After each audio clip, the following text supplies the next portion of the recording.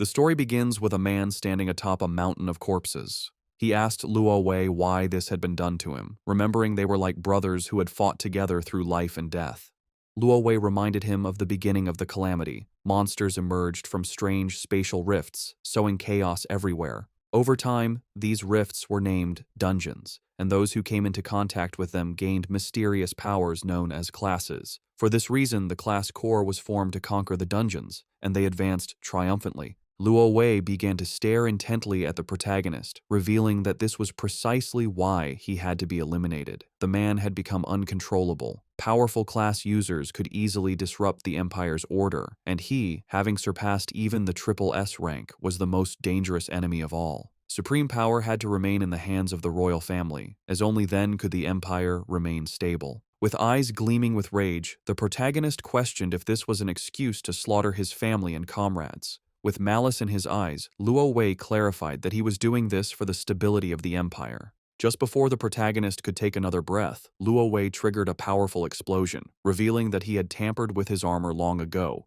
The explosion would also inject a compound poison into his wounds. Luo Wei knew that after an SSS rank battle, the protagonist would not have the strength to resist. To ensure this, Luo Wei had prepared an entire army, considering it his final show of respect. Just before dying, the protagonist began to recall memories of the moments spent with Luo Wei. At that moment, his hidden skill, Mirror World, met its activation conditions.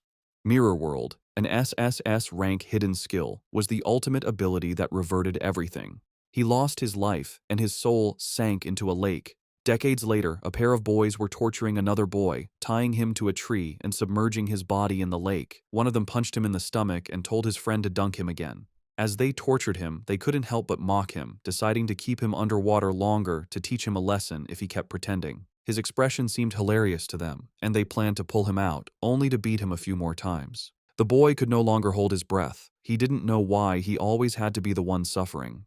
At that moment, the protagonist's soul began to awaken. A boy with glasses approached the bullies and told them to stop, as the other boy was going to die. One of the bullies turned around and, with an arrogant gaze, retorted that if he was about to die, he should just heal himself, as that's what a shanter was for, though he knew it wouldn't be much use. He then mentioned that the boy with glasses was a hypocrite, as he had been the one to lead them all to find him. Therefore, if the boy died, it would be his fault. The boy with glasses panicked, explaining that he only did it because they had forced him. This angered the bully, who prepared to hit him, but then something strange happened, and a powerful light began to emerge from the lake. The bullies started to flee the scene, screaming in terror about the appearance of a dungeon and the need to escape, as a new dungeon was beyond their capabilities. The attention of the boy with glasses was fixed on the boy they were torturing. Seeing that he was still submerged in the water, he started running toward the rope, knowing he had to save him. At that moment, the lake dried up completely, and monsters began to appear. The boy with glasses started to untie the knots, and while he was distracted, one of the monsters lunged at him. But just then, the boy who was tied up grabbed him by the clothes and pulled him out of the attack's path. Then he extended his hand and used a skill called Glacial Impact. The system informed him that he had used Basic Heal on Minor Demon A, but the action had failed because the target's HP was already full. The boy with glasses panicked, not understanding why he was healing the monster. When the monster tried to attack again, he summoned a shield, blocking the attack just in the nick of time. When the protagonist opened the information window, he saw that his name was Yun Che, and he had the Chanter class. He realized he had used a healing spell, and that this was not his original body. Normally, when someone touched a dungeon, they would bind to the system and obtain a random starting class, which should be unchangeable. After that, they would grow and become stronger through the dungeon, gaining skills tied to their class. However, he had been a warrior who had reached the pinnacle. Back then, he had used a skill called Mirror World. After that, he was trapped in the Mirror World until he heard the dying cry of that boy. He finally realized that he had been revived in that boy's body. This was not exactly a happy thought, but he still thanked the boy for giving him a chance at revenge. The boy with glasses informed Yunche that the monsters were surrounding them and asked for immediate help, as he could only handle 3 at most. The protagonist knew his body was too weak. Even these small enemies were beyond his capabilities. At their speed, he couldn't even run. Opening his skill window, he realized they were all useless. Basic Heal restored 1 to 4 HP to a target, and Entangling Vines summoned vines to immobilize a single enemy with a low success rate. Chanter was too specialized. Its strengths were in support, but it was outclassed in every role. It was no wonder this class was always looked down upon. For now, with his old combat instincts, he could resist briefly. Yuncha dodged the monster's attack, knowing he needed a quick way out, as he would die if his stamina ran out. Now, the hidden skill, Mirror World, was his only hope. The protagonist dodged an attack without knowing how the skill worked and then touched the monster, but the skill failed as the conditions were not met. He didn't know if his level was too low or if it needed a real mirror. When he used the skill on the monster again, it failed once more due to his level being insufficient. Noticing this, he concluded that Mirror World needed a reflective surface to activate. The level issue couldn't be solved yet, so he decided to try another target. When the protagonist used the skill on the monster's weapon, it failed again due to his insufficient level. He tried the skill on a tattered loincloth, but it also failed for the same reason. The boy with glasses panicked and told him to stop wasting time with his useless skills, as he couldn't hold on much longer. A burst of energy descended from the sky, and a monster called a malformed overlord, level 10, appeared. The boy with glasses knew they were dead. An elite monster like this required at least level 10 to be defeated. Several more bursts of energy began to descend from the sky, and his eyes widened in fear, causing him to fall to the ground. Hundreds of fierce monsters appeared before them. While the protagonist was busy using his skill, the monsters began to charge toward them. Yunche couldn't even use his skill on rocks, wondering if the level gap was too large. Then, the protagonist decided to use his skill on Qiaoji's makeshift barrier, but the system informed him that it had failed, as the skills of others could not be reversed. Upon realizing he couldn't reverse others' skills, a smile spread across his face, as this meant he could reverse his own. Once the protagonist used the skill on his own ability, it revealed that Mirror World had successfully reversed his Entangling Vines skill. Yuncha used Chaotic Thorns, causing thousands of thorns to erupt from the ground. When one of the monsters tried to attack, another monster surrounded by a red aura struck it, saving Qiaoji. He was somewhat confused, not knowing what was happening, but the protagonist realized that the skill's effect had been completely inverted. Instead of immobilize, it now inflicted confusion. The Entangling Vines skill normally entangled a single enemy with a low chance of immobilizing it. However, its reversed upgrade, Chaotic Thorns, now caused thorns to lash out at a target with a low chance of inflicting confusion. The monsters began to attack each other. This was due to the confusion status effect, which caused afflicted units to attack random targets. The protagonist couldn't help but smile, as he realized that a useless skill had become powerful after being reversed. This made him contemplate what would happen if he reversed the rest of his skills. Mirror World truly lived up to its reputation as an SSS rank hidden skill. It not only reversed the effects of skills, but also applied an overall enhancement. If he had used the non-reverted version of this skill, the success rate would be low. The duration of the restraint would only last a second at most, not reaching its current potency. Our boy grabbed a sword that was stuck in the ground and couldn't help but wonder what would happen if he reversed his remaining skills. His attention was drawn to the skill Empowered Strike. It cost 20 mana points, had a duration of 30 seconds, and granted a 5% attack boost to one unit, with the effect ending when the unit consumed mana points. When Yunche reverted this skill, it transformed into Trick Blade. It cost 40 mana points, lasted 60 seconds, and granted a 10% attack boost for each consumption of mana points. He activated Trick Blade, and his sword began to emanate a powerful aura. He realized that each skill use granted a 10% boost in attack power. Trick Blade was active, with 60 seconds remaining on its duration. Just by activating this, any skill usage would trigger attack power increases. The potential was incredible. Yuncha leveled up, now reaching level 6. He noticed that many monsters had died from their own infighting, and realized that these monsters gave a decent amount of experience upon death. When one of the monsters tried a surprise attack, our boy reacted in time and blocked the attack. Yunche's attention was drawn to his own HP bar, which had 480 HP and 120 mana points. He realized that leveling up fully restored his mana points. While the monsters remained chaotic, he decided to test this Trick Blade. Yunche activated Chaotic Thorns, consuming mana points. This triggered the effect of Trick Blade, causing a rapid decrease in his mana points, while his attack repeatedly increased by a 10% boost with each consumption. He now had 12 mana points, but his Trick Blade had resulted in a 120% attack increase, with 44 seconds remaining on its duration. His eyes began to gleam, and his attention fixed on one of the monsters charging towards him. He realized that this skill broke all conventions by allowing him to reach 2.2 times his attack power so easily. When the monster attacked, our boy deflected the blow, moved behind it, and dealt a deep gash on its back and then its stomach.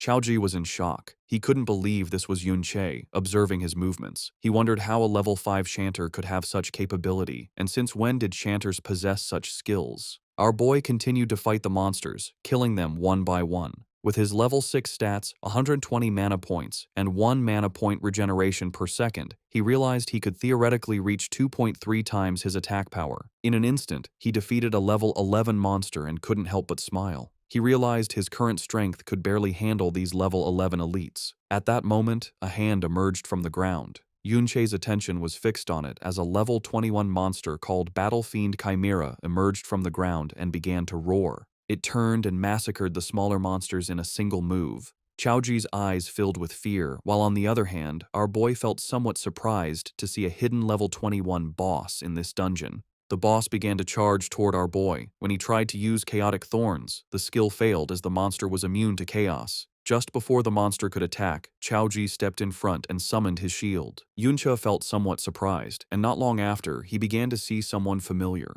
A blonde-haired boy called him an idiot, telling him he had asked him not to charge forward. Our boy's eyes widened. The boss attacked with force, shattering the shield Qiaoji had summoned and sending his body crashing hard against the ground. Yuncha rushed towards him. He extended his hand and began to use his skills. He activated Basic Heal on Qiaoji, which restored 1 HP. This consumed mana points, leaving him with 54 points. Trick Blade activated, granting him a 10% damage boost. Immediately after, Basic Heal activated again on Qiaoji, this time with a critical hit that restored 5 HP. Our boy's mana points reached 1. He considered that a chanter's healing skills were truly pathetic and asked Qiaoji if he had any health potions. He said he had an emergency one, and our boy told him to drink it. His Trick Blade now had 85 seconds of duration left. The boss started killing the other monsters. Yunche knew he was not yet a match for this boss, but the mobs were almost all dead. He had a plan in mind. Showing his blade, he asked Qiaoji to hold on for a minute, as he was going to finish off the monsters, leaving him somewhat surprised. Our boy moved like a thunderclap, slicing the monsters to pieces. The duration of his trick blade had reached 0. Yuncha leveled up, restoring his HP and mana points to 80-120. He activated Trick Blade. By using Chaotic Thorns repeatedly, each consumption of mana points triggered the effect of Trick Blade, increasing its attack by +10% with each activation. He knew he needed at least a 400% attack boost to defeat the boss. He began to slaughter more monsters, leveling up again. This restored his mana points to 110. He activated Chaotic Thorns, which granted him a 10% attack damage boost and reduced his mana points to 101. He repeated the activation of Chaotic Thorns, gaining another 10% attack boost as his mana points dropped to 92. He realized he had to cast Chaotic Thorns 40 times in 50 seconds, which meant he needed to reach level 10. Qiaoji was in shock, unable to believe what his eyes were seeing. Yunche leveled up several times. The boss prepared to attack, but our boy began to glow. He was now level 12. His Trick Blade had a 510% boost and a duration of 95 seconds, which was more than enough to face this boss. Yuncha moved like lightning, cutting off its arm, then appeared behind it and launched a chain of slashes, causing the monster terrible pain.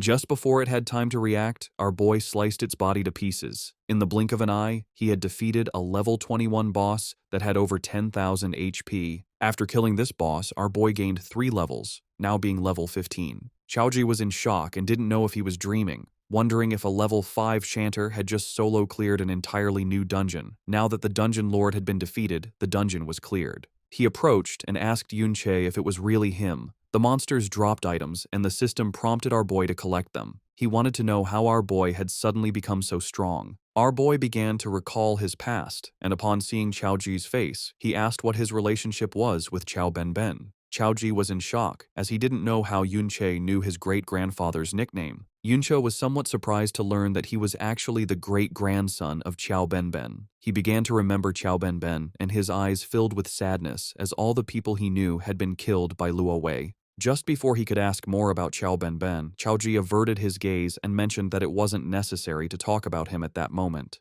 If Yunche didn't want to answer his question, he didn't have to say anything. There was no need to humiliate him like that. Yunche was a bit confused as he didn't know what was happening. Qiaozhi mentioned that, although he didn't know why, Yunche had been hiding his true strength all this time. He advised that they should return to school, since the next day the school would organize a visit to the Modern History Memorial Hall, and skipping classes would get them noticed. Yunche couldn't help but clench his fist tightly and feel furious. He decided to listen to him, but deep down, he knew he couldn't reveal his identity yet. If Qiaozhi investigated too much, he could become suspicious. Yunche thought about the Modern History Memorial Hall. It should have records of what happened after he died. The next day, they boarded the subway on their way to school. The students were very excited. Times had changed a lot. After being dead for so many years, the world had mutated enormously. He couldn't believe they now used products from the dungeons to power carriages. Many things had appeared that he had never seen before. However, he had seen some of them in dungeons in the past. He opened his system inventory. He wondered if only items dropped by monsters could be taken out of a dungeon. He equipped the Chimera Bone Ring. It was a level 14 ring, formed from the rib of the Dungeon Lord of Flesh and Bone, the Battlefield Chimera. It allowed the wearer to attach a chimera limb to their body. He took the robust physique skill book from his inventory. It was of excellent quality, a passive skill type, and its learnable class was universal. He noticed that equipment like this and skill books could be taken out through the inventory. They could also be bought and sold outside of dungeons. He had the Resilient Physique skill active. It was a passive, permanent skill that reduced incoming physical damage. Things that couldn't be stored in the inventory after defeating the Lord should have disappeared along with the dungeon. His eyes began to gleam with confusion. He didn't know what had happened after his death.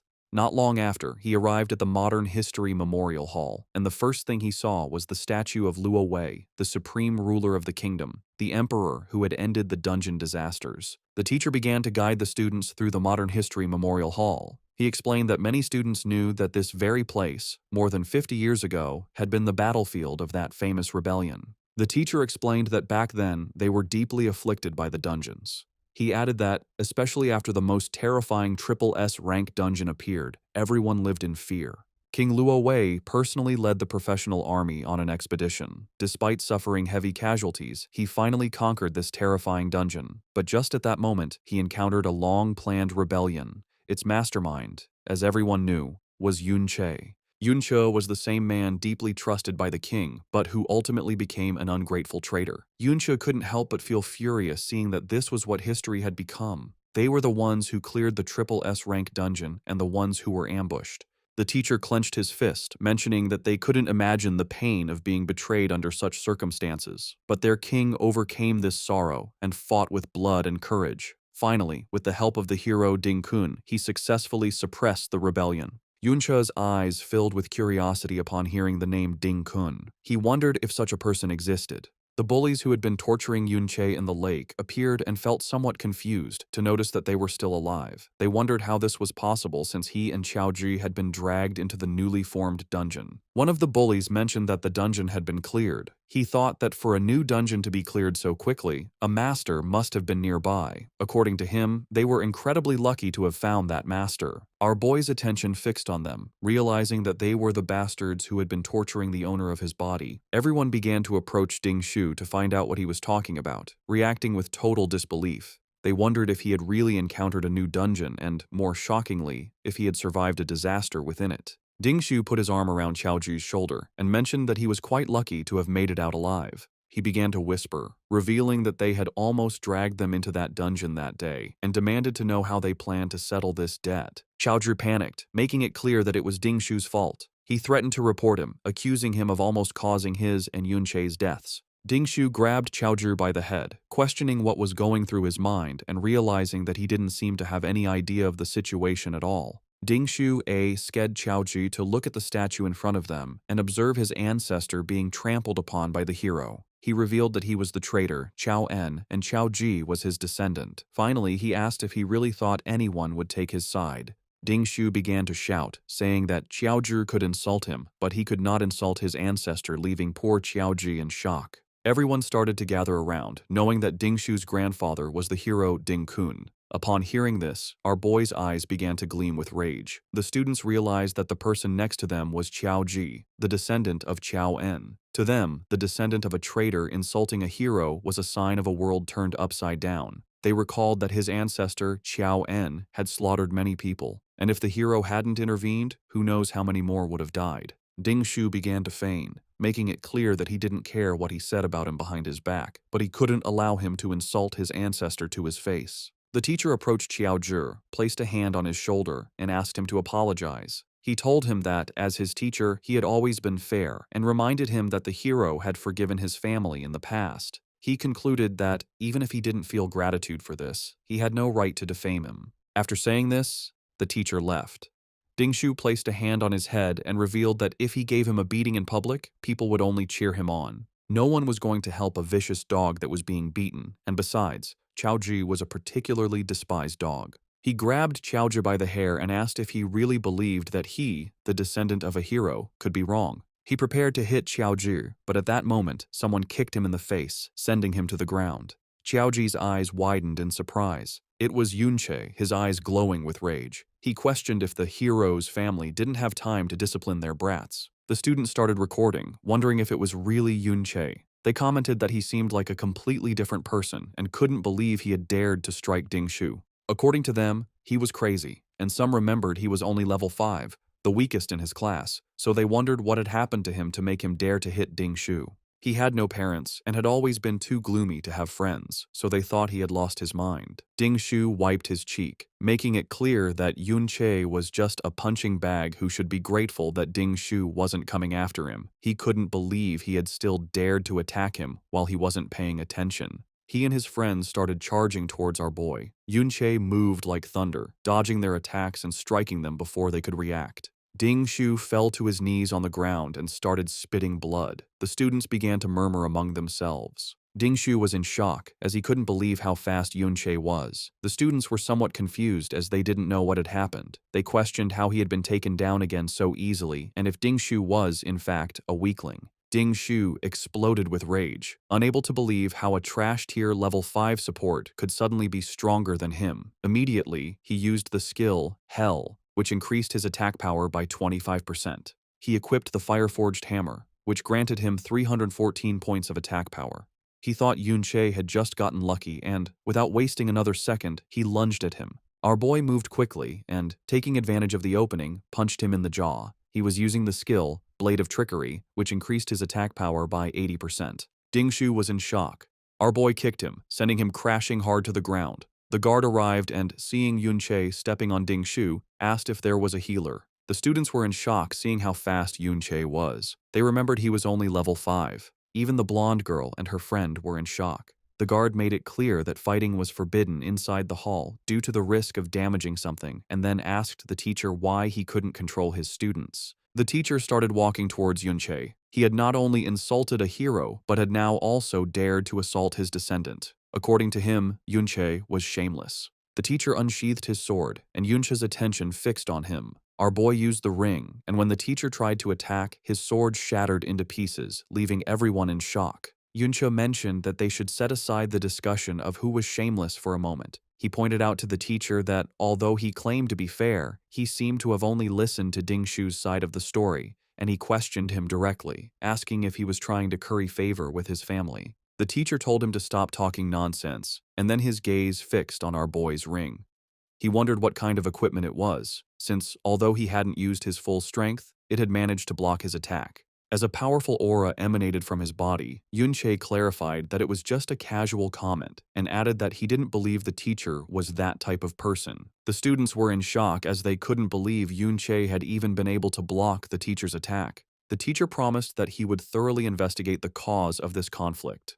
Internally, he wondered where Yunche had obtained that kind of equipment and if he too had some kind of backing. The ring Yunche wore was the Chimera Bone Ring, whose durability was already damaged by 37%. Despite being of epic quality, it was still just equipment obtained from a level 21 lord, so using it against the level 35 teacher was pushing it too far. Yunche asked to be expelled from the hall as punishment, along with Chaoji.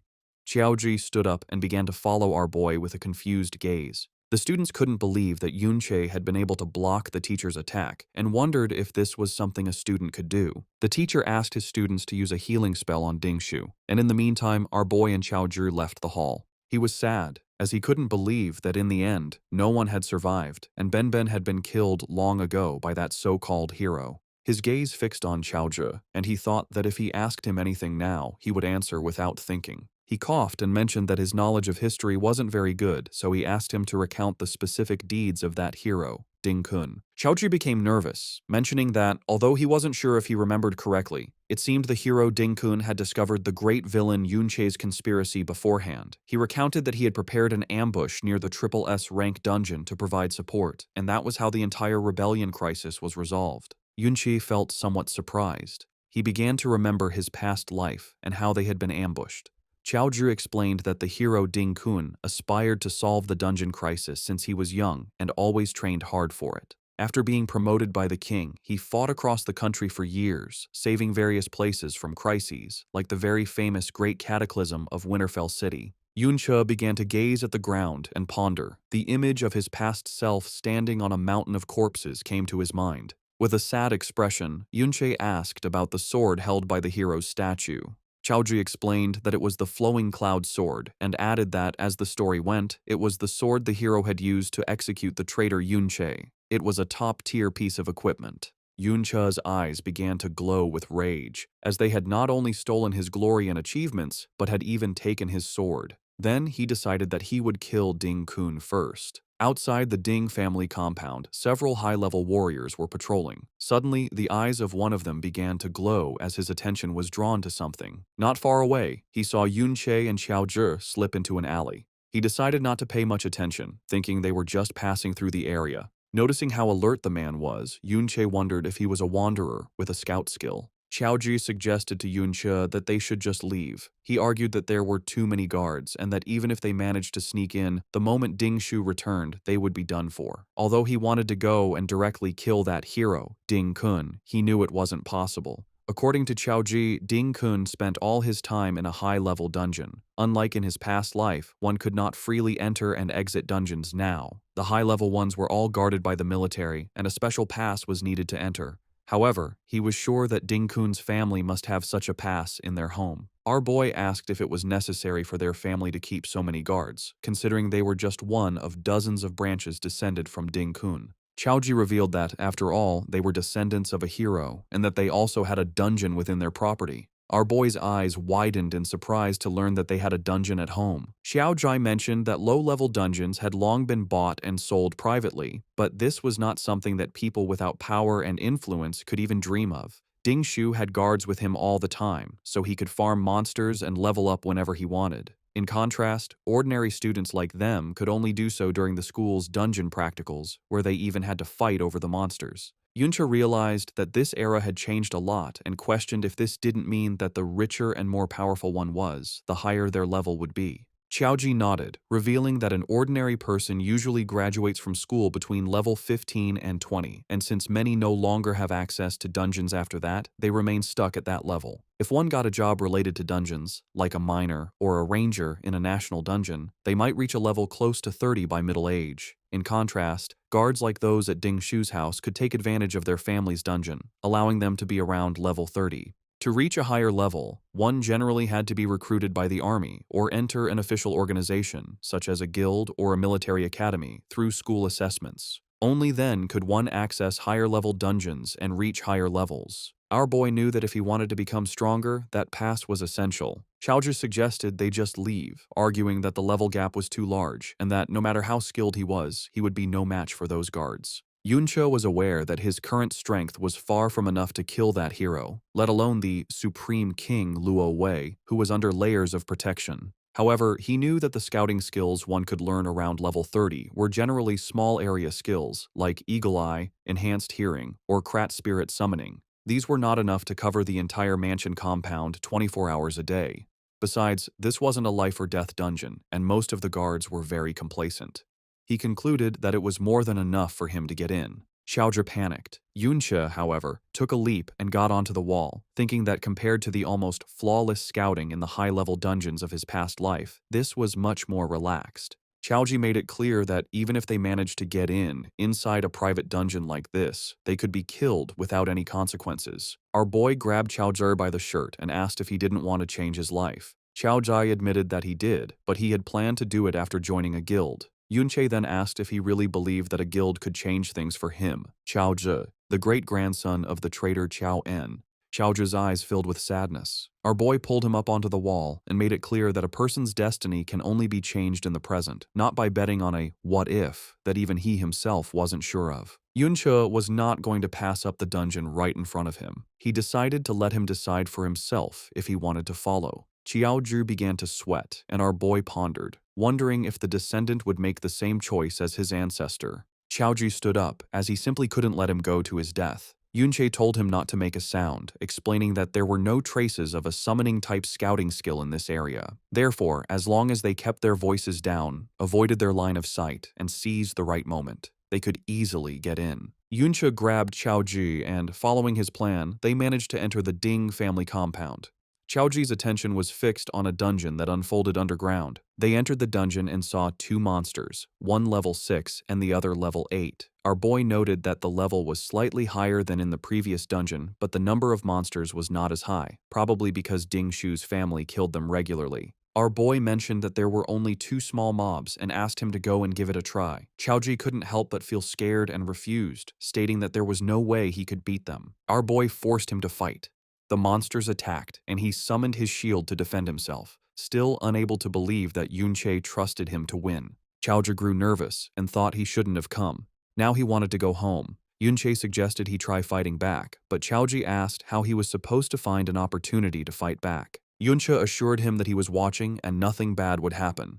Qiaoji decided to trust him, and using his shield, he attacked. But then the other monster tried to attack from behind, but he reacted in time and dodged the attack. It was just as Yunche had thought. Qiaoji's talent was actually quite good. The problem was that he was always timid and panicked easily, so he only dared to defend. However, his subconscious judgment of spatial positioning was extremely accurate. Because of this, it always seemed like he was in a dangerous situation, but he didn't lose much health. Qiao Zhi attacked the monster, but his shield shattered into pieces. Yunche moved like thunder, killing the monsters. Qiao Zhi was somewhat surprised as he had leveled up. He was now level 7. Our boy explained that experience was distributed according to contribution, and that if he didn't unbalance the monsters, he wouldn't get much EXP, even if Yunche was the one who killed them. Yunche wielded the crescentful bone blade, a blade formed from the condensed resentment in a leg bone, which increased his attack power by 62 and his spiritual attack by 11. Yunche noticed that Qiaoji's movements were very agile and asked him how he distributed his attribute points. Qiaoji revealed that, except for spirit, he generally added them evenly. Our boy recalled that shield bearers didn't usually add points to agility. Qiao Zhi explained that if he didn't, he found it difficult to find a party at school. He clarified that no one wanted to wait for a slow shield bearer, as by the time he arrived, the others would have already taken all the monsters. Yunche let out a sigh and explained that he needed to have a long-term perspective. He clarified that advanced class promotions after level 60 had attribute requirements. He gave the example of the Bastion Fortress class, which required 60 stamina and 90 defense points, concluding that he couldn't just add points randomly.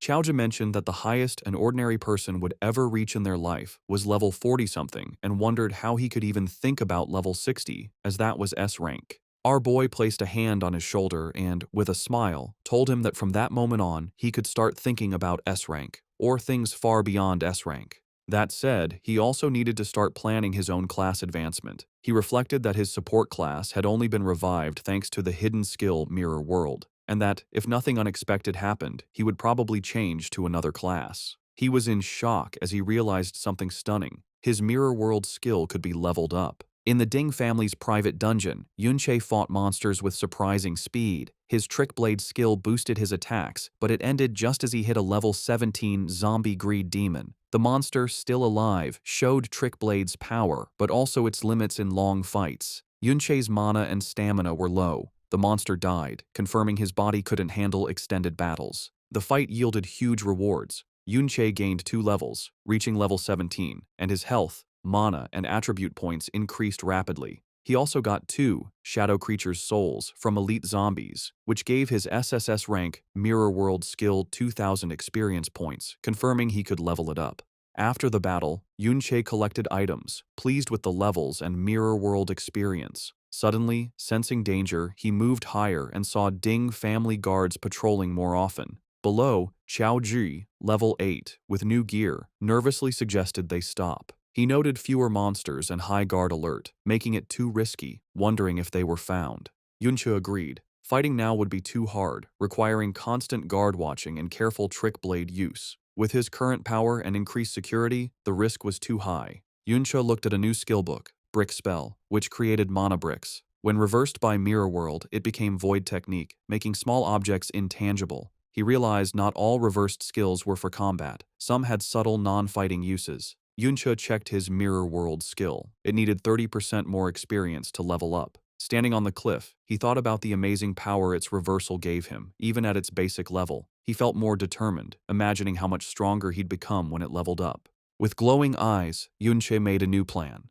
This dungeon offered unique, mirror world experience from its monsters. He figured killing the boss could level up the skill to level 2, a reward too good to miss despite guard risk.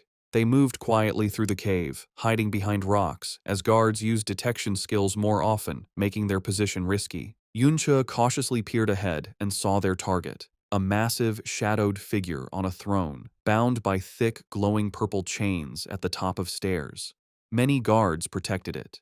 This was the dungeon boss. From their hiding spot, Chaoji was shocked to see a dungeon boss controlled like this. Yunche was less surprised, noting their school's boss was also guarded, suggesting it's common for strong groups. Yunche scanned the scene, seeing relaxed guards on the stairs. He focused on the glowing purple chains binding the boss, realizing they were powerful restraints. He quietly analyzed the situation. With so many guards, a direct attack on the boss would be suicidal and unwinnable, drawing everyone's attention.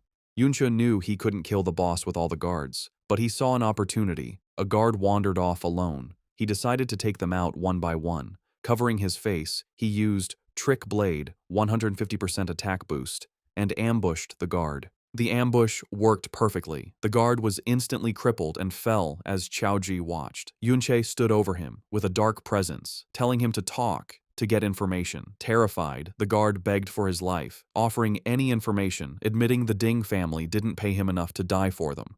Yunche listened, seeing this as his chance to ask about his main goal, infiltrating the compound. When Yunche asked about the Hero Dungeon Pass, the guard was shocked. He quickly said the old master had many in his study and they weren't rare. Misunderstanding, the guard thought Yunche was a Hero Grandpa fanatic. Frightened by Yunche's silence, the guard swore he was truthful, saying he'd seen the old master take passes often. He warned that the passes were temporary samples. Without an insider, they'd be caught. Yunche wasn't bothered. He grabbed the guard's collar, telling him not to worry. With a cold look, he ordered the guard to empty his inventory, showing his plan to steal from him and likely take his identity. Back at the Ding family compound, Yunche kept questioning the guard, holding him by his shirt. Yunche was disappointed by a single mediocre skill book. The terrified guard swore it was all he had, explaining the Ding family kept all valuable dungeon drops in their inner residence, leaving outer guards scraps. Yunche learned Sunlight Baptism, a passive skill giving temporary defense after healing. He used Mirror World to reverse it into Moonlight Blessing, a strong offensive skill granting temporary attack boosts after healing. He noted this skill, like the dungeon passes, was in the inner residence. The guard pointed to the lavish Ding inner residence, explaining outer guards like him couldn't enter without a direct summons. He said security was extreme. Except for Ding Shu, everyone inside was over level 50 with top gear, making outer guards unneeded. Yunche held the guard closer, asking if the pass was in the residence. The terrified guard confirmed it, adding the powerful family head, level 42, was also there, a foe Yunche couldn't beat. He detailed the family's strength. Current and second family heads, level 42, third family head, level 52, and old master, level 57. He warned that if the two strongest members returned, it would be impossible. After getting all the info, Yunche knocked the guard out. He had Chaoju wear the guard's armor as a disguise and wait for his signal. Since the powerful family head was safe inside, Yunche planned to lure him out instead of confronting him directly. Back in the dungeon, Yunche observed the boss. He understood the Ding family used high-level chains to keep the boss alive, creating a permanent private farming spot. He realized this system's security, relying on easily guarded chains, could be exploited. This was a big flaw. Guards thought their method was safe because no one would unlock the chains, but they didn't know Yunche, who, from his past life, knew how to unlock them. He quietly approached a guard and easily undid the lock. The chains fell, and the enraged boss broke free, going wild. Guards panicked as the huge monster rampaged. This chaos was exactly what Yunche needed to lure the family head out of the inner residence, using the perfect method to do so. The plan worked. Alarms blared as the level 42 family head rushed from the unguarded inner residence, ordering immediate dungeon reinforcement. As he and his guards charged to handle the crisis, Yunche used the distraction to grab the powerful level 60 combat chains that bound the boss. Holding the pulsing high-level gear, Yunche knew his plan succeeded. With the family head and elite guards busy, he and Chaozhi could easily enter the inner residence. As Yunche's plan opened the way, new people arrived at the main entrance of the Ding family home. Servants greeted the returning second master, Ding Hao, level 42, and his son Ding Shu, who drove up in a fancy car. Ding Hao brushed off Ding Shu's recent loss to Yunche as a small mistake, but Ding Shu shot back that greeting his father wasn't why he was there. Ding Hao then opened the car door for a Miss Yun Sha. Two young women stepped out, one with long blonde hair, and her dark-haired friend, likely Yun Sha. The mustached family head, back from the dungeon mess, waited at the top of the stairs, smiling. Suddenly, his smile vanished, replaced by confusion, then anger. He roughly kicked a bowing servant out of his way, telling him not to block him. As the servant lay on the ground, the angry family head walked quickly towards Ding Hao, Ding Shu, and their two female guests, clearly upset. From the woods, Chaozhi, dressed as a guard, watched the scene at the house. Yunche suddenly appeared behind him, surprising the boy. Chaozhi said he was worried, noting that with the Ding family back, it wasn't a good time to sneak into the house. Yunche calmly asked why he looked worried, and a surprised Chaozhi asked how he got there so fast. Yunche explained that the creature he let loose was a dungeon lord. Even a level 31 was hard to catch alive, meaning it would keep the Ding family's main fighters busy for a long time. He said they wouldn't defeat the boss anytime soon, making it the perfect chance for them. With that settled, he asked Chaozhi what he had seen. Chaozhi looked back at the house sadly. He said the servant the family head had kicked was his youngest uncle, Chao Li, a level 17 man. Yunche listened as Chaozhi told a dark part of their shared past. He said that when the old Yunche rebelled, his family had already been killed. Chaozhi added that, in a way, this saved them from the years of shame and pain that followed for the children of traitors, like his own family. Hearing about the pain Yunche's old friend's family had suffered because of lies about their past, Yunche's face showed grim sadness and strong will. As they watched from the trees, Chaozhi continued his family's sad story. He explained that after being called traitors, the Chao family faced constant meanness from the empire. Their homes were destroyed and their lives were ruined. It got worse under secret orders from the so-called hero Ding Kun, who made sure the surviving Chao members were picked on and hurt constantly. Beaten and broken, with no other choice to survive, the remaining Chao family members were forced to work for the very people who helped ruin them, the Ding family. Now, they live a poor life, always watching their masters' faces, bowing and scraping for scraps. Chaozhi admitted with shame that they are sometimes shown off as proof of the Ding family's power and kindness for forgiving the children of a traitor. He said his father's generation tried to fight back and change their fate, speaking out against the unfairness, but their effort ended badly. The stress broke his father, who went crazy, while his uncle, Chao Li, became completely obedient, acting like nothing more than the Ding family's dog. Heavy with this hopeless history, Chaozhi began to doubt his own actions, wondering if it was right to follow Yunche into such a dangerous place. His doubt was cut short when Yunche turned to him and said firmly that he needed to go to the inner residence. Panicked, Chaozhi tried to stop him, quickly reminding him that Ding Shu's father, a fully equipped level 42 fighter, was inside. He warned Yunche that if he was found, he would surely die. Yunche wasn't scared by the danger. He explained his belief that in this time, where powerful people control who can use power and dungeons, one can't hope to change their life without taking chances. He looked at Chaozhi, adding that some things will never get done if one worries and waits too much. Finally, Yunche gave him a clear choice. He told Chaozhi he could help him change his fate, but Chaozhi had to decide to act first. Yunche made his own plans clear. He would fight back, but he wouldn't make Chaozhi follow him. Even with Yunche's strong will, Chaozhi was still very scared and doubtful. He argued that the Ding family was a huge power that ruled the world, asking how the two of them could possibly fight such a big force. Yunche turned away from him, looking at the distant inner residence as he started walking forward. He told the stunned Chaozhi that his goal was much bigger than just taking down one family. The real enemy he planned to fight, he said, was the entire empire itself. Meanwhile, inside the quiet inner residence, Ding Hao relaxed on a couch, served by a maid. He wondered how the dungeon lord had broken free from its strong chains. Seeing him, the blonde girl with Ding Shu politely asked her uncle if it was a bad time, offering to visit another day because of the emergency. Ding Hao quickly waved away her worries, saying his older brother, the family head, could handle it. He promised her that a simple dungeon problem was far less important than her visit. He continued, smiling, explaining that when his powerful father, the old master, and his third brother heard she was coming, they had already started heading back to the house to meet her. Also, he said they had already contacted Hero Grandpa, who was very excited to meet her, making it clear that handling the situation would be very easy. From a hidden spot on a balcony, Yunche heard everything. His attention sharpened at Hero Grandpa, knowing they meant the so-called hero, Ding Kun. His mind raced, connecting this new info with what he'd learned from the captured guard. To enter the hero's dungeon, one needed both a pass and someone to go with them. He looked at the guests, seeing how respectfully Yunsha was treated, and realized her status must be very high. Then, an important detail hit him. Her name was Yunsha, sharing the same last name as his current self. He wondered if this was just a coincidence. For now, he pushed the thought aside. He focused his gaze, deciding to concentrate on his immediate goal, getting the dungeon pass. As he watched, Yunsha stood silently, her face unreadable, a figure of mystery and importance. With the Ding family's main fighters busy, Yunche used the chance to sneak into the inner residence. He moved silently through the rich hallways, slipping past two maids talking and using the shadows to hide. He went through the richly decorated halls, moving deeper into the mansion towards his goal. Meanwhile, outside the dungeon, the problem was solved. The family head, Ding Yi, level 42, and his forces stood before the now defeated dungeon lord. Ding Yi looked at the situation, deciding the creature had been let loose on purpose.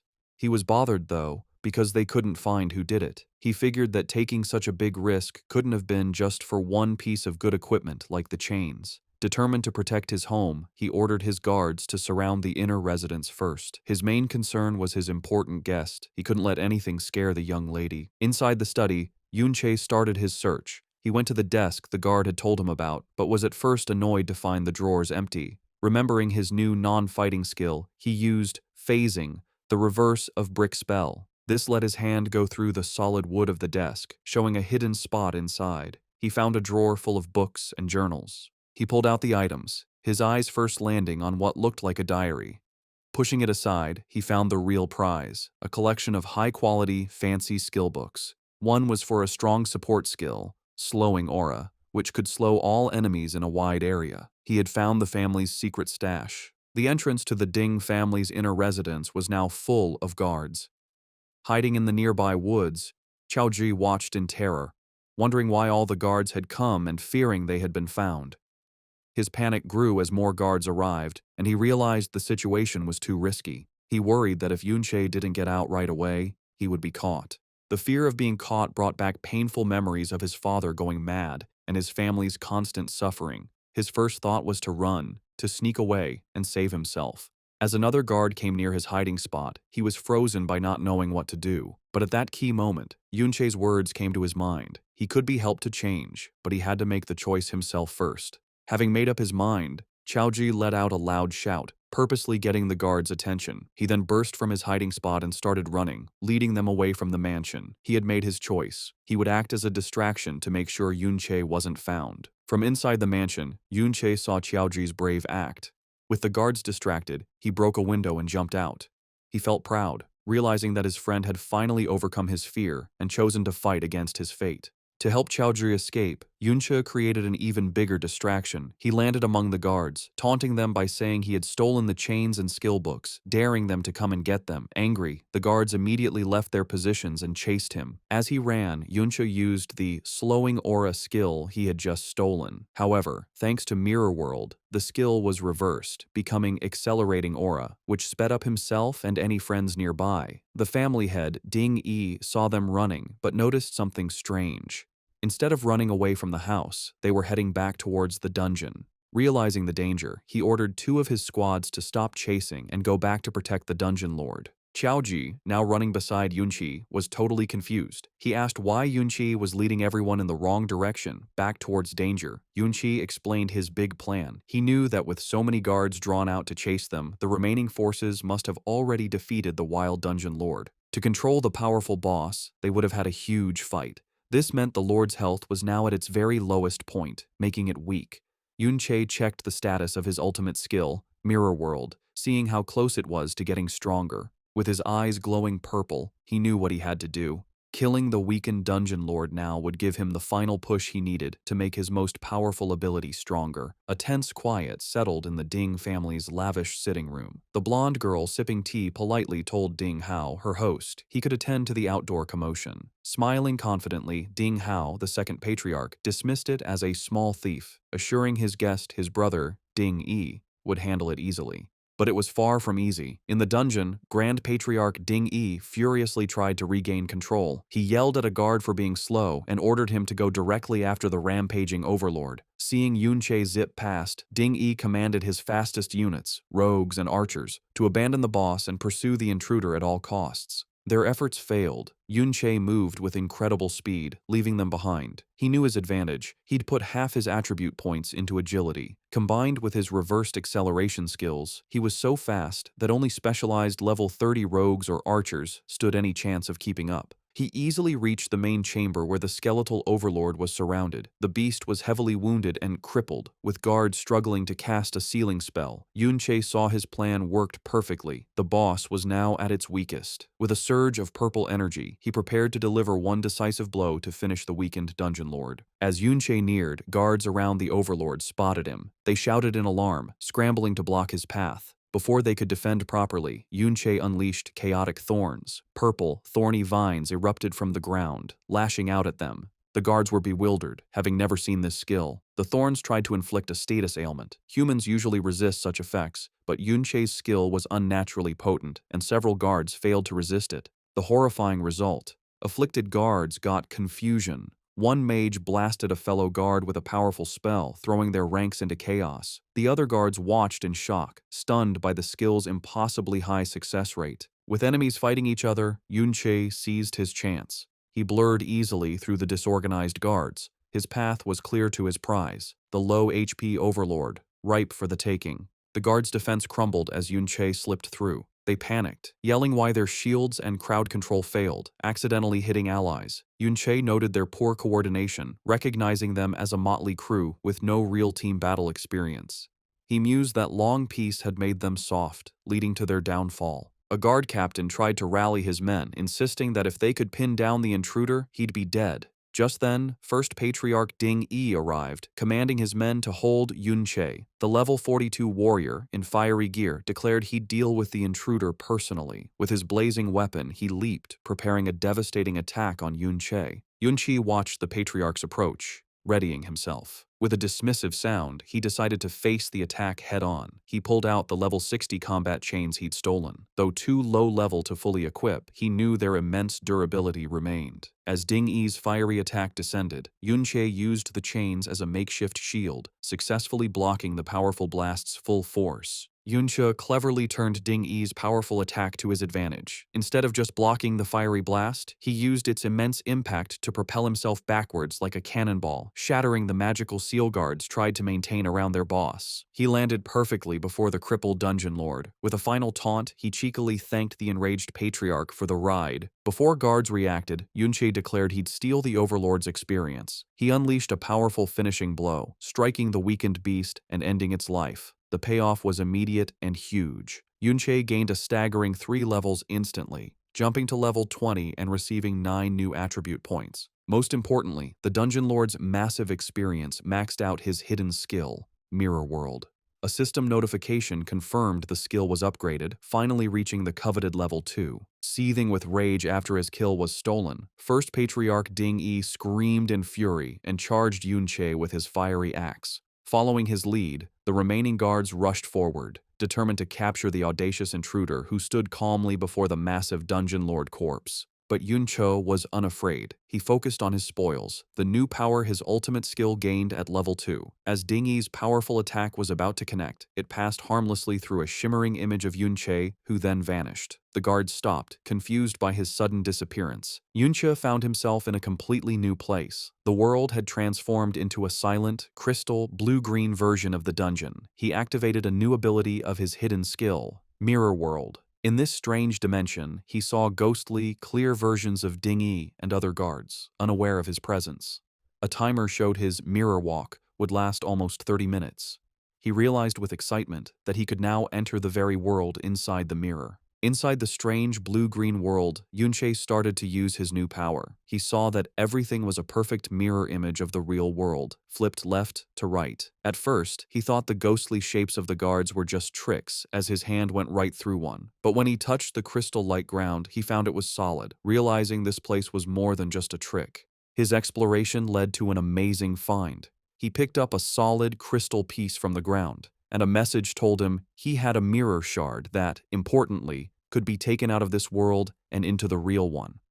This was a big deal for Yunche. He understood that with his mirror world skill, now at level 2, he could bring real objects from this other world into his own. Wondering what else had changed with the skills upgrade, he checked his system screen. He saw a completely different list of skills, showing many powerful reversed abilities like invisibility and force field cage, but most of them were marked not activated, which confused him. A message quickly explained that these skills were for base skills, not yet learned. He then understood the full power of his new ability. The list showed the reversed forms of all skills he could learn. He now knew that to use any of these strong abilities, he first needed to find and learn their normal versions in reality. The skill reversal he used at level 1 was just a simple, basic part of his ability's true power. As he looked through the exciting list of future powers, he realized this changed everything. He could now pick strong skill pairs and plan his whole class path ahead of time, knowing exactly what powerful reversed forms he would get.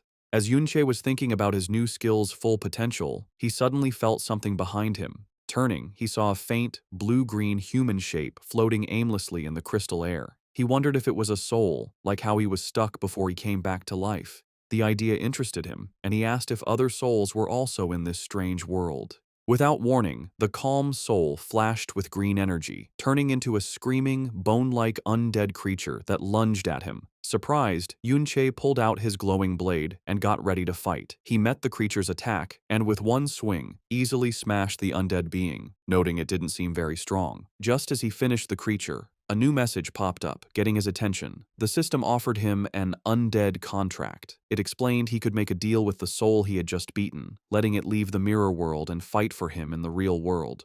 The contract also said the soul's highest level would always be the same as his, and he could have 20 such contracts. This unexpected event made Yunche think about what this new power could do.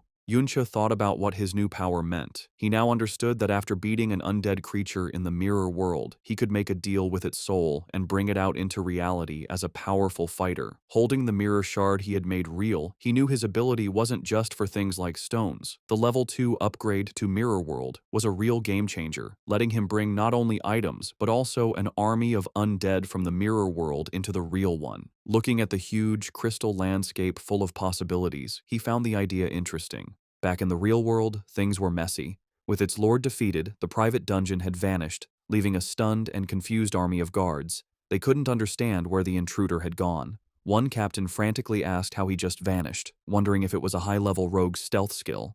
A rogue expert quickly said no, explaining their stealth had clear limits and couldn't make someone disappear so perfectly. The lack of answers made another captain angry, and he grabbed the rogue, demanding to know how the intruder could have escaped with so many of them there. The first patriarch, Ding Yi, was even angrier. Having lost his valuable private dungeon, he took his anger out on one of his men, grabbing the man's face and yelling that if they couldn't find the person responsible, they would have to pay him back for the loss. Meanwhile, Yunche's time in the mirror world was ending. As his mirror walk timer counted down, he wondered where he would show up again. Would he go back to his first spot, or were there other rules for leaving the mirror world? He got his answer a moment later when he appeared back in the real world, in the exact same spot where he had vanished. The angry Ding Yi spotted him right away, and without thinking, roared for his men to get him. Facing the new attack from the Ding family's fighters, Yunche stayed perfectly calm. He held up a hand, a swirling green light glowing in it, as he told them not to be so fast. He said that after being ganged up on for so long, it was time for him to do the same. With that, he used the power he had just gained from the mirror world. A flood of spooky skeletal warriors burst out, forming a scary undead army that rushed towards the shocked guards. The guards reacted with pure terror, their attacks slowing as they questioned what these ghost-like figures were, wondering if they were actual ghosts. The first patriarch, Ding Yi, tried to calm the growing fear. He yelled at his men not to panic and said the creatures were just undead monsters he had seen many times before. One of the guards fought a skeletal warrior, getting ready for a tough fight. However, he was surprised to see a health bar appear above the creature. It was an undead skeleton warrior, and it was only level 20, the same as Yun Che. Despite this, the fear was strong. Ding Yi's face twisted with rage at his men's continued hesitation. To get them to fight, he promised a bonus to everyone if they attacked and caught the intruder. The idea of a reward seemed to make them brave again. But as the guards turned their attention from the undead army back to Yun Che, they found he was no longer there. Confused, they looked around, wondering where he could have possibly gone. Having used his newly summoned undead as a distraction, Yun Che watched the fight from a safe distance. He judged that his current army was still too weak to be truly effective. He knew that if he could find and make deals with stronger souls, the disorganized guards would have been no match for him. However, he was limited by what he could find. He had already made deals with the 20 strongest souls available in the small area he had explored within the mirror world. Also, he found that his exploration of the mirror world wasn't endless. He had hit a wall that kept him within 200 meters of where he entered. This made him realize that to find better undead, he would need to enter the mirror world from different places in the future. His planning was cut short when he saw that his friend, Qiao Ji, who had been acting as a distraction, had been found hiding in the woods. One of the guards sneered at the disguised boy, teasing him about the reward he would get for catching him. Without hesitation, Yun Che leaped from the shadows, quickly and precisely striking down the guards threatening his friend. With their path clear, he grabbed the stunned Qiao Ji and told him they were leaving. Looking at the mess he had created, with his undead army keeping the rest of the guards busy, Yun Che decided their job was done. It was time to go back, get away from the danger, and properly check all the new things he had gained from his bold raid. As Yun Che and Qiao Ji escaped, the remaining Ding family guards fought the undead army. The guards fiercely attacked the skeletal warriors, breaking their bones. A guard leader noted the creatures weren't very strong, but their relief was short-lived. To their horror, a defeated skeleton would instantly reform. Unharmed, they kept fighting, only for skeletons to revive endlessly. Just as the guards' spirits were breaking, Ding Ge, the strong level 52 third head of the Ding family, appeared, calmly smoking. He realized the skeletons were summoned creatures and that reviving them used their summoner's magic. With a confident smile, he concluded they just needed to kill them until their master ran out of energy. Sometime after the chaotic attack, the old master, the powerful head of the family with a long white beard, returned. He immediately asked if their important guest, Miss Yun Sha, had left. Inside, his son, Ding Hao, bowed respectfully, apologizing for failing to keep her there. He explained the intruder was unbelievably bold, causing a commotion by shouting and even breaking a window, which scared their guest away. The old master, the formidable level 57 Ding Dan, son of hero Ding Kun, was furious. He yelled at his son for the complete security failure, enraged that an intruder got in and escaped without being identified. Ding Hao bowed his head in shame, taking full blame. However, Ding Hao offered good news. Despite the chaos, Miss Yun Sha agreed to go to the hero's dungeon, meaning his grandfather, Hero Ding Kun's matter was not ruined. This didn't calm the angry patriarch. Ding Dan swore they'd kill the culprits without mercy. He then impatiently ordered his son to quickly check what else was stolen. Safely away from the chaos, Yun Che reviewed his gains. He looked at the temporary dungeon access permit he stole, which had Qiaoji's name. He had the pass, his main goal, but still needed an escort for the hero's dungeon. He decided not to rush this problem. He assessed his other gains from the Ding family house raid. It was very profitable, raising his level to 20. His powerful Chimera Bone Ring was almost destroyed from blocking an attack, but he'd stolen over 10 valuable skill books. He saw one book had chant skills, all support types.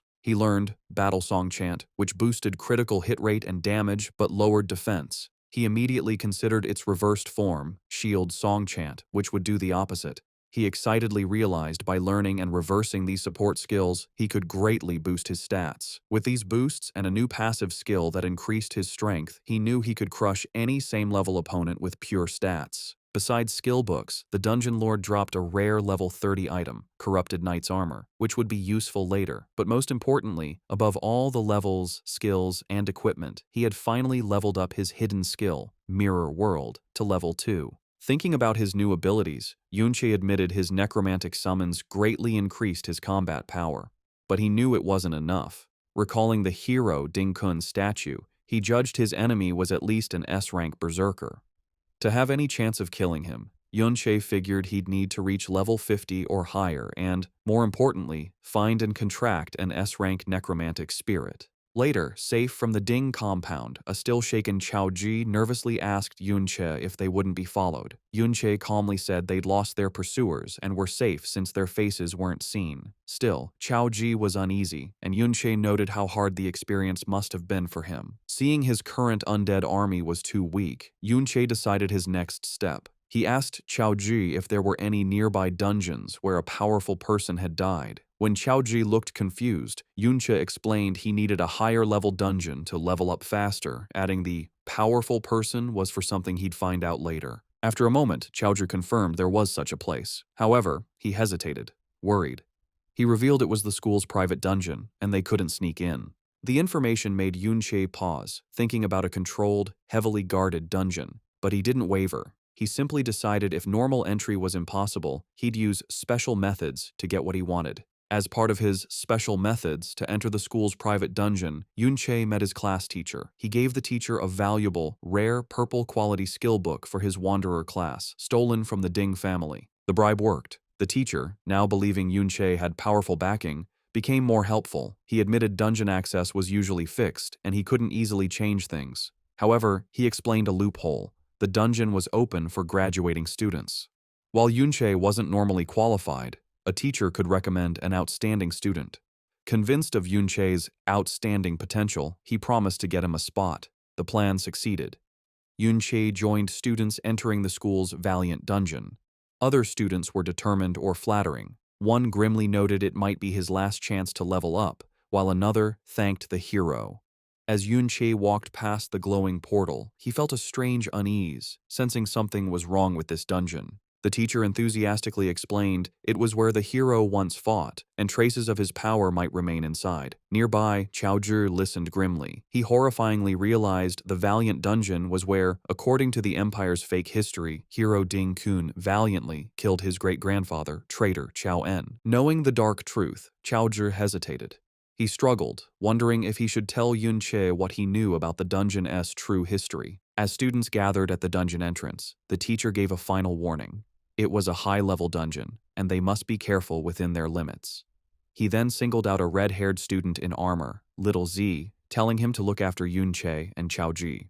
Little Z was clearly annoyed, complaining he couldn't focus on leveling up if he had to babysit. Another student pushed him forward, telling him to stop complaining as the dungeon was open. Grumbling about why younger students were allowed, Little Z entered the dungeon with the others. He condescendingly ordered Yunche and Chaoji to stay back and not cause trouble, threatening to abandon them if they were a burden. As the group went into the vast, purple-lit interior, Yunche silently assessed his surroundings. He noted it was supposed to be a level 20-40 dungeon. However, his instincts from his past life screamed something was wrong. A deep unease washed over him as he felt a profound danger that didn't fit a dungeon of this supposed difficulty. As students went deeper into the glowing purple valiant dungeon, Yunche saw Yun Yin and her blonde friend, Yun Sha, inside.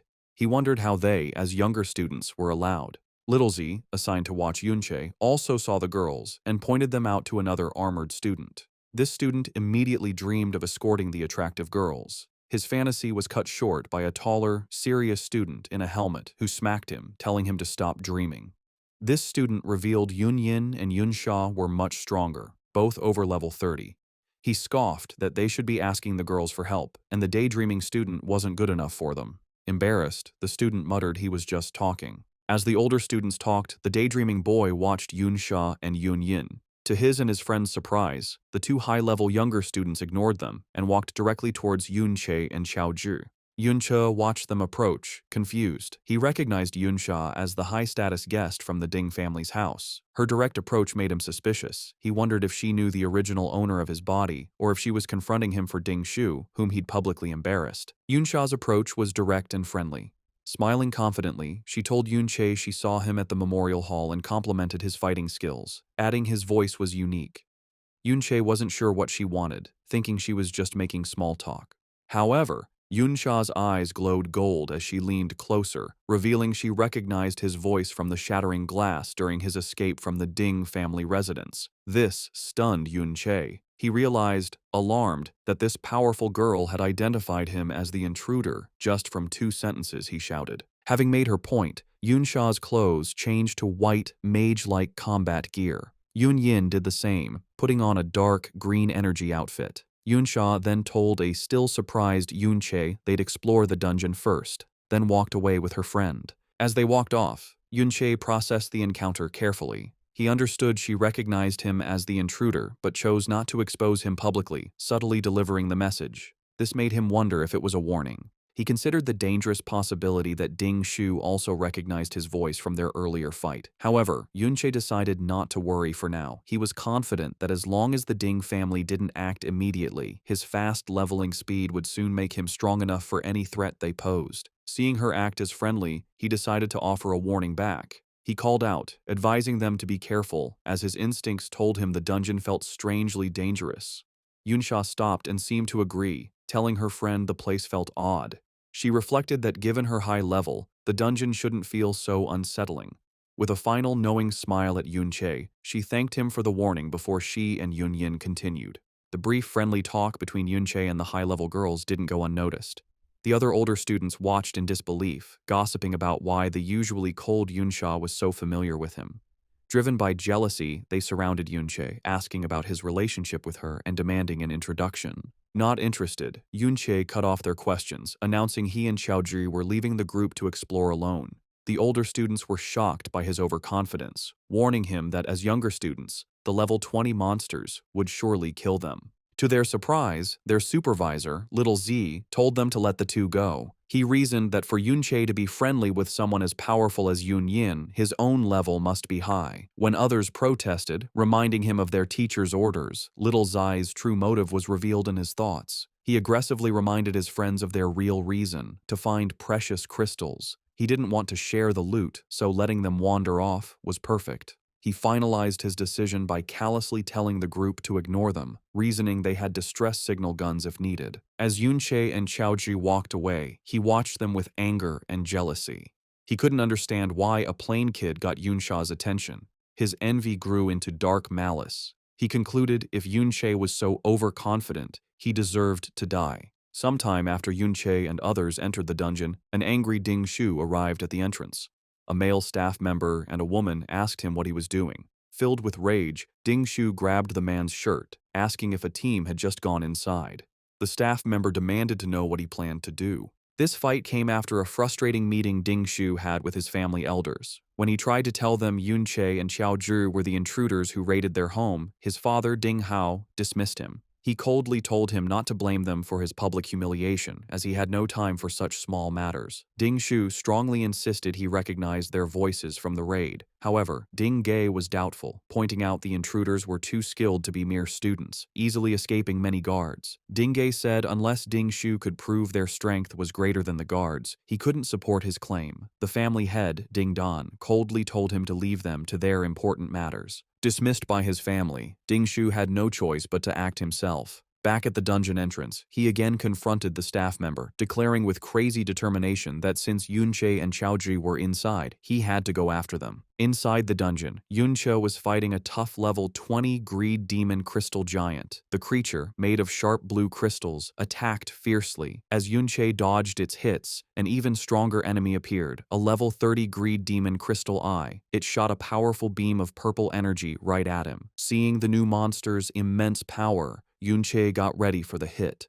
From far away, a terrified Xiaozhi shouted Yunche's name and used a support skill. A set of golden shields with angel wings appeared around Yunche, protecting him from the attack. The skill, called Surrounding Shield, gave Yunche a shield with 500 durability and 700 defense for 3 minutes. Xiaozhi didn't stop there. He used a motivational shout, which wrapped Yunche in an aura that boosted his power. This gave Yunche the inspired status, increasing his attack power and speed by 5%. It showed that Xiaozhi was quickly becoming a very good support player. Strengthened by Chaoji's help, Yunche used a series of powerful attacks on the huge crystal monster. With his Trick Blade skill active, which gave him a 70% attack boost, he shattered the strong level 30 Eye of the Mountain with a final, strong hit. The victory brought quick results. Yunche leveled up to level 21 and got 3 new attribute points. Chaoji was also happy, shouting in surprise as he leveled up to 11 and also got 3 attribute points. Yunche explained to his friend that the surrounding shield and motivational shout skills came from the books they had stolen from the Ding family. He said they were very useful skills that Xiaoji was able to learn. As he looked at the defeated monsters' remains, Yunche thought about how much better their teamwork had gotten. He knew the monsters in this dungeon were a bit high level, but Xiaoji's new support skills made the fights much easier to handle. As they went deeper into the dungeon's crystal caves, Yunche remembered something his teacher had said.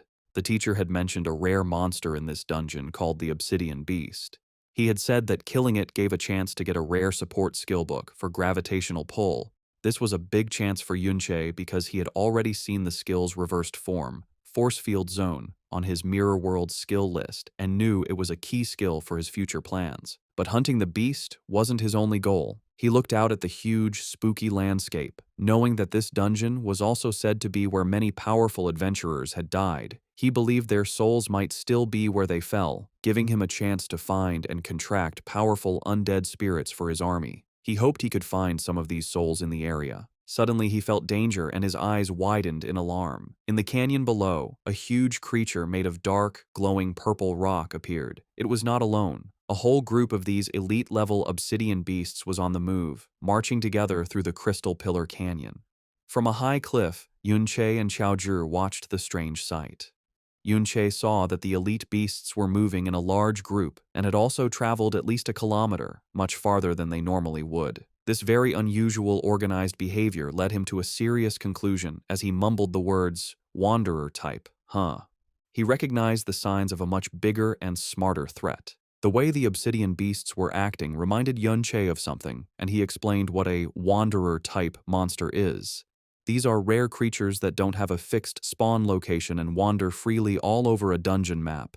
They are much stronger than normal monsters of the same level and can easily beat unprepared adventurers. Back in the early days, before people grew strong and learned to control dungeons, running into a wanderer type often meant a very hard fight to survive. These creatures were especially dangerous because they weren't stuck in the dungeon. They could wander outside and threaten human towns, causing a lot of disasters and death. However, Yunche also knew that this huge risk came with an equally huge reward. The experience and items dropped by wanderer-type monsters were much better than any ordinary creatures, making them a high-risk, high-reward target for any adventurer brave enough to face them. Knowing the huge threat from the group of obsidian beasts, Yunche knew he couldn't be careless. He knew that the monsters were simply too strong to attack directly and decided he would need to test their abilities first to find a weakness. His first look showed a strong defense. The level 30 obsidian crystal beasts had a powerful healing skill that was always on, making them very hard to wear down.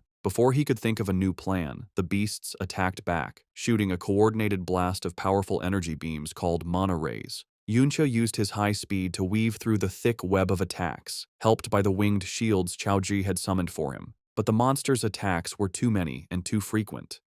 One of the beams eventually hit him, drawing blood and sending a shock of pain through his back. He realized that even his high speed wasn't enough to dodge all of them. A quick look at his health bar showed how much danger he was in. His health had dropped a lot. He knew he was weak, that his current body's HP and defense were just too low. He understood that if it weren't for Xiaoji's surrounding shield, he would have been badly hurt by that single hit. Knowing he was too weak, Yunche tried a different plan. He summoned his undead army, a group of spooky skeletons in green flame, to hold back the obsidian beasts. But the power difference was too big. The elite monsters tore through his summons, and he could see the health bars of his skeletons dropping quickly. He realized with frustration that even his undead army couldn't hold the line against such strong enemies. He made a smart retreat, noting that at least the powerful monsters were pretty slow, which gave him some time.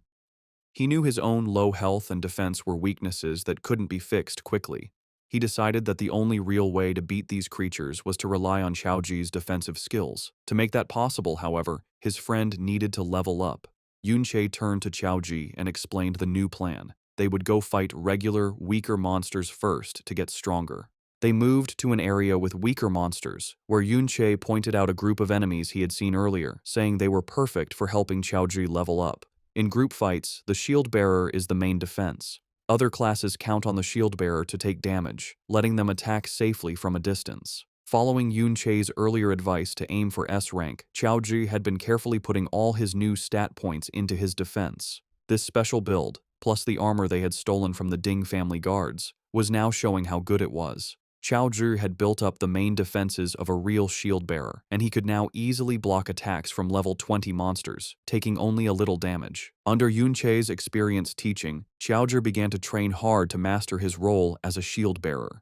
From a distance, Yunche shouted instructions, teaching his friend the basics of a good defensive stance, telling him how to shift his weight, steady his body, and angle his shield to block a coming attack. Putting the lessons to work, Qiaoji successfully blocked a powerful hit from a crystal monster. He was happy to see a real result of his better skill. A message showed his shield's durability was going down much slower than before, but he was still inexperienced. As Yunche warned him to watch for follow-up attacks, the monster hit again, catching Qiaoji off guard and knocking him to the ground. Before the creature could land a final blow, Yunche jumped in, blocking the attack and saving his friend. He used the moment as another lesson, explaining why it's important to always guess the enemy's next move. He told Qiaoji to avoid big, sweeping movements with his shield, which would leave him open, and instead focus on smaller, more efficient blocks that would let him attack back. Patting his friend on the shoulder, he gave one last piece of advice: to stay alert, but keep his body relaxed, only tensing up at the exact moment of impact to save energy and react faster.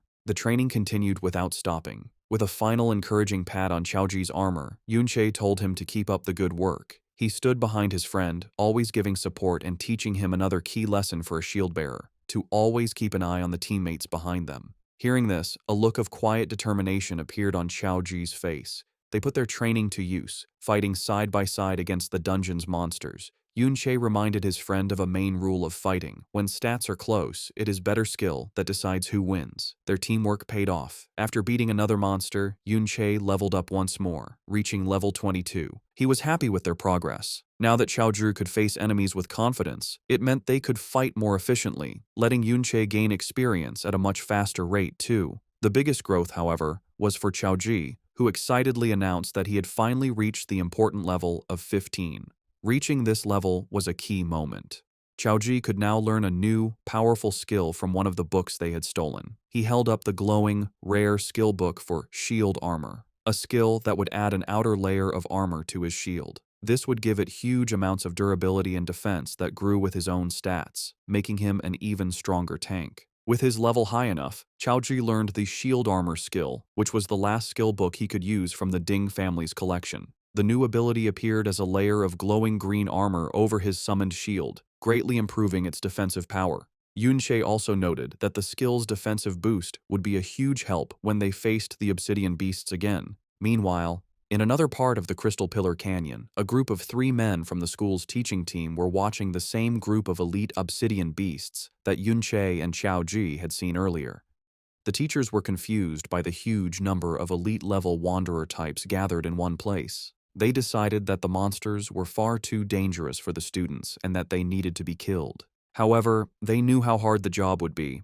While they were sure they could handle regular level 30 monsters, the elite-level wanderer types were a completely different story, much more powerful and unpredictable. Their discussion was cut short when they saw a student's distress signal flare up in the sky.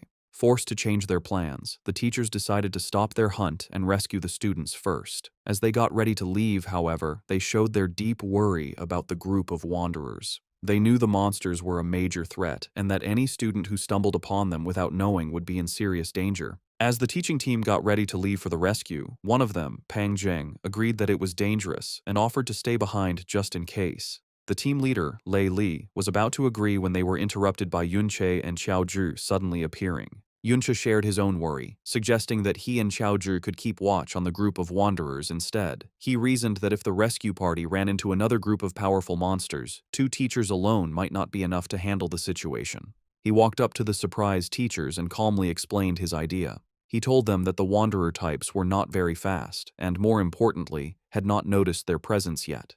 He promised them that as long as he and Xiao Zhi kept a safe distance and simply watched, they would be perfectly fine, and urged the teachers to go on ahead without worry. After hesitating for a moment, the teachers agreed to the plan. However, before they left, Lei Li gave Yunche a very serious warning. He stressed that the monsters were extremely dangerous and that Yunche and Xiaozhi must absolutely not act on their own or try to fight them. He repeated that they must stay hidden because if the powerful creatures spotted them, they would have no chance of escape. As the teachers hurried away, one of them yelled a final, desperate warning for Yunche to hide well, telling him he would have no way to escape if the monsters found him. But Yunche had no plans to hide. As soon as the teachers were gone, he started his own attack on the group of obsidian beasts, confidently saying that it was the monsters who wouldn't be able to escape from him. He put their new plan into action. He summoned his undead army to act as a front line, taking the first wave of Manhwa attacks from the powerful beasts. This time, however, the skeletons were not alone. Xiao Ji, who was now a very strong tank, used both his surround shield and his new shield armor skills. This created a super strong defensive wall to protect the skeletons. The powerful energy beams, which had been a big threat before, now hit the strong shields without doing any damage, barely even scratching the undead warriors they were protecting. With the monster's attention on his unbreakable front line, Yunche moved through the chaos and started his own fierce attack. He landed a series of very strong hits, breaking the crystal bodies of the elite-level monsters with just his fists. He focused his attacks on one radiant crystal monster, watching its health bar get smaller with each hit. With a final, sharp blow, he broke the creature's core, and the strong level 30 beast fell down, defeated. It dropped a beam of light, which meant there was valuable loot. After successfully beating one of the powerful Wanderer-type monsters, Yunche felt good. He noticed that he was getting more and more used to his new support class, skillfully using his own attacks with Xiaoji's defenses and his undead army. However, he knew his current power level was still much weaker than what he had in his past life. While his reversed skills let him increase his attack power a lot, he was still held back by the naturally low base attack of a support class. He wished he had a way to increase his basic damage even more. He thought about his other gains from the battle, like the titles he had earned for beating powerful monsters. The victory had also given him another level up, and he was happy to see just how much experience the rare elite-level monsters gave.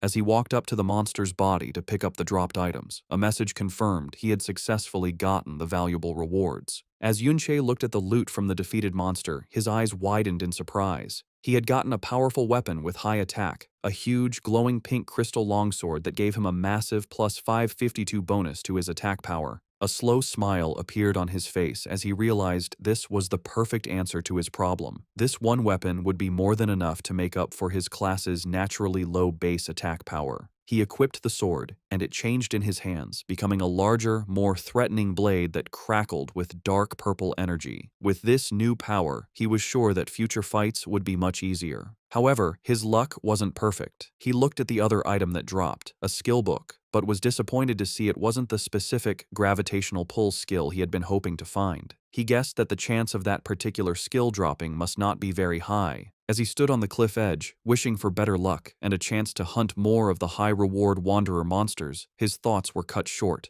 A bright red, firework-like explosion suddenly lit up the sky in the distance, and it immediately caught his attention. Yunche right away recognized the flare in the sky. It wasn't just any distress signal. It was the special kind of flare that only the school's teacher teams had, which meant they were in serious trouble. The teachers, who had gone to what they thought was a student's distress call, found themselves in a very bad situation. They had stumbled upon a huge group of the elite Wanderer-type monsters, all gathered around a single cave entrance. They couldn't understand why so many of the powerful creatures were all there. Soon after, Yunche, Xiaozhi, Yunsha, and Yunyin also arrived. They were just as confused by the huge number of monsters gathered in one place. One of the teachers explained that they had just arrived after seeing the signal and didn't know what was happening yet. He pointed towards the cave, explaining that the signal was coming from inside and that the students they had come to rescue must be trapped in there. Another teacher explained their bad situation. They were trying to organize a rescue, but the group of monsters was simply too big. Even with all the teachers together, they didn't have enough people to break through. Seeing the powerful Yunsha and Yunyin arrive, one of the teachers looked to them for help, saying it would be a great help if they could assist in the rescue. Without hesitating, Yunsha accepted the teacher's request, saying that saving fellow students was their duty. She immediately took control of the battle, summoning a glowing, star-shaped magic object and using a powerful area-wide buffing spell called Starlight Mystic Art. The spell washed over the teachers and students, wrapping them in a golden light that greatly increased their spirit and attack power. The pure strength of the buff stunned everyone, who recognized it as an epic-level skill at the very least. With her allies now stronger, Yunsha turned her attention to the monster group, using a powerful attack spell, Gravitational Pressure, that crushed a huge area of the Wanderer beasts. At the same time, Yunyin joined the fight, using her own devastating attack, Hidden Thorn, which instantly destroyed a level 30 radiant crystal spike, showing her own incredible power. The combined strength of their attacks was amazing. The other students and teachers could only watch in awe as the once unbeatable monster group was destroyed. One of the students said that with this level of power on their side, they should be able to rescue the trapped people now, and he praised the amazing strength of Yunyin and Yunsha. Watching the incredible display of power from Yunsha and Yunyin, Yunche was very impressed. He noted that not only was their equipment top level, but their skills were as well. He concluded that with their help, the rescue would succeed without any problems, even if he wasn't there. With the immediate problem handled, Yunche's attention turned to the bigger mystery. As the rescue team moved toward the cave, he wondered what could have possibly attracted so many powerful wanderer-type monsters to gather in this specific spot. Deciding to investigate on his own, he told Xiaozhi to stay with the main group while he went ahead to scout. Yunche then used his newly upgraded ability, Mirror Walk, and phased out of reality and into the parallel mirror dimension. He looked at the strange, purple-colored landscape, realizing that the dungeon's crystal structure gave him plenty of reflective surfaces, letting him enter the mirror world at any time. However, he also knew there were limits to this power. He hadn't yet figured out how to leave the dimension whenever he wanted, remembering how he was thrown out when the timer ran out during his raid on the Ding family's house, and he couldn't get back in. As he moved through the mirror version of the cave, passing by the ghostly, untouchable phantoms of the other adventurers, he noticed something strange. The people had phantoms, but the monsters did not. Looking closer, he saw that the bodies of the monsters he had killed before existed physically in this dimension. This led him to a key understanding of his ability's rules. Besides himself, it seemed that other living things did not have a physical form in the mirror world, only their dead bodies. Moving silently and unseen through the mirror world, Yunche followed the ghostly phantoms of the other adventurers into the cave. He quickly recognized them as the group of senior students, including the one called Little Z. He figured that they must have been the ones who attracted the huge group of wanderer monsters, and, finding themselves overwhelmed, had fired the distress signal. From where he was, he could see they were using the narrow space of the cave to hold their ground, which should keep them safe for a short time. However, the main mystery was still there.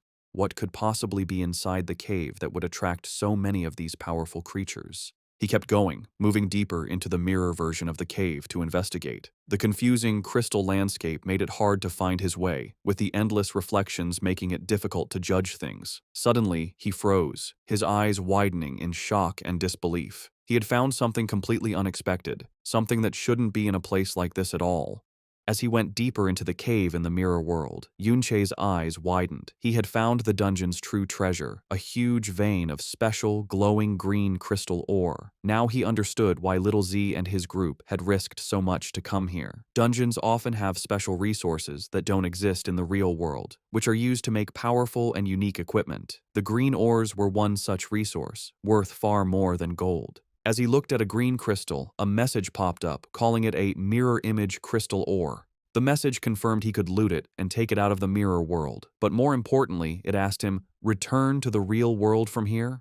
This was a huge discovery. To check his idea, he touched a different, normal blue crystal and saw the same message. A slow, smart smile appeared on his face as he realized what his ability could do. He now understood that as long as he could find any mirrored surface, he could use it as his own personal exit to return to the real world whenever he wanted. As he walked among the glowing green crystals, Yunche picked up a piece of the valuable ore.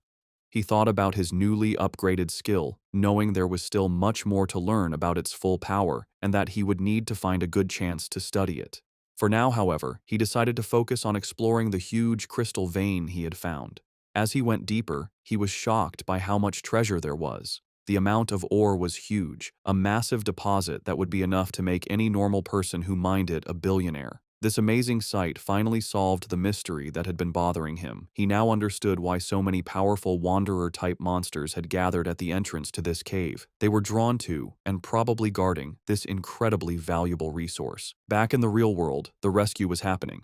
Yunsha kept using powerful spells like gravitational pressure to crush the Wanderer monsters, while Yun Yin followed up with her own deadly dual blade dance that tore through the remaining enemies. Not happy with just helping her allies, Yunsha also showed her own attack power with Star Rain Art, a devastating spell that hit a wide area. The students and teachers watching were completely stunned, wondering if all of the girls' skills were epic level, as their power was much greater than the teachers'. With a final, huge, cross-shaped slash, the last of the Wanderer beasts at the cave entrance was destroyed. The path was now clear for the rescue team to go in and get the trapped senior students, who were huddled together, tired but alive. As the rescue party led them out, one of the seniors, Little Zai, said he was very relieved, saying that he thought he was going to die in the cave. However, the always careful Yun Yin was quick to stop his relief, warning him not to relax. She pointed out that they still had to fight their way out of the dungeon, and that everyone was already tired from the last battle. Yunsha agreed, but added with a confident smile that with their help, the escape should be much easier than their last struggle. As the rescued senior students were being led out of the cave, Yunsha's eyes suddenly widened, a look of surprise and worry on her face as she sensed something was wrong. Her bad feeling was right, as the students behind her let out terrified screams. The reason for their terror was a horrifying sight. The path ahead, which had been cleared just moments before, was once again full of an unbelievably large group of the elite Wanderer-type monsters. It was as if every single Wanderer in the whole dungeon had suddenly gathered in this one spot, completely blocking their path to safety.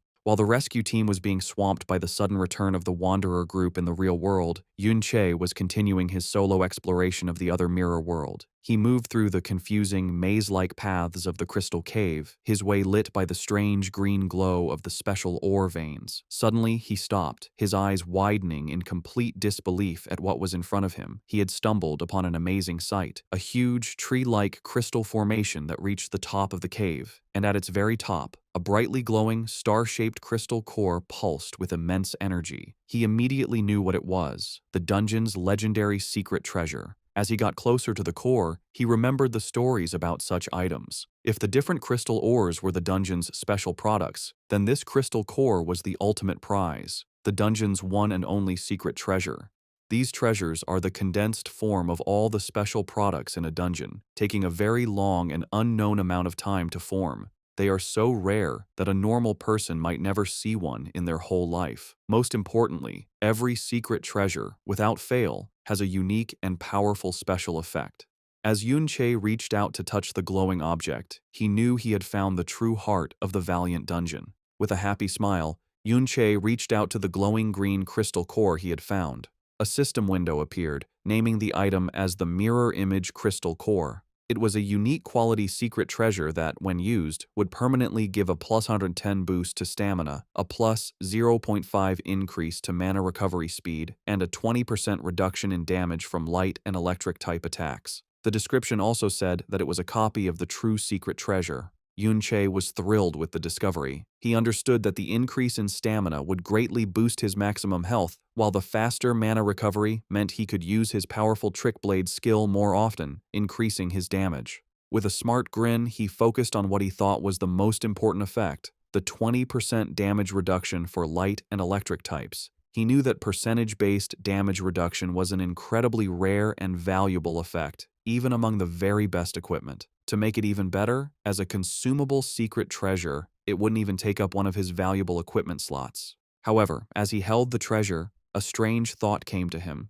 He knew that just as the crystal ores had attracted the Wanderer monsters, a secret treasure this big should logically be protected by a monster whose strength was much greater than the Wanderers he had seen. Deciding not to stay long, he got ready to use the secret treasure and then get out. A system window gave him two choices, to either loot the item for later or use it right away. As he went to choose use, another message appeared, revealing a surprising rule. Using or taking the item would require using up 10 minutes of his remaining mirror walk time, which caught him by surprise. Back in the real world, just as the rescued students were starting to feel a sense of relief, a deep and powerful rumbling sound suddenly shook the whole cave.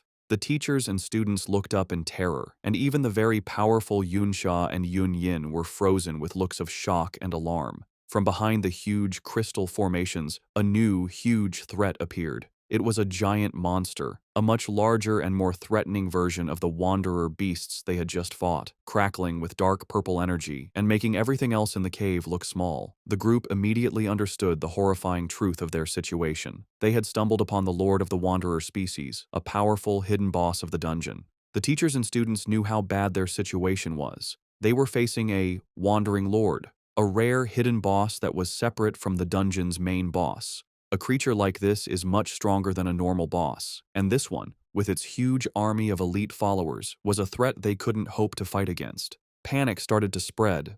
One of the students cried out in fear, saying he thought wandering lords only showed up in high-level dungeons.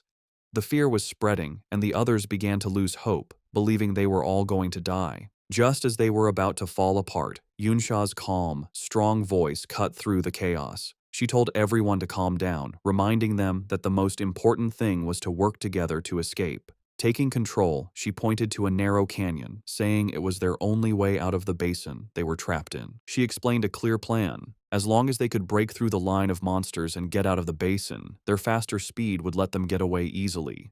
With a final encouraging shout, she used her powerful starlight mystic art again, strengthening the whole group. She ordered everyone not to hold back and to push forward with all their power towards the canyon exit. Inspired by Yunsha's leadership, the teaching team leader, Lei Li, jumped into action. Saying they had to at least get the students out safely, he turned on his light refracting shield. He announced that the teachers would take turns leading the attack, with him going first, and he rushed into the group of monsters to make a path. The other teachers and students followed close behind, their combined attacks creating a powerful push forward. Support class members cast healing and defensive spells on the frontline fighters, making sure they could keep moving. Surrounded on all sides, the group formed a tight defensive circle, slowly but surely pushing their way towards the canyon exit as the teachers urged them to hold on. Just as it seemed they might break through, the huge wandering lord stepped in. It let out a mighty roar, a skill called Battle Cry Rally. In response, the regular crystal monsters from all over the dungeon, which had been inactive before, suddenly started moving and began marching towards the basin. They poured into the canyon, their huge numbers forming what seemed like an endless wave of new enemies that completely surrounded the trapped rescue party. The students and teachers could only watch in despair as their escape route was cut off by thousands of new monsters, wondering where they had all come from. The already bad situation for the students and teachers got even worse.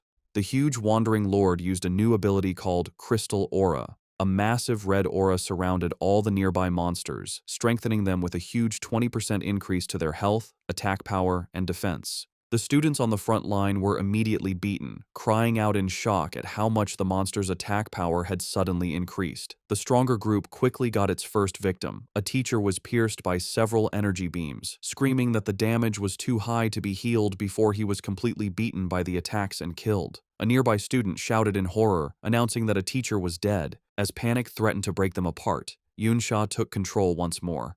She ordered the shield guards to the front to form a defensive line and told the priests to focus their healing on the shield bearers to keep them standing.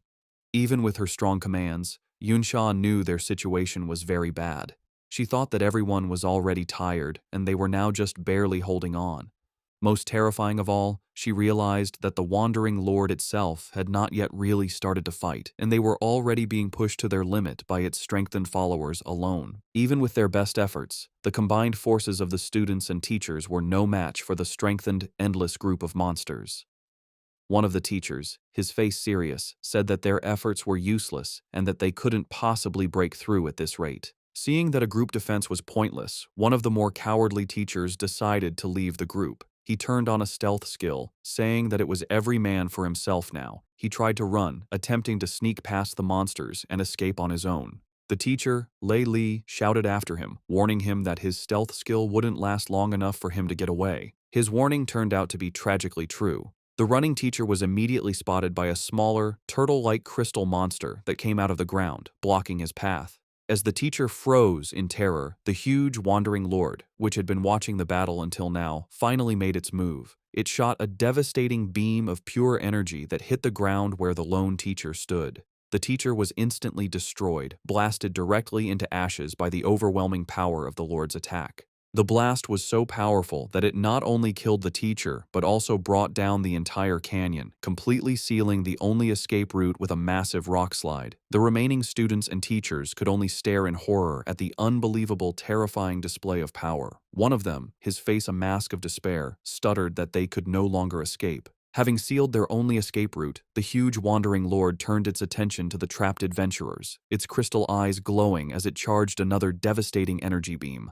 One of the students screamed in complete despair, believing it was over and that they were the next target. With no way to dodge the attack, the group prepared for the unavoidable, knowing they couldn't possibly block a blast that big. But at the last second, one of the students summoned a massive, fancy, giant shield that appeared in front of them.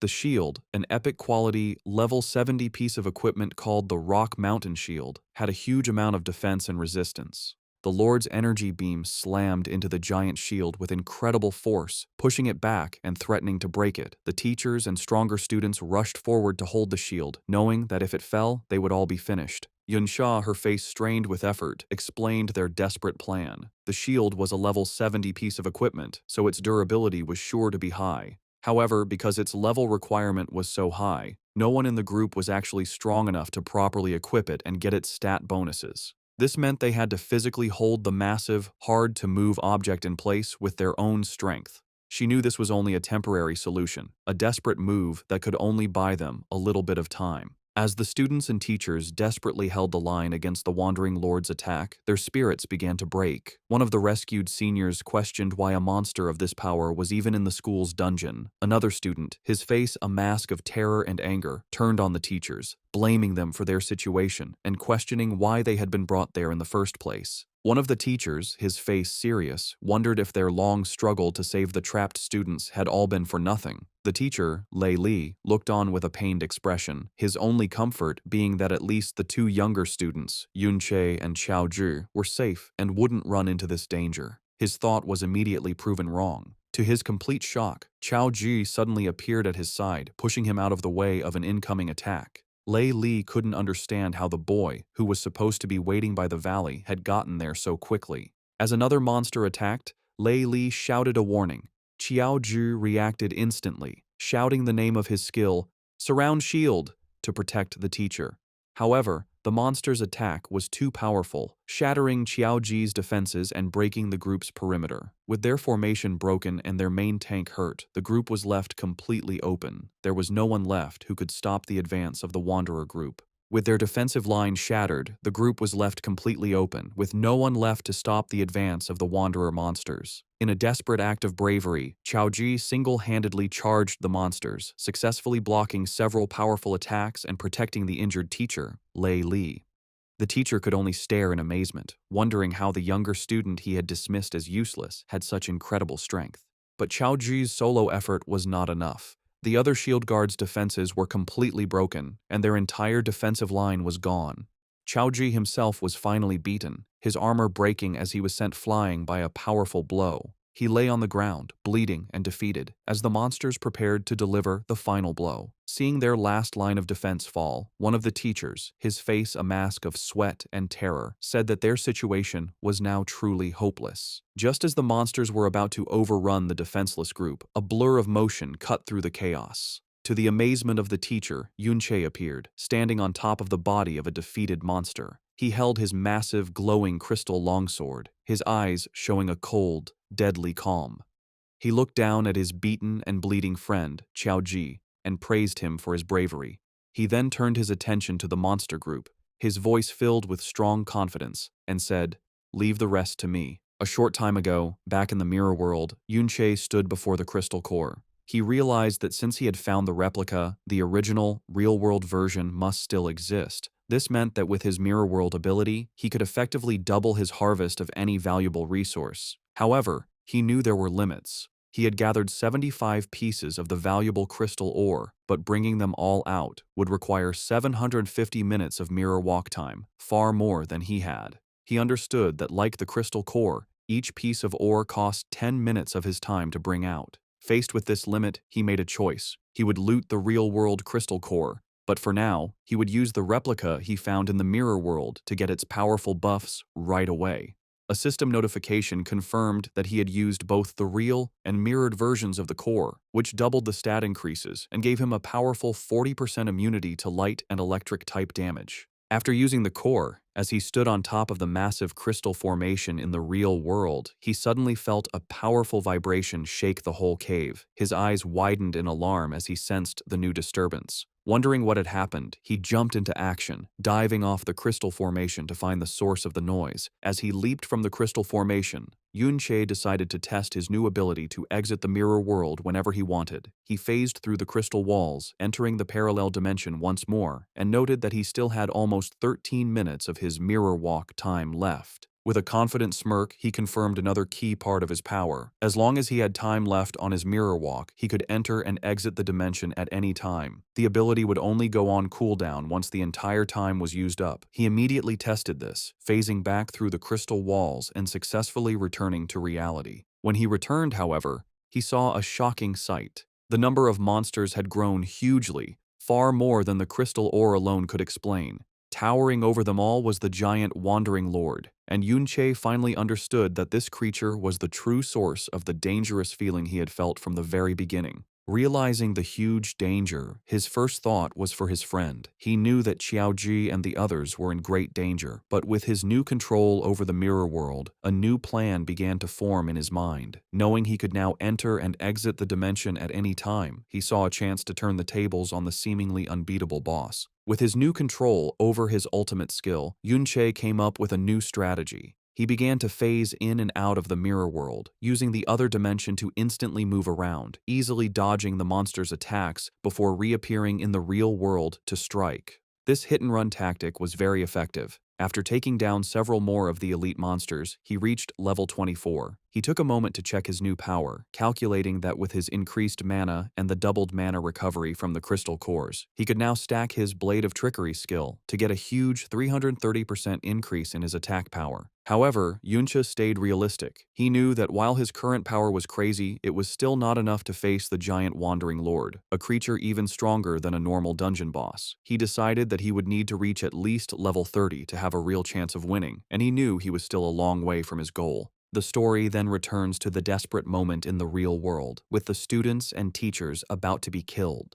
Just as all hope seems lost, Yunche exits the mirror world for the final time and appears in the middle of the battlefield. Standing on the body of a defeated monster, he looks at his beaten but brave friend, Xiaoji, and praises him for his courage. With strong will, he tells his friend to leave the rest to him, ready to face the huge group of monsters alone. Exiting the mirror world for the last time, Yunche landed firmly on the ground, ready to fight. He immediately took charge, telling those with support skills to buff him while he took on the Wanderer Horde. Yunsha and Xiaoji reacted right away. The powerful high-level student used her Starlight Mystic Art, while Xiaoji cast his defensive Surround Shield and Shield Armor, both skills buffing Yunche with a big boost to his spirit and attack power. Now stronger, Yunche became a storm of destruction, his massive crystal longsword cutting through the groups of elite monsters with ease. He knew that while the number of enemies was ridiculous, he was no longer in any real danger. After using the 2 crystal core secret treasures, his health was several times higher than before, and his 40% damage reduction against the monster's light and electric attacks made him very tough. His only frustration was that the monsters were immune to the confusion effect from his Chaotic Thorn skill, which would have made killing them much faster. The other students and teachers could only watch in shocked silence. The teacher, Lei Li, and the other seniors who had previously looked down on him were in complete disbelief. They checked his status bar and confirmed he was a support class chanter, but they couldn't understand how his attack power was so high, or what strange skill let him seem to teleport around the battlefield by phasing through the mirror world. Lei Li, his arm bleeding from an earlier injury, looked on with a mix of shock and awe. He couldn't believe that the younger student he had been so worried about was actually this strong. With his new power and toughness, Yunche became an unstoppable force, tearing through the endless group of elite wanderer monsters. The sheer number of high-quality enemies gave an incredible amount of experience, and he found himself leveling up at an amazingly fast rate. Yunsha, who had earlier identified him as the intruder at the Ding residence, could only watch in amazement. She had first thought he was just a bold thief, but now she had to admit that his strength was far beyond anything she could have imagined. Yunyin was just as stunned, left speechless by the incredible display of power from the boy who shared her last name. Yunsha continued his non-stop attack, phasing in and out of the mirror world to move and strike, his movements a blur of purple energy. He gained level after level, one after another, quickly reaching level 28. The other students and teachers, who had been about to die just moments before, were completely shocked. One of the teachers, Lei Li, wondered if Yunche was some kind of high-level support from outside, but then remembered seeing him before and realized he was a student. His companion, Little Z, was even more shocked, unable to believe that a mere student could have such huge power. Despite Yunsha's incredible performance, the Wandering Lord was still a massive threat. As the giant beast got ready to shoot another of its devastating energy beams, the students and teachers cried out in alarm. Yunche, his face serious, knew that even with all his recent power-ups, he would not be able to survive a direct hit from that attack. As the Wandering Lord began to move forward, its energy beam still blazing, the students and teachers behind their makeshift shield wall knew their time was running out. Once the giant beast got close, the two shields would not be enough to protect them. The teacher, Lei Li, seeing that Yunche had greatly reduced the number of smaller monsters, shouted for everyone to break out and head for the other exit. He knew that no matter how strong the mysterious student was, there was no way he could fight the Wandering Lord alone. However, his plan was immediately met with pushback. One of the other students pointed out the problem. The two massive shields were too hard to move. If they left them to make a run for it, they would be completely open to the Lord's devastating attacks. Another student added that the shields were too heavy to be carried and could only be moved by storing them in an inventory, which none of them could do. Just as their argument got heated, a calm voice cut through the chaos, telling them to leave it to him. It was Yunche. He laid out a new, selfless plan. He would attack the Wandering Lord to get its attention, giving the rest of them a chance to retreat. The teacher, Lei Li, was stunned by his sacrifice, asking what would happen to him if they all ran. Yunche explained his thinking. He knew from his past life that if a Wandering Lord isn't dealt with, it will eventually gather all the monsters in the dungeon and wander into the outside world, causing a major disaster. With a look of serious determination, he declared that he would stay behind and kill the beast himself. He activated his Blade of Trickery, boosting his attack power by a huge 350%, and noted that he still had over 5 minutes left on his mirror walk, giving him the perfect tool to take on the giant enemy. As Yunche got ready to face the Wandering Lord alone, the teacher, Lei Li, made the hard choice to lead the others in a retreat. He told them to get out faster, thinking that no matter how strong Yunche was, he would eventually get tired against such a huge enemy. He figured that the sooner they escaped, the sooner Yunche could escape too. When a student questioned Yunche's bold claim that he could kill the Lord, Lei Li said it was just a brave act to make them feel better because he knew how powerful a real Wandering Lord was. As he was forced to run with the group, Chaozhi felt completely useless. He looked back with a sad face, hating that all he could do at a time like this was run while his friend faced incredible danger. Silently, he prayed for Yunche's safety. Meanwhile, Yunche was not helpless at all. He kept fighting through the smaller monsters, getting stronger with every kill, and he quickly gained another level. As the huge Wandering Lord shot its powerful energy beam, Yunche used his mirror walk to phase out of reality. The beam passed right through the space where he had just been. He then reappeared behind the beast and hit it with a powerful slash from his glowing sword. However, his attack showed a hard truth. The Wandering Lord, a level 42 stone golem, had such a strong defense and a powerful healing skill that the small amount of damage he did was healed right away. He realized that at his current level, it was no use. Its defense was just too high. As he dodged the Wandering Lord's attacks, Yunche's first tests confirmed what he thought. He saw a large crystal on the creature's head was its core, which meant it was also its weak point. The only problem was getting to it. Even with his many buffs, his attack power was still not enough to break through the Lord's strong defense and healing. To make things worse, his time was running out. A quick look at his status showed that the powerful buffs he had gotten from the others were starting to wear off. His own mana was also very low, and he knew he wouldn't be able to use his powerful Blade of Trickery skill for much longer. He realized he had only one good option. He needed to get stronger. He needed to level up first by killing the weaker monsters. Just as he was about to start attacking the smaller monsters again, a bright beam of light shot out from a nearby crack in the rock. Yunche's eyes widened in surprise as he recognized the light. At that exact moment, the huge Wandering Lord also saw the light and, with a scary show of intelligence, shot its powerful energy beam at the crack. Yunche immediately phased into the mirror world to avoid the blast, but as he reappeared, he was shocked to see the beam was aimed at the exact spot where he would show up. He realized with a jolt that the smart boss had already learned his pattern and was guessing his moves. Forced to reappear in the real world in the middle of the Wandering Lord's huge energy beam, Yunche was caught in the blast. The attack was a big, continuous one that quickly took away his health, even with his powerful defenses. He knew he couldn't use his mirror walk to dodge, as he had less than 4 minutes of it left, and the continuous attack would use it all up in no time. His only choice was to use his undead army to block the damage. However, he knew this was a costly plan. Bringing his summons back to life would use a lot of his already low mana, leaving him with nothing left to build up his attack power for a counterattack. He began to wonder if he should retreat and regroup first. Just as he was about to be beaten, another powerful blast hit the Lord's attack. To his surprise, he saw that Yunsha, Yunyin, and even Xiaoji had come back to the fight. Yunsha explained with a playful smile that this little brother of his, meaning Xiaoji, had begged and pleaded for them to come back and help him. Xiaoji, with his back turned, quickly said that he hadn't begged. He explained that since the number of smaller monsters had gone down, the rest of the group now had enough people to escape on their own, which meant he was free to come back and help. Hearing his friend's brave decision, a real, thankful smile appeared on Yunche's face as he simply said, "Thanks." With their group now stronger, Yunsha took a commanding position. She told Yunche that the hidden boss was still too dangerous and that she and the others would cover him so he could make a slow retreat. However, Yunche completely refused her offer. He said that with their help, there was no longer any need for him to hold back, and he used the full power he had. With the help of his powerful allies, he kept farming the smaller monsters, and his mirror walk time finally ran out as he reached the key level of 30. Now at his target level, he knew his attack power was finally enough to take on the Lord. He immediately put on the rare, level 30, Corrupted Knight's armor he had gotten from the Ding family's dungeon, which greatly increased his defenses. Yunsha watched him, asking if he was really thinking of attacking the Lord's weak point on its head. She pointed out that at that height, it was impossible to get up there.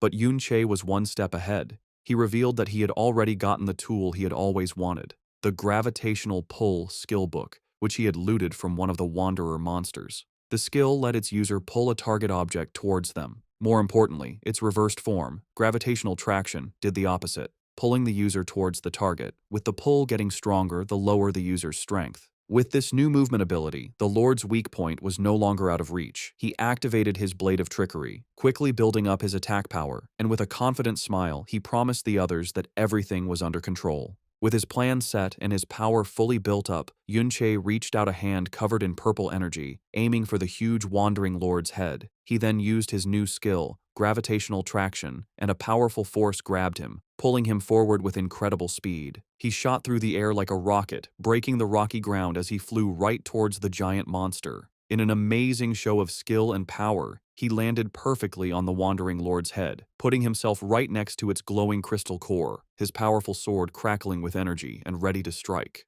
Down below, Yunsha and Yunyin, who had just said it was impossible to reach that height, could only stare upwards, their faces frozen in looks of absolute shock and disbelief at the impossible thing he had just done. Having reached the Wandering Lord's weak point, Yunche used all of his power. He drove his massively buffed sword deep into the glowing crystal core, causing a spiderweb of cracks to spread across its surface. The huge beast, however, would not go down without a fight. As it was dying, it let out a final massive explosion of pure energy from its core, a last-ditch effort to take its attacker down with it. Yunche was caught in the center of the blast, his health dropping quickly as a flood of messages confirmed the massive, continuous damage he was taking. But his new defenses and increased health held strong. He gritted his teeth and survived the attack, and when the light finally faded, he was left standing, beaten but alive, while the Wandering Lord's massive crystal body broke into a million pieces. A series of messages confirmed his incredible victory. He had defeated the Wandering Lord, earning a massive bonus of 5,000 experience points and the respected title of Wanderer Killer. More importantly, the hidden boss had dropped 2 legendary quality skill books, Golden Light Shield and Angel's Protection, rewards of immense power and value. With a final, powerful strike to the Wandering Lord's core, Yunche used all of his built-up power. The giant beast broke into a million pieces, and the explosion of energy and experience instantly gave him 3 more levels, bringing him to level 33. The students and teachers watching were left in stunned silence. Qiaozhu could only say how incredibly strong his friend had become, while Yunyin and Yunsha couldn't believe he had actually managed to kill such a scary monster all by himself. As he stood among the falling pieces, Yunche saw 2 beams of golden light come from the monster's remains. He had gotten 2 legendary quality items, but before he could look at his new loot, he had to jump to safety as the huge, headless body of the Wandering Lord began to fall over. Yunsha shouted a warning, realizing that Yunche was still on top of the falling giant. With skilled agility, he expertly moved through the crumbling remains of the monster, jumping from one piece to the next until he landed safely on the ground. As the dust settled, a new, huge opening was revealed in the side of the mountain where the Lord had fallen. The inside of the mountain was empty, showing a vast, dark cave filled with the skeletal remains of both wanderer monsters and humans. Looking at the old battlefield, Yunche came to a serious realization. An even stronger, more ancient Wandering Lord must have been born here long ago. He now understood why there were so many intense battle scars all over the dungeon. As he looked at the old empty mountain, Yunche's eyes were drawn to a single figure outlined against the dim light at the very top. His heart skipped a beat as he recognized the armored warrior, still in a final defiant pose, his great sword stuck firmly in the ground. A system message confirmed the impossible. It was the body of Qiao En, who was also known by his nickname, Qiao Benben. Yunche could only whisper his friend's name in disbelief. The other students and teachers soon arrived at the scene, just as stunned by the sight. Yunsha, her voice full of awe, identified the figure as the famous traitor Qiao En. She admitted that while she had heard this was the place where he was killed by the hero Ding Kun, she had never expected the scene to be like this. The battlefield was a sign of a desperate last stand against countless monsters and people. She noted that the heroic, defiant figure before them was completely different from the statue in the Modern History Memorial Hall, which showed him being stepped on. This, she declared, did not look like someone who would be so easily beaten. Yunsha stayed silent, his face a mask of grief and sadness as he looked at the remains of his fallen friend. Qiaoji, his great-grandson, finally spoke. He told Yunche that while he probably wouldn't believe him, he now thought that his great-grandfather might not have been a bad person at all. As Qiaoji stood before his great-grandfather's remains, he began to explain the truth he had found. He told Yunche that he had spent his childhood looking through the historical records of his great-grandfather, but whenever he got to the parts about his experiences, the descriptions were always frustratingly unclear. Despite this, he had managed to find some key details. He had discovered that his great-grandfather had a habit of going into dungeons that were far below his actual level. This led him to the main question: why would an S-rank professional, someone over level 60, come to a low-level dungeon like this one? He then answered his own question with new certainty. It was because this dungeon was one of the few places that could spawn a Wandering Lord, a creature that could summon all the monsters in a dungeon and lead them into the outside world, causing a major disaster. He explained that back in those days, the government didn't have enough soldiers to defend against the constant threat of monsters coming out of dungeons. They had to rely on a few powerful and responsible professionals to regularly clear out the most dangerous threats. His great-grandfather, he declared with pride, was one of those heroes. He hadn't been a traitor. He had come to this dungeon to stop a potential disaster before it started. As Yunche listened silently to this revelation, Qiaoji's confidence started to fade. He admitted that the others probably thought he was just making things up, and that even his own family believed he was just looking for mental comfort, twisting the unclear historical texts to fit a story he wanted to believe. Just as he was about to give up hope, a hand gently rested on his shoulder. He looked up to see Yunche, a kind, understanding smile on his face, who simply said, "I believe you." As Yunsha and Yunyin looked on with expressions of shock and admiration, Qiaozhi was completely overwhelmed, left speechless by Yunche's simple, heartfelt statement of belief. A flood of memories washed over Yunche as he remembered his fallen friend and comrade, Chao Benben, whose heroic legacy had been so cruelly twisted. He recalled Chao Benben's youthful arrogance, how he would boast that his natural talent meant he didn't need a master and would soon be better than Yunche himself. But he also remembered the boy's terror when he got in over his head, screaming for his master to save him from a swarm of monsters, only to then stubbornly deny that he needed saving at all. His pride hurt. He remembered his friend's unique habit of working hard in secret, only to then show off his new strength in front of others, and how he always chose the weakest shield-bearer class, the Sword Guard, because no other shield-type class was fast enough to keep up with Yunche's reckless attacks.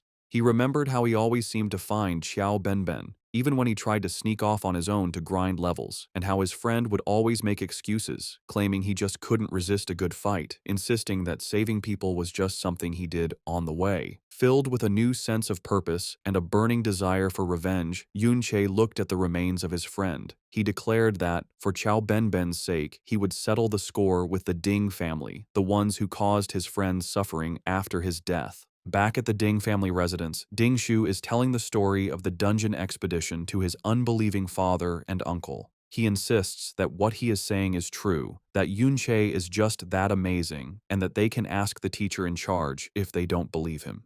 He explains that he was initially blocked from entering the dungeon because of his low level, but he waited outside until the survivors came out. The scene flashes back to the students leaving the dungeon, buzzing with excitement. They had all witnessed the fall of the giant wandering lord from a distance and were in awe of the person who had managed to kill a rare hidden boss that was over level 40, a feat that was beyond their imagination. Ding Shu, listening in, confirmed that the hero's name was Yun Che. He couldn't believe that someone even more powerful than the high-level Yun Yin had been among the students, and he wondered about Yun Che's true identity. Back in the present, after hearing his son's report, the third head, Ding Ge, is silent for a moment. He then gets up from his seat and gives a chilling command to gather the Ding family guards and follow him to the traitor's dungeon, the very place where Chao En had died. His brother Ding Yi stops him, remembering a detail from Ding Shu's earlier report about the intruders at their home. With a sinister look in his eyes, he tells his brother to bring the members of the Chao family along with them as well. Meanwhile, back in the dungeon, Yun Che looked at one of the legendary skill books he had gotten from the Wandering Lord, the Golden Light Shield. Without hesitating, he offered the powerful book to Chao Ji, telling him he should learn it since it didn't have a level requirement. Yunsha, who was watching them, was shocked. She asked why he would so easily give away a legendary skill.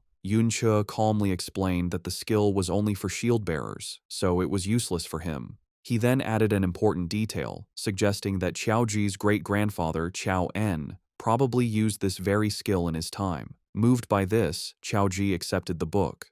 Yunsha looked on thoughtfully. She commented that while Chao Ji might not have many powerful skills, Yunche certainly had plenty of them.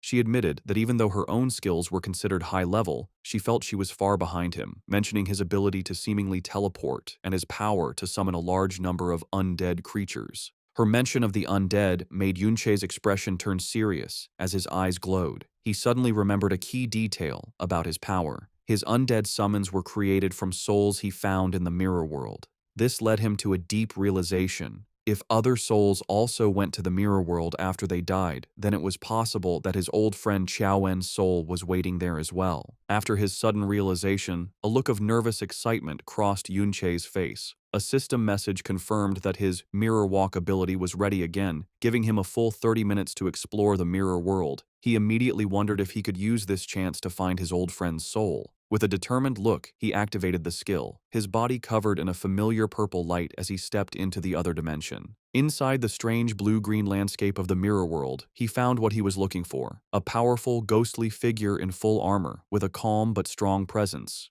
Yunche was filled with emotion, whispering the nickname of his fallen friend, Chao Benben, confirming that his friend's soul had indeed been waiting here all along. Back in the real world, time had passed, and Yun Yin went up to Yunsha, reminding her that they should be leaving soon as she had an important audience ceremony to go to. Yunsha seemed unwilling to go, admitting they had been there for a while, but that the events happening were much more interesting. Her eyes drifted to where Yun Che had been, and she wondered out loud to the others what he could possibly be doing and why he had been gone for so long, not knowing about the reunion he was having in another dimension. Inside the mirror world, Yunche stood with a serious expression. He spoke to the armored soul of his old friend, Chao Ben, saying he couldn't believe they could meet again. He mentioned having so much he wanted to say to him. However, his reunion was cut short. He noted with sadness that it was a shame his friend wouldn't be able to answer, as the calm spirit was suddenly taken over by a dark, evil energy, twisting its form into a monstrous, roaring, undead creature. Yuncho realized with a heavy heart that his friend had truly become an undead spirit, a being driven by instinct instead of memory. He admitted that he really didn't want to fight him, but he had no other choice. He launched himself into the air, dodging an attack and getting ready for a difficult battle. As their battle began,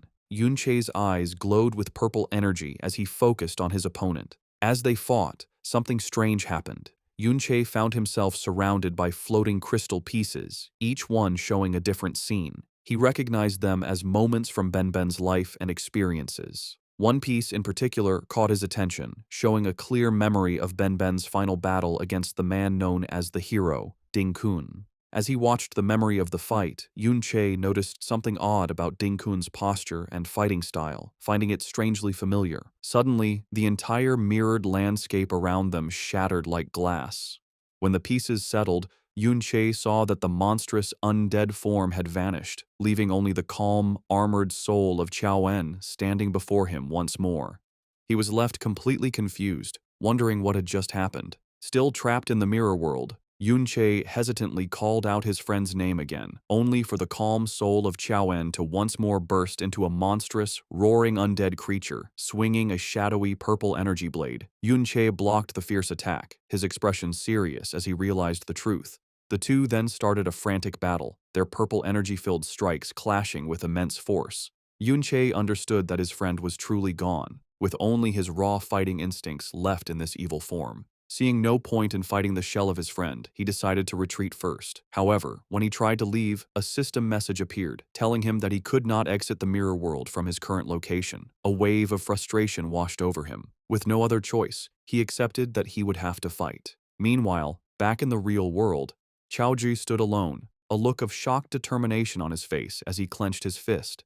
His solitude was broken by the arrival of a large group led by Ding Ge and Ding Yi. One of them asked why Chaoji was all alone, and wondered out loud if Yunche had sensed their approach and run away in fear.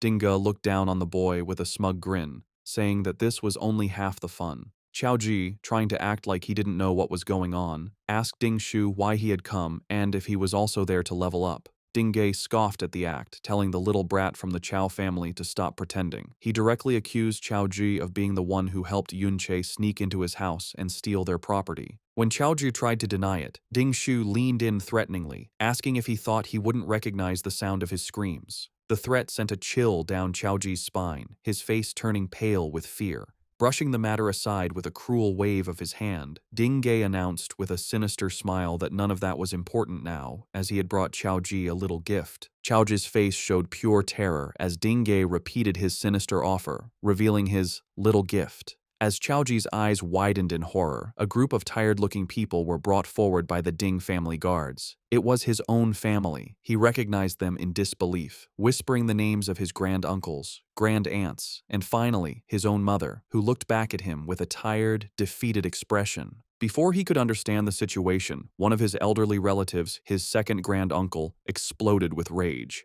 He screamed at Chaoji, telling him to kneel and apologize to the hero's family and to Ding Shu. Chaoji, looking down, started to say that he didn't want to live like this anymore, but his granduncle cut him off, angrily asking what he had taught him about how to act in front of the Ding family, screaming at him to kneel once more. This was the last straw for Chaoji.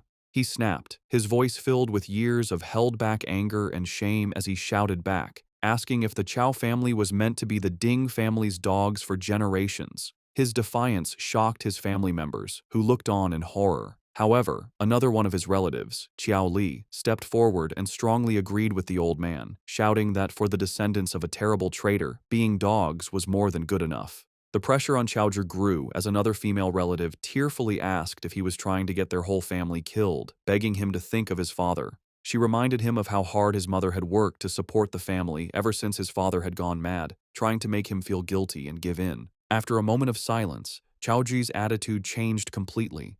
He turned and pointed with passion towards the skeletal remains of his ancestor on the mountain.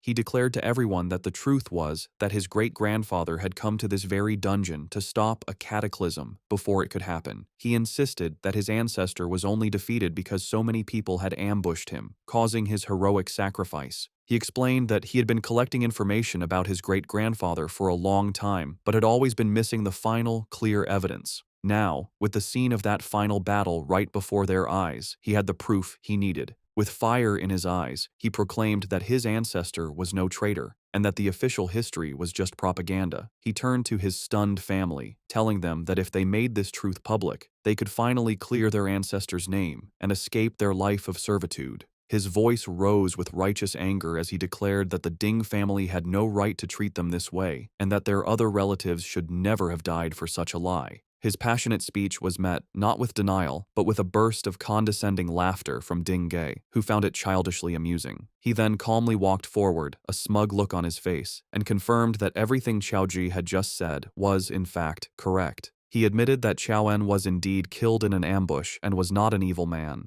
Then, with a chilling lack of regret, he revealed the final damning truth. His own grandfather, the hero Ding Kun, was the one who had planned that ambush to make his fortune. Qiao Ji could only listen, stunned into silence by the casual confession of the crime that had ruined his family for generations. With a manic grin, Ding Ge leaned in close to the horrified Qiao Ji and cruelly dismissed the truth, asking who even cared about it. He declared that the official story was all that mattered. Qiao En was an imperial traitor, and therefore he was vile. Spreading his arms wide before his armored guards, he mocked Qiao Zhi further, asking what it mattered if he drove his father mad or killed his relatives, proclaiming that as descendants of traitors, they deserved their lowly fate. He then delivered the most devastating blow.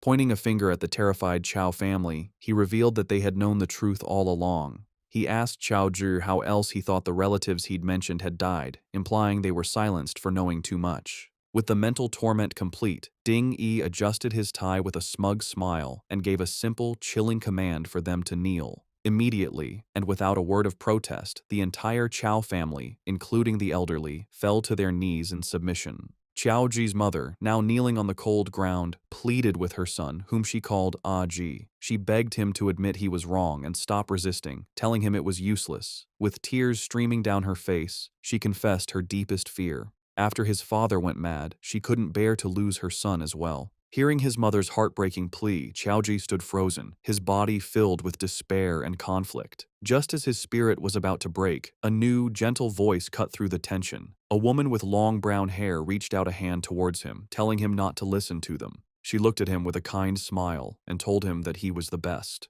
The woman's words of encouragement seemed to vanish as Ding Shu, his face covered in bandages from his last encounter with Yun Che, stepped forward with a sneer. Annoyed by Qiao Ji's hesitation, he called him clueless and launched a vicious kick, shouting that he would force him to kneel one way or another. But this time was different. To Ding Shu's shock, Qiao Ji's eyes glowed with power as he effortlessly blocked the kick with his forearm. Before Ding Shu could react, Qiao Ji grabbed his leg and with a powerful roar, slammed him into the rocky ground, shattering it on impact. Standing tall amidst the broken pieces, Qiao Ji looked at his fallen tormentor with a new resolve and declared firmly that he would never kneel again. Breathing heavily with rage and humiliation, Ding Shu scrambled to his feet. He couldn't believe this was happening. He furiously summoned a massive, glowing crystal hammer, screaming that Qiao Ji had grown a backbone and dared to fight back. He charged forward, vowing to remind him of his place as a punching bag. As the powerful hammer was about to crash down, Qiao Ji went through a stunning transformation. In a flash of light, he was suddenly dressed in full plate armor, holding a massive shield that appeared just in time to block Ding Shu's furious blow with a deafening clang. The attack was completely stopped, leaving Ding Shu gritting his teeth in disbelief. Now, a formidable protector, Qiao Ji stood firmly between Ding Shu and his kneeling family, shielding them from harm. He glanced back at his mother, then turned his gaze back to his attacker, his voice ringing with conviction. With a powerful punch, he sent Ding Shu staggering back, shouting that they were not the descendants of a traitor, but the descendants of a true hero. Xiaozhu's sudden show of strength left Ding Ge speechless, while Ding Shu stumbled back in complete disbelief. His mind was spinning, and he clutched his head, unable to understand how the boy he had always bullied could suddenly become so much stronger. Blinded by anger, he charged again, screaming that Xiaozhu was just a punching bag he had been beating up since they were children. He swung his weapon in a wide, powerful circle, furious that his old victim would dare to fight back. However, Xiaozhi met the hit head-on, his armored body easily taking the impact and sending Ding Shu crashing to the ground once more. As his family watched in stunned silence, Xiaozhi looked down at his defeated tormentor and declared with strong confidence that he was no longer the person he used to be. At the same time, in the mirror world, a much more desperate battle was happening. Yunche was locked in a fierce fight with the evil soul of Qiao Benben-en.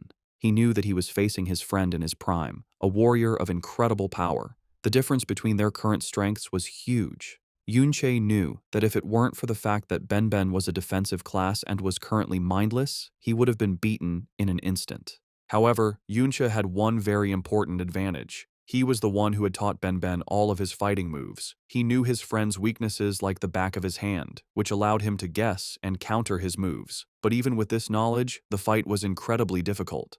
The spirit's defense was that of a level 60+ warrior, and even with his blade of trickery fully powered up, Yunche's attacks barely did any damage. Suddenly, the undead spirit let out a huge, explosive wave of golden energy. Yunche instantly recognized the move. It was the legendary skill, Golden Light Shield, the very one he had given to Xiaozhi just moments before. He got ready, blocking the powerful attack, a look of grim determination on his face as he realized how much of a pain this fight was going to be. Back in the real world, a humiliated Ding Shu screamed in fury and attacked Xiaozhi with a powerful skill called Mountain Shaking Wild Hammer. However, Xiaozhi, now a strong tank, not only blocked the hit, but sent Ding Shu flying with a powerful punch of his own. He then followed up with a sweeping shield bash that sent Ding Shu crashing to the ground. Watching this pathetic display, Ding Ge sneered at his nephew, asking how he could now be losing to the little brat from the Chao family.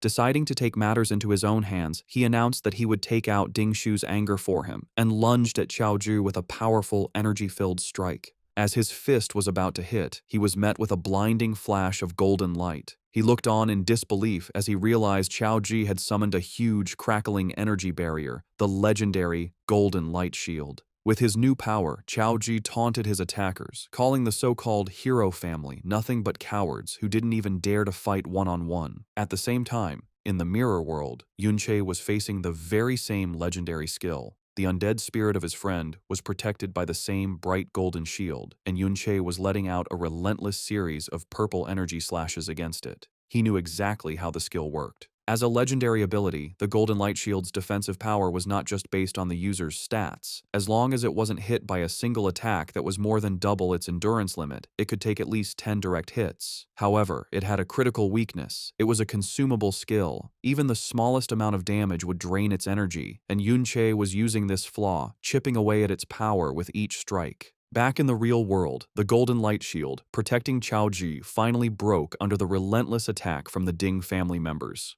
Ding Ge scoffed, not impressed by the legendary skill. With a look of pure evil, he declared that it wouldn't have mattered even if the trash Qiaoen himself had used it. Holding the beaten Ding Shu in a headlock, Xiaozhi shot back with new courage, claiming that if his great-grandfather were truly there, Ding Ge would be the one on his knees begging for mercy. Enraged by this defiance, Ding Ge let out a wave of powerful red energy that sent everyone flying. He loomed over the armored Xiaozhi, mocking his ancestor as a useless fool who died in a low-level dungeon. He continued his rant, saying that even if Qiao En were present, he too would be forced to kneel. To prove his point, he stomped his foot, letting out a powerful skill, Gravity Shockwave, that caused the very ground to erupt in a violent upheaval of rock and force. The attack hit Xiaozhi with brutal force, causing him to cough up blood, but he miraculously stayed standing.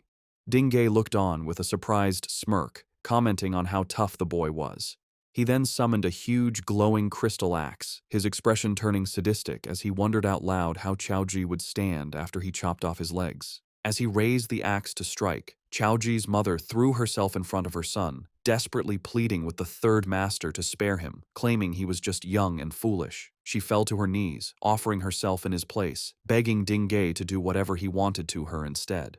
Her desperate plea gave Ding Ge a new, cruel idea. A wicked smile spread across his face as he looked from the mother to her son. He then gave a horrific ultimatum to the bloodied and cornered Chao Ji. If he refused to kneel, he would kill his mother right in front of him. Losing his patience with the standoff, Ding Ge casually dismissed his threat, claiming there were plenty of other people to kill as he swung his axe towards Chao Ji's mother. Panicked, Chao Ji screamed for him to wait, his resolve finally breaking as he prepared to give up. But before he could say another word, the entire area was rocked by a massive explosion of dust and debris that erupted from the ground, blocking everyone's vision.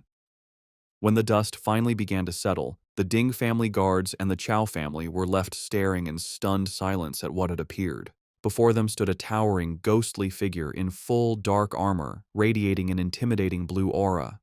Ding Ge, his axe still raised, could only stare in utter disbelief, recognizing the impossible figure before him. He stammered out the name, Qiao En.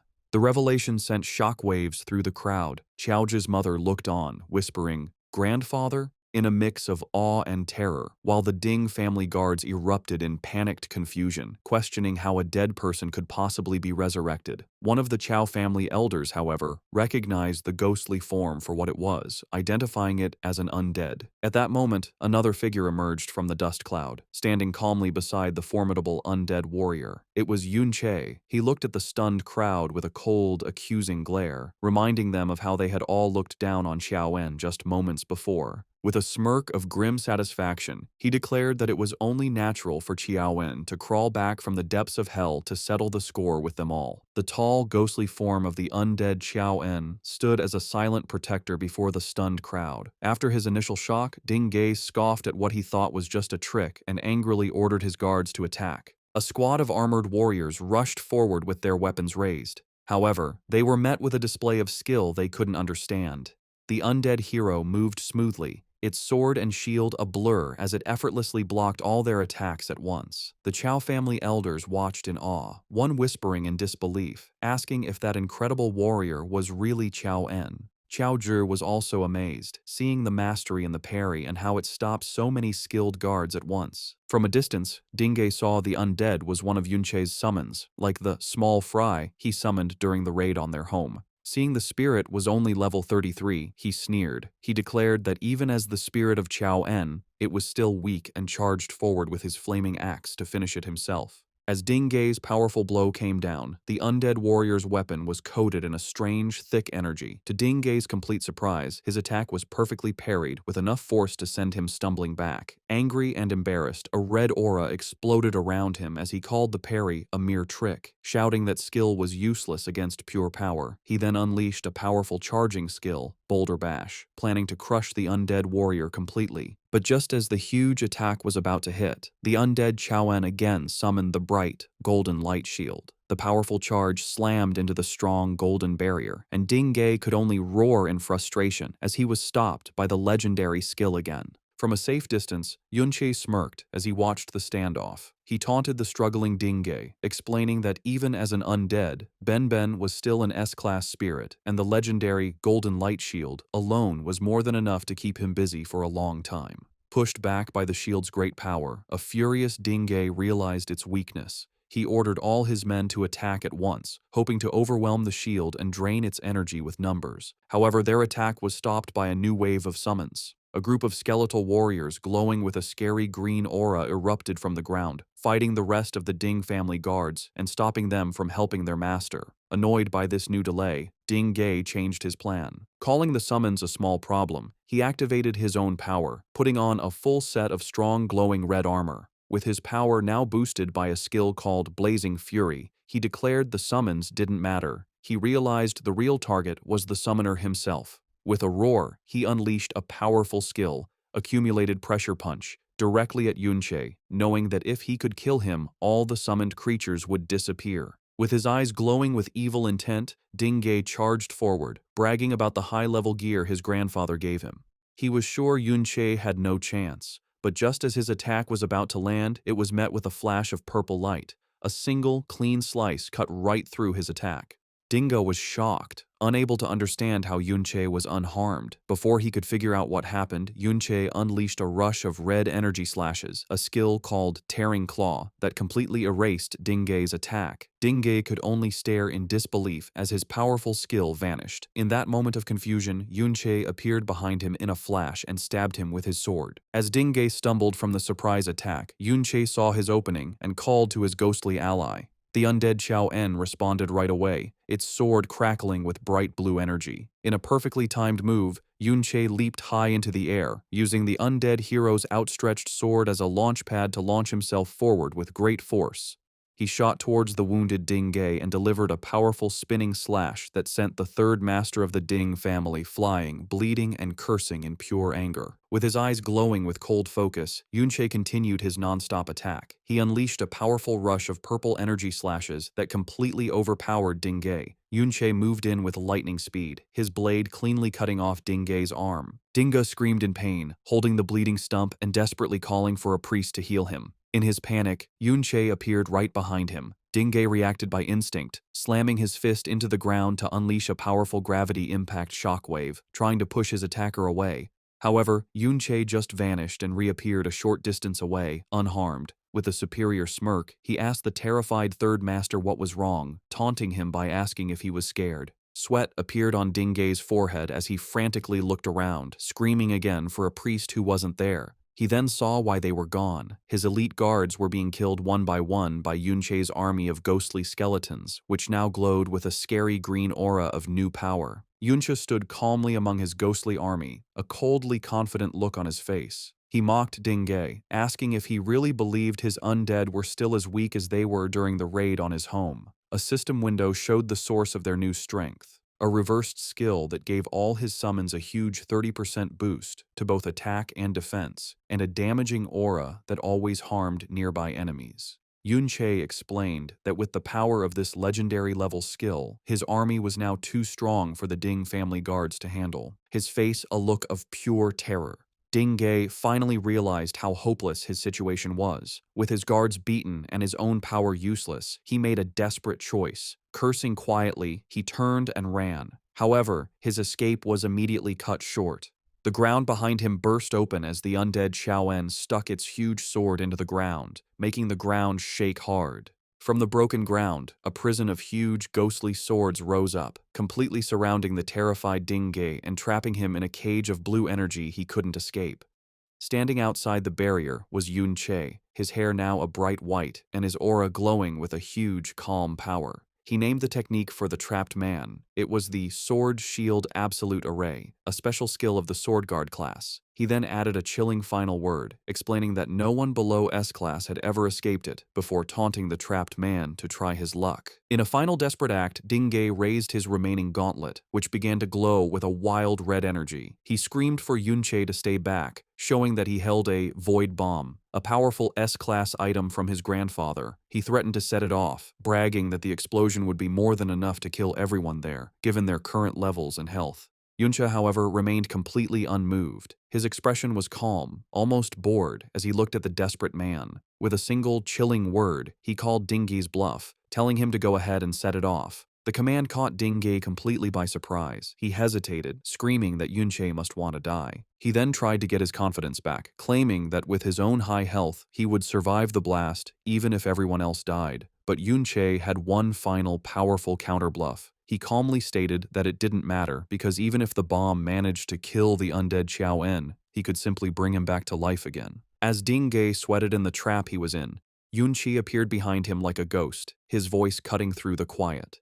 He continued what he was saying, telling the trapped man that while he might survive the bomb, Yunche himself would be completely unharmed by the blast. Before Dinge could even react to the unbelievable claim, Yunche moved with amazing speed, his glowing blade flashing as it cleanly cut off the man's remaining arm, the one holding the powerful void bomb. The severed arm and its dangerous weapon fell uselessly to the ground with a heavy thud. With his enemy now completely unarmed and helpless, Yunche, still glowing with a huge calm power, gave a single, cold command for him to kneel. As if forced by an unseen power, the ground around Dinge's legs shattered and reformed, pinning him down and forcing his broken body to kneel. Watching this show of complete power, Chao Ji, despite the blood on his face, couldn't help but smile with pride and relief. Nearby, the sad form of Ding Shu was seen trapped in the ghostly sword cage, crying without stopping. Yunsha then walked up to the defeated third master, placing his foot firmly on his back. He looked down at the man who had caused so much pain, his glowing sword held ready. With a coldly calm look, he asked the broken man to tell him what worth he thought he had left. After the hard battle, Yunche looked at the items he got from Ding Ge. He saw he had a lot of different things, including hundreds of life potions. Looking at one of the potions, he noticed it gave 100 health points over 10 seconds. But he knew that even if Ding Ge had used these potions, the healing would have been too slow to save him from the damage. He was meant to die no matter what. His thought was proven right as he saw the new figure by his side, the undead spirit of Ding Ge, covered in a dark blue aura. Yunche remembered that after killing him, Ding Ge's soul had appeared in the mirror world. He took the chance and successfully made him one of his undead. A serious thought came to Yunche's mind. He could grow his army of high-level undead by killing strong human enemies. Nearby, Ding Shu's unconscious body lay on the ground, a quiet reminder of how brutal the fight was. Meanwhile, the members of the Chao family watched Yunche in amazement. The second granduncle couldn't believe that someone so young could be so powerful. He looked at Chao Ji, who was comforting his mother, and realized that it was Yunche who had helped Aji, helping him to become stronger in his heart and mind. But fear soon took over. Xiao Li, with panic in his eyes, asked what they were going to do now. He was scared, sure that the Ding family would get terrible revenge for the third master's death. Another family member agreed, saying that no matter how strong the young man was, he would have no chance if the hero, Ding Kun, got involved. He thought that if the hero was able to kill their powerful ancestor decades ago, he would only be stronger now. Yunsha heard their worries, and in his mind, he agreed with them. He knew that once the news of what happened got out, the time he had left to get stronger would be very short. With the powerful image of the hero in his mind, he knew he needed to level up quickly to have any chance of fighting an opponent like Ding Kun. Just then, a system message appeared before him, surprising him as he wondered if something had leveled up. The system message that surprised Yunche was a warning that his undead army had leveled up. He thought that sending his scattered undead minions to fight monsters all over the dungeon had worked well. With their current level and equipment, his undead army could now completely control this dungeon. However, he knew that this dungeon was not enough for him to level up quickly anymore. This was why he had sent his undead out with a more important goal in mind. His main goal was for them to find the dungeon's real final boss, the Dungeon Lord. He knew that this creature, a level 41 monster named the Giant Eye Demon, was different from a hidden boss, like the Wandering Lord he had fought earlier. The Dungeon Lord was the heart of the whole dungeon. By killing it, the dungeon would be finished, and the whole area would fall apart and disappear. This was all part of a bigger, more urgent plan. From a distance, Yunche watched the dungeon's entrance, which was still being guarded by the teacher and the other students. He knew that they must have seen Ding Ge bring the Chao family into the dungeon. If the Chao family were to leave on their own now, it would make people suspicious right away. So, his only real choice was to create a big distraction. By beating the Dungeon Lord and making the dungeon fall apart, the chaos that followed would be the perfect cover for the Chao family to escape without being questioned. This plan also had another benefit. Destroying the dungeon would stop the Ding family from being able to find out how Ding Ge died, buying Yunche a lot of valuable time. With his plan working, his powerful undead servant, Chao En, fought and successfully beat the Dungeon Lord. The system confirmed his plan worked with two messages. Yunche gained another level, and a message said that the Dungeon Lord had been beaten and the dungeon was now finished. As the dungeon began to pixelate and break apart, the members of the Chao family looked around in shock. Chao Li realized with alarm that the whole world was falling apart around them. Yunsha appeared before them, calmly explaining that he had killed the Dungeon Lord. He explained the rest of his plan, telling them that the dungeon's destruction would cause chaos. This, plus Ding Ge's sudden disappearance, would slow down the Ding family's reaction time. He told them to use the confusion to escape, promising them that they would be safe for a little while. However, he gave them one final, serious instruction. He told them that if they were ever really questioned and pressured by the Ding family, they should not be afraid to give him up and put all the blame on him. As the world crumbled into digital pieces, Yunchi began to call back his undead servants, a golden light forming in his hand. Just then, a system message surprised him. It showed that his hidden skill, Mirror World, had gained 5,000 experience points. The message explained that by killing the Dungeon Lord, he had gotten a Dungeon Core Spirit, which was then turned into elements for his skill. A very important realization came to him. The only way to get the experience needed to level up Mirror World was by killing dungeon lords. He thought about the huge power boost the last upgrade had given him. With this new knowledge, a clear path forward opened up. He concluded that if he could level up this ultimate skill again, he would be able to quickly close the huge power gap between himself and his final target, the hero Ding Kun. The scene changes to a private dungeon owned by a rich person. A guard with a mustache and full armor stood on patrol with his partner. He felt their watchfulness was not needed, asking his partner if they really needed to be so serious. He casually suggested they sneak off to play cards, saying that no one would be stupid enough to break into a private dungeon. Just as he spoke, a shadowy figure, Yun Che, appeared silently behind him. With a flash of light, Yun Che fully entered the dungeon. The guard with the mustache suddenly stopped, feeling a strange presence behind him, but quickly thought it was just his imagination. From the shadows, Yun Che watched them, his plan already in motion. He knew that the guards hired for these private dungeons were at most in their 30s in level. To him, these so-called secure places were almost defenseless. A series of clips of his non-stop campaign began. He thought about how close he was getting to his goal. One after another, he stormed through different private dungeons, a blur of motion that left scared guards behind him. He was getting closer and closer to his real goal, the day he would finally be strong enough to kill Ding Kun. The thought filled him with a burning anger, his eyes glowing with hatred, as he reminded himself that he had to control his emotions until that moment came. To reach his goal, he began a planned killing of dungeon lords. He fought a huge, beast-like creature, telling himself to stay calm as the system announced he had leveled up and finished the dungeon. He moved on to another, facing down lizard-like monsters, his mind focused on the fact that calmness was the key to not making mistakes. He faced a huge, centaur-like demon, his determination strong. Finally, now wearing powerful new armor and surrounded by a storm of purple energy, he finished yet another dungeon, his power growing with each win. Yun Che's non-stop attack on private dungeons had not gone unnoticed. Newspapers were filled with headlines about the mysterious, bad clearing of many dungeons, causing widespread panic. With each dungeon lord he beat, his ultimate skill, Mirror World, gained another 5,000 experience points, adding up quickly. The media called the unknown person the Dungeon Vandal, and the authorities had started a high-level investigation into the matter. In a hidden safe house far from their old lives, the members of the Qiao family read the news. Qiao Li looked at the paper in disbelief, wondering if it was all Yun Che's doing. The second granduncle, his face full of worry, realized the truth. He understood that the sudden clearing of so many dungeons would eventually be connected back to the incident they were involved in. He concluded that Yun Che was purposely drawing the Ding family's attention to himself to create a big distraction. With a rush of emotion, the second granduncle realized how much Yun Che was sacrificing. He was doing all of this for them to make sure they could escape to safety. The family thought about their new life. They were in a secret place, a journey of several days from the Ding family's influence, and had managed to hide without leaving a trace. A feeling of hope began to grow. Qiao Li was still amazed that Yun Che would do so much for them, while another male relative expressed his relief, believing they no longer had to live in constant fear and were finally safe. For a short moment, they let themselves believe they could finally be free of the Ding family's control.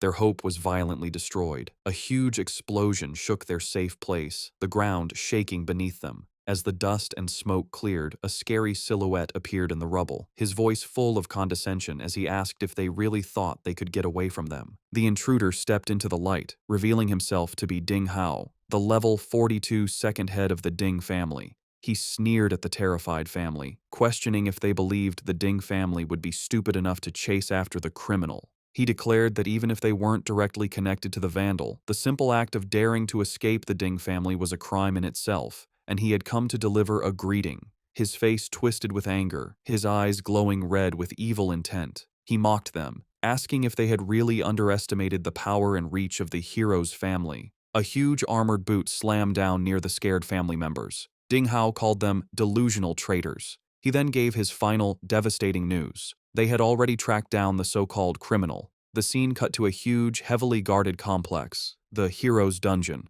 where Yun Sha and Yun Yin were seen watching from a distance. At that very moment, Yun Che, now level 42, stood at the entrance to that same dungeon. His journey had led him here, and with a voice full of cold determination, he announced that he had come for Ding Kun. As he prepared to enter, a final message appeared. His non-stop efforts had paid off. His hidden skill, Mirror World, had finally reached level 3. Having reached his goal, Yunche stood with Yunsha, looking at the heavily guarded hero's dungeon from a distance. He knew the private dungeons he had been clearing were only in the level 30 range, and continuing to farm them was an inefficient way to level up. The problem was that all other high-level dungeons were like this one, state-controlled and heavily guarded by the military, with a 2-kilometer perimeter that no one could get near. This was a major obstacle, as his mirror world skill was limited. He knew that when he entered the parallel world, he could only explore within a 200-meter radius of where he entered, making it impossible to sneak past the wide security area without being seen. Turning to the person he had arranged to meet, he realized he would have to rely on Yunsha for help.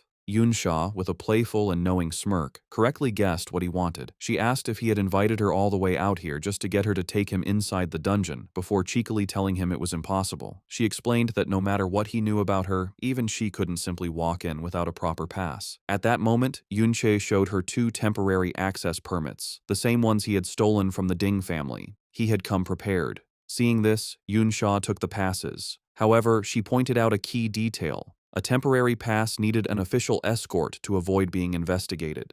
Her expression then turned serious, her eyes glowing with intensity. She asked him for his real reason. Why did he need to get past the Ding family and enter this specific dungeon so secretly? Yuncha began to explain, pointing to a distant mountain. He reminded her of what she saw in the traitor's dungeon, the heroic last stand of Chao En. He argued that since Chao En was clearly not the evil person propaganda said he was, it was very likely that the entire story of the rebellion was also suspicious and worth looking into. Yunsha was not convinced by Yunche's explanation. With a flat expression, she asked if he was treating her like a fool. She began to list the problems with his story, pointing out that it made no sense for him, a total stranger, to risk upsetting a powerful hero just for Chaoji. More importantly, she reminded him that he had already broken into the Ding family's home before the events in the traitor's dungeon ever happened. She questioned him, asking if he was trying to say that he had somehow foreseen the truth about Chao En and had stolen the access passes ahead of time just for this. She then revealed another key piece of information she had. Not long ago, Dingge had entered that same traitor's dungeon specifically to cause trouble for both Yunche and Chaoji. However, he had gone missing shortly after and had not been found since. Putting all the pieces together, Yunsha looked at him with sharp, analytical eyes. She concluded that his actions were clearly not those of someone just trying to confront a hero. Instead, it seemed he had a deep, personal hatred towards the hero himself. As she spoke, her gaze hardened. A slow, dangerous realization came to her as she connected the final dots. She noted his name, Yunche. Her eyes narrowed as she voiced her suspicion, asking if he was somehow related to the original traitor from the rebellion, who was also named Yunche. Yunche met her accusation with a playful, disarming smile. Instead of answering directly, he turned the question back on her, pointing out that her last name was also Yun. He asked if that meant she was also related to the famous traitor. The counter-question clearly made her nervous. She stammered, insisting that she hadn't done all the suspicious things that he had. Then, in a moment of frustration, she revealed a secret. Her last name wasn't actually Yun. She confessed that she had only changed her name to avoid being bothered. Yunche immediately used her confession, playfully pointing out that if her name wasn't real, how could she be so certain that his was? His tone then shifted, becoming more challenging. He reminded her that her attitude wasn't like someone asking for a favor, and questioned if she wasn't afraid that he might just reveal her own secret. Regaining her composure, Yunsha held up the access pass with a cool, threatening smirk. She warned him that if she were to simply report him to the guards, he would be the one who was truly finished. The two stood in a tense, silent standoff, their secrets and threats hanging in the air between them. When Yunsha threatened to expose him, Yuncha simply smiled and stated with confidence that he believed she wouldn't do it. This left her flustered and annoyed. He explained the reason for his trust, reminding her of her actions back in the dungeon. He believed that someone who would risk their own safety to protect fellow students would never side with people like the Ding family. To prove his point, he offered her the diary he had stolen from their home. He revealed that it contained evidence of the many evil deeds done by the descendants of the hero Ding Kun, who used their family's reputation to bully and harass innocent people. Yunsha took the diary but was unimpressed, asking if that was his only reason. She claimed that if he was counting on her sense of justice, he was wrong, as she didn't care about such things. With a superior smile, she mocked him for being so naive as to place his life in someone else's hands so easily. She then asked him a sharp, personal question. Had he ever experienced betrayal before? A shadow crossed Yunche's face as painful memories of his past life returned, and he quietly acknowledged her question about betrayal. Yunsha was surprised by his reaction. He went on to explain that whether he had been betrayed or not didn't matter. It wouldn't stop him from being able to trust people. He stated that his trust in her was deeper than that. He believed her basic nature was not evil. This unexpected sincerity left Yunsha visibly flustered, muttering that he didn't seem like a good person himself. Having made up her mind, she challenged him. She told him that if he truly trusted her so much, he should follow her. She dared him to see if she would change her mind and betray him along the way. As Yunche followed her without hesitation, a single bead of sweat trickled down her face. She was shocked inside, finding it hard to believe that after everything she had been through, someone could still see her and trust her as a good person. Upon entering the magnificent purple halls of the hero's dungeon, Yunsha and the cloaked Yunche were immediately met by a guard. The man recognized Yunsha instantly, giving a respectful salute. He welcomed Miss Yunsha, informing her that the hero had been expecting her for several days and that she could go directly inside. However, the guard's friendly attitude quickly turned suspicious. He noted that Old Master Ding Dan had just entered moments before and questioned why she hadn't arrived with him. His gaze then fell on the cloaked figure with her, asking if he was her guard. He quickly tried to explain, stating that he wasn't doubting her, but Old Master Ding Dan had given specific instructions. He had warned them that a number of temporary passes had been stolen from the family, so they needed to be extremely careful with all visitors. Yunsha became annoyed, confronting the guard and asking if this was an interrogation. The flustered guard immediately denied it. He then revealed the main reason for the high security. They had received an official notice from the authorities. The malicious criminal who had been rampaging through private dungeons was reportedly heading towards the hero's dungeon. Hearing this, Yunsha shot a knowing, amused smirk in Yunche's direction, fully aware of the irony of the situation. The guard continued his frantic explanation, insisting it was all a routine procedure for her own safety. Yunsha let out a quiet sigh and turned to Yunche, whispering to him that the guard seemed very determined to investigate him now. Faced with the guard's insistence, Yunsha laughed and playfully put her arm over the cloaked Yunche, telling him to go ahead and let them check. She then leaned in towards the guard, her eyes glowing with authority, and condescendingly asked if he truly believed she wouldn't be able to recognize her own guard. She continued to mock him, suggesting that perhaps she was a fake and inviting them to check her as well. Completely intimidated by her display of status, the guard stammered that he wouldn't dare. He quickly agreed that if Miss Yunsha was so certain, then there could be no mistake, and he waved them through. As they walked past the guards, Yunsha let out a quiet, satisfied sigh. While passing through the dungeon's portal, she thought to herself that Yunche's true identity must be even more important than she had first imagined. Once they were safely inside, she turned to him and stated that based on the trust he had placed in her, she had fulfilled her promise and brought him in. She added that she would not interfere with whatever he planned to do next.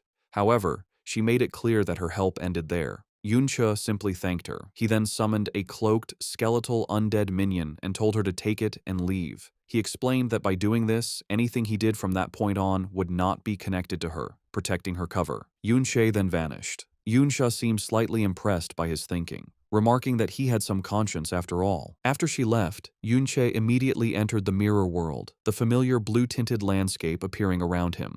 Now uncloaked, he looked at his system, a new, reversed skill displayed before him. With a look of grim satisfaction, he stated that he could finally put his new power to use, the power from his newly upgraded Level 3 Mirror World skill. Yunche looked at the system window showing his hidden skills. His ultimate skill, Mirror World, had reached Level 3. He decided to test his new power, activating the Level 3 Mirror World. The system announced it was setting up a secret area. Inside this new dimension, Yunche found himself facing ghostly copies of powerful monsters, some as high as level 45. He realized the new function of his skill. The level 3 Mirror World could copy the monsters found in the real world's dungeon. This meant he could now fight and train against these powerful copies. Yunche summoned his own undead minions to fight with him. He realized that with this new ability, he could freely farm experience inside the mirror world without any risk of being found in reality. After some training, he left the parallel dimension and returned to the real world.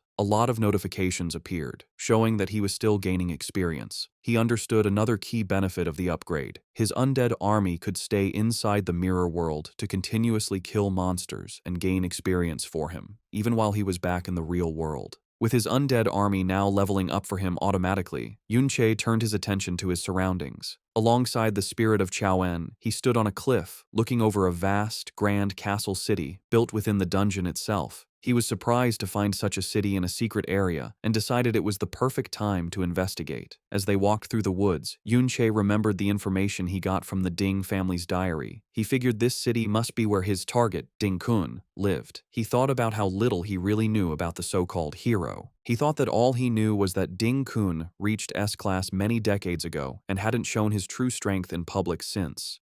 Even a high-ranking family member like Ding Gai did not know the hero's full power. Yunche knew that having more detailed information would give him a much greater chance of success in his quest for revenge.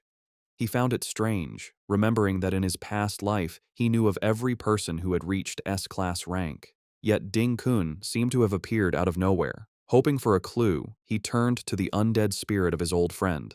He called him by his nickname, Benben, and asked if he knew who Ding Kun was. However, the spirit of Chao En could only tilt its head in confusion, unable to answer. Yunche expressed his disappointment, wondering if his attempt to talk with his undead friend was still useless. He thought that when his SSS rank skill, Mirror World, reached level 3, the intelligence of all his undead minions was greatly improved. The improvement was most obvious in the spirit of Chao Ben En. However, he concluded with frustration that his friend's soul had still not recovered enough to be able to talk properly. Looking out over the huge castle city within the dungeon, Yunche held onto a small piece of hope. He thought that perhaps if he continued to level up Mirror World, Ben might eventually get more of his consciousness back. Meanwhile, inside a grand hall in the castle, Ding Dan walked down a large staircase, reporting to his father. He was worried about his favorite Ding Gai, whom he called third brother, saying that he was still missing and they didn't know where he was. He was speaking to a powerful figure sitting on a throne, a man in intimidating full-plate armor who was Ding Kun, the famous hero of the empire. Ding Dan continued his report, expressing his anger that the criminal they were hunting had dared to come so close to their stronghold, the hero's dungeon. Ding Kun rose from his throne as Ding Dan continued his plea. He reasoned that for someone to have quietly captured the powerful Ding Gai, that person must have also reached the S-class level. For security reasons, he begged his father, Ding Kun, to personally step in and handle the threat. Instead of agreeing, Ding Kun's response was quick and horribly violent. In a blur, his hand, now a shadowy claw with a glowing red eye, pierced straight through his own son's chest. As the life faded from Ding Dan, the menacing, shadowy form of Ding Kun held his son's body. He scoffed at him, condescendingly asking how a man so incompetent he couldn't even keep track of his own child could dare to try and tell him what to do. Ding Dan gasped in disbelief, blood dripping from his lips. The armored figure of Ding Kun looked down on him with complete disgust, remarking on how pathetic it was that Ding Dan only just met the requirements for S-class at his age, yet still couldn't survive a single hit from him. He continued his cold speech, revealing that the only reason he even bothered to keep such a waste like Ding Dan around was just to look after his grandson, Ding Gai. He scolded the dying man more, saying that not only had he failed in that simple task by losing Ding Gai, but now he expected Ding Kun to clean up his mess. A look of pure terror filled Ding Dan's blood-soaked face as he realized the horrifying truth about his father. Ding Kun revealed a chilling secret, explaining that without Ding Gai, he had lost a blood relative. This loss, he declared, would cost him many years of his own life. The scene shifts to the chaotic city streets outside the castle, where a cruel young man with slicked back blonde hair named Ding Yan, another descendant of the hero, laughed wildly while sitting on a large, beaten man who was his living throne. He cruelly encouraged the starving citizens below to fight over scraps of food, a scene made worse by vicious wolves attacking them as they scrambled. A small child cried in terror as a wolf got closer, and Ding Yan's voice could be heard taunting them all, warning that the food would be all gone if they didn't eat it first. A tall, hooded figure, a level 60 enforcer named Nancy, appeared behind Ding Yan and called him Young Master. Nancy pointed out that Ding Yan's pet, the man he was sitting on, hadn't eaten meat in several days, and he made a dark suggestion. From a distance, Yunche and the spirit of Chao En watched the horrible scene. Yunche grimly thought that compared to the pure evil seen here, the actions of the other branch of the Ding family he dealt with seemed almost mild. As Yun-che watched the cruelty on the streets below, a purple aura of anger began to form around him. He wondered if he should step in and show himself. However, his attention was suddenly caught by something else. Beside him, the undead spirit of Qiao Benben-en burst out in a wave of blue and black energy, letting out a furious roar in reaction to the injustice he was seeing. Yuncha looked at his friend's spirit with a sad expression, calling him by his nickname. He thought that even in his current mindless state, his friend's natural desire to help those in need was as strong as ever. This triggered a memory, flashing back to their shared past. Yunche remembered that among all the children in the poor slums where they grew up, Benben and another boy named Lan Qian were always the kindest and strongest. He remembered finding them standing up to a mean slave driver, and it was this courage that led him to take them both in as his students to train them. His hope was that they would grow strong enough to help others in the future. The memory faded, and back in the present, Yun-che was filled with a deep sense of guilt. He blamed himself, thinking that it was his fault that his friend was turned into this undead form. Just then, the spirit of Qiaoen turned to him and managed to say a broken, questioning name. Lan Qian? Yun-che was completely stunned by this sign of returning consciousness. He grabbed his friend's spirit, desperately asking if his mind had returned and if he could talk. But the spirit only managed to say another broken word.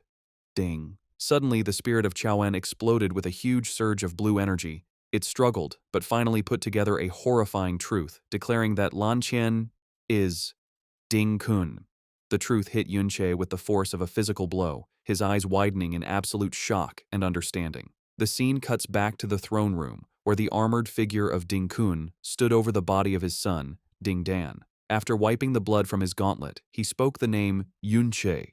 In his shadowy, menacing form, he wondered aloud if someone was intentionally using a name so similar to his old enemies to provoke him. A grim, knowing look appeared on his face as he thought about how many years it had been since he last heard that name. With a sinister, confident smile, he addressed his old master, who was not there, declaring that he would see for himself who dared to pretend to be his dear master, revealing his true identity as Lan Qian. On the city streets, the cruel Ding Yan speaks to his huge orc-like pets, mocking them for being well-behaved. He tells them he knows they must be starving. With a crazy laugh, he points to the terrified and hurt citizens scattered around the plaza, a scene of violence he has clearly caused. A small, crying child kneels next to a fallen man, too scared to move. With a look of pure madness, Ding Yan declares that since the people are just toys, his pets should eat them all. He gives the command, and one of the giant orcs lunges toward the helpless child. But before the creature can hit, a bright flash of purple light appears. In a moment, the orc is cut to pieces by a series of impossibly fast slices. Yun-che lands smoothly, his back to the chaos, his body crackling with a powerful purple aura. His face is cold with fury, his eyes glowing intensely. He thinks the name Lan Qian in total disbelief.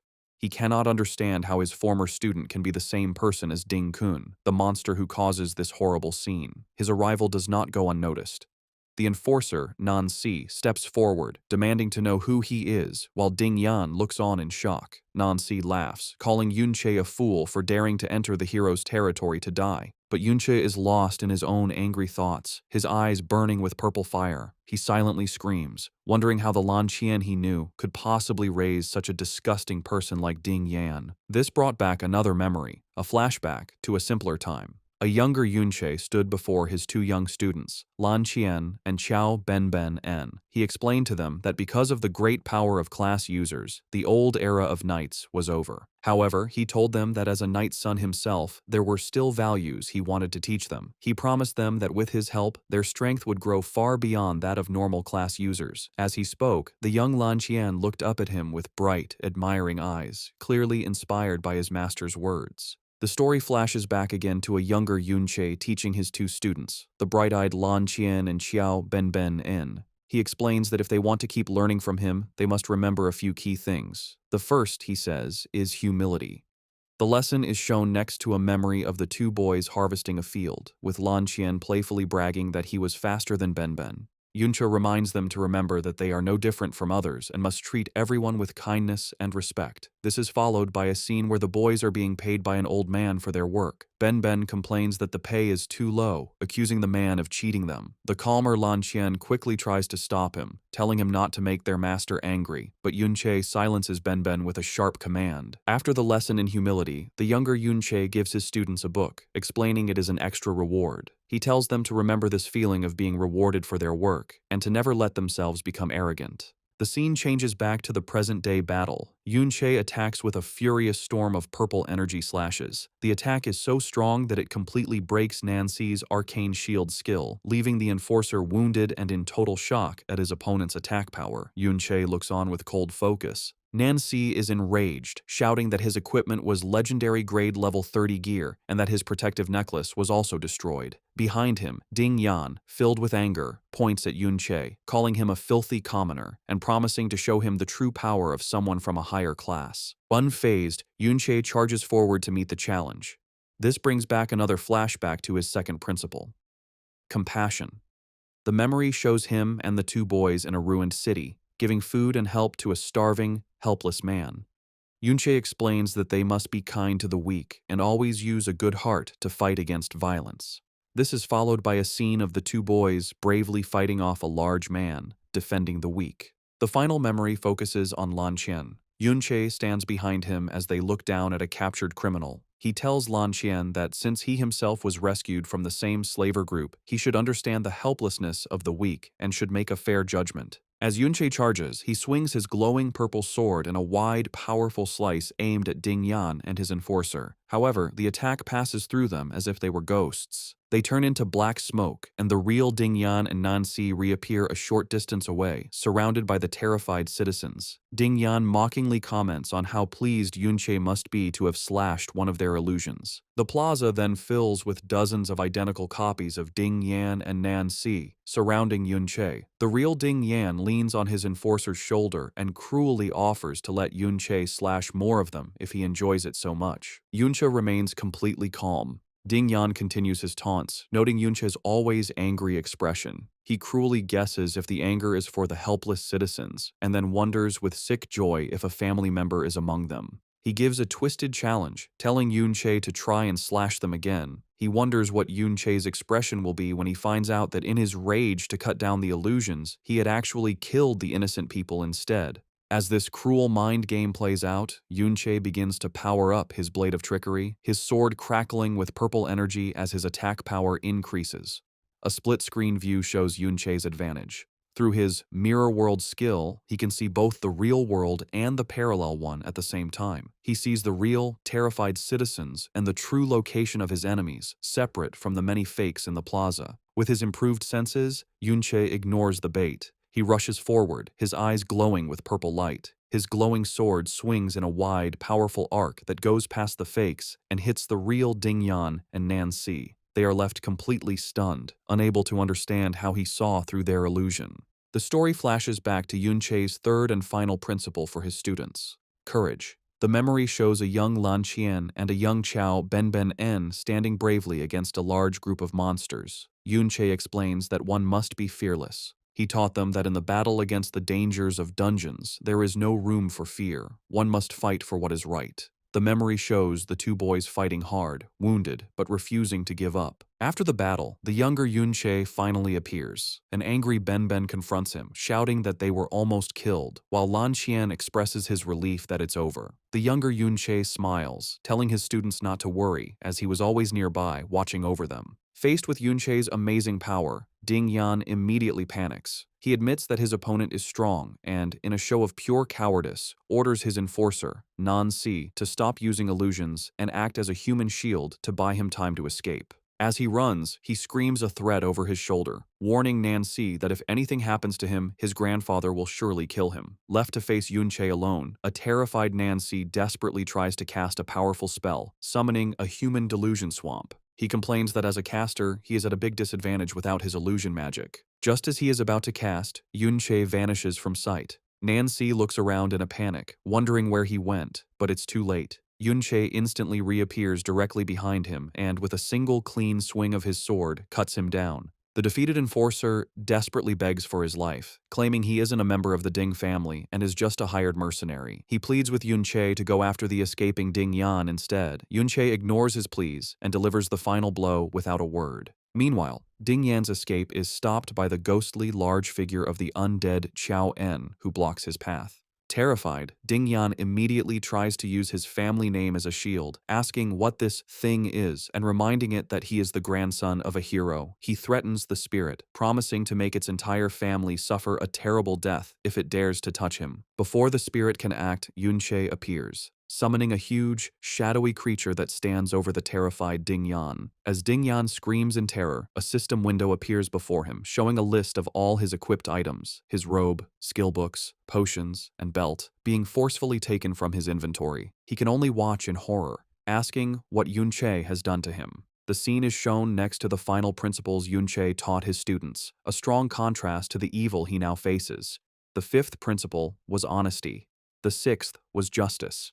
The seventh was honor, and the eighth and final principle was soul. The huge, shadowy creature summoned by Yunche attacks, causing a volley of dark blue energy swords to shoot up from the ground and rain down upon the city. Its target, Ding Yan, lies lifeless on the ground, his time of terror brought to a quick and brutal end. Standing on a bridge looking over the horrible scene, Yunche looks down at the bodies of citizens stuck on spikes. He thinks of his former student, Lan Qian, thinking with bitterness on how he had not only ignored every principle he was taught, but had also betrayed both him and Qiao Ben in the past. His sadness turns to pure rage as he thinks about the evil that Lan Qian has let his own family commit, and he silently screams the painful question of why it all happened. A voice cuts through his thoughts, asking, "Why what?"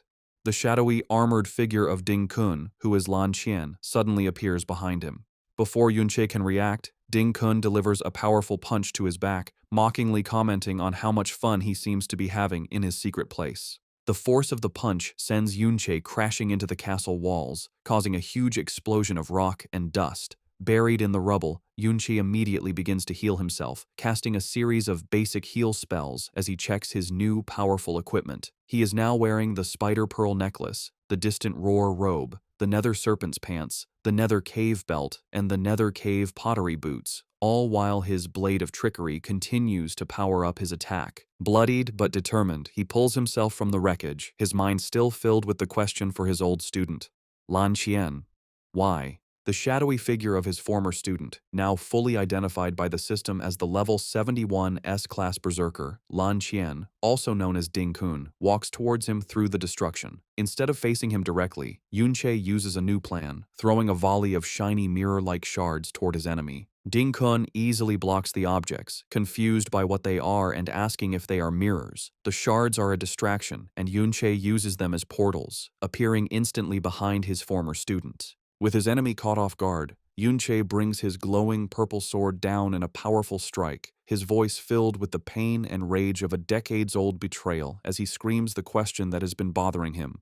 Why did you betray us? The strong blow from Yunche's surprise attack shattered a piece of Ding Kun's armor. Ding Kun, touching his damaged helmet, grinned and noted that for someone to break his armor, their speed and attack power must be unusually high. Yunche's eyes glowed with an intense purple light, filled with rage and pain. Clenching his fist, he screamed Lan Qian's name, confirming it was his former student. He desperately asked why he chose to betray them years ago. Unimpressed, Lan Qian questioned the word betrayal as he summoned a huge, pixelated greatsword.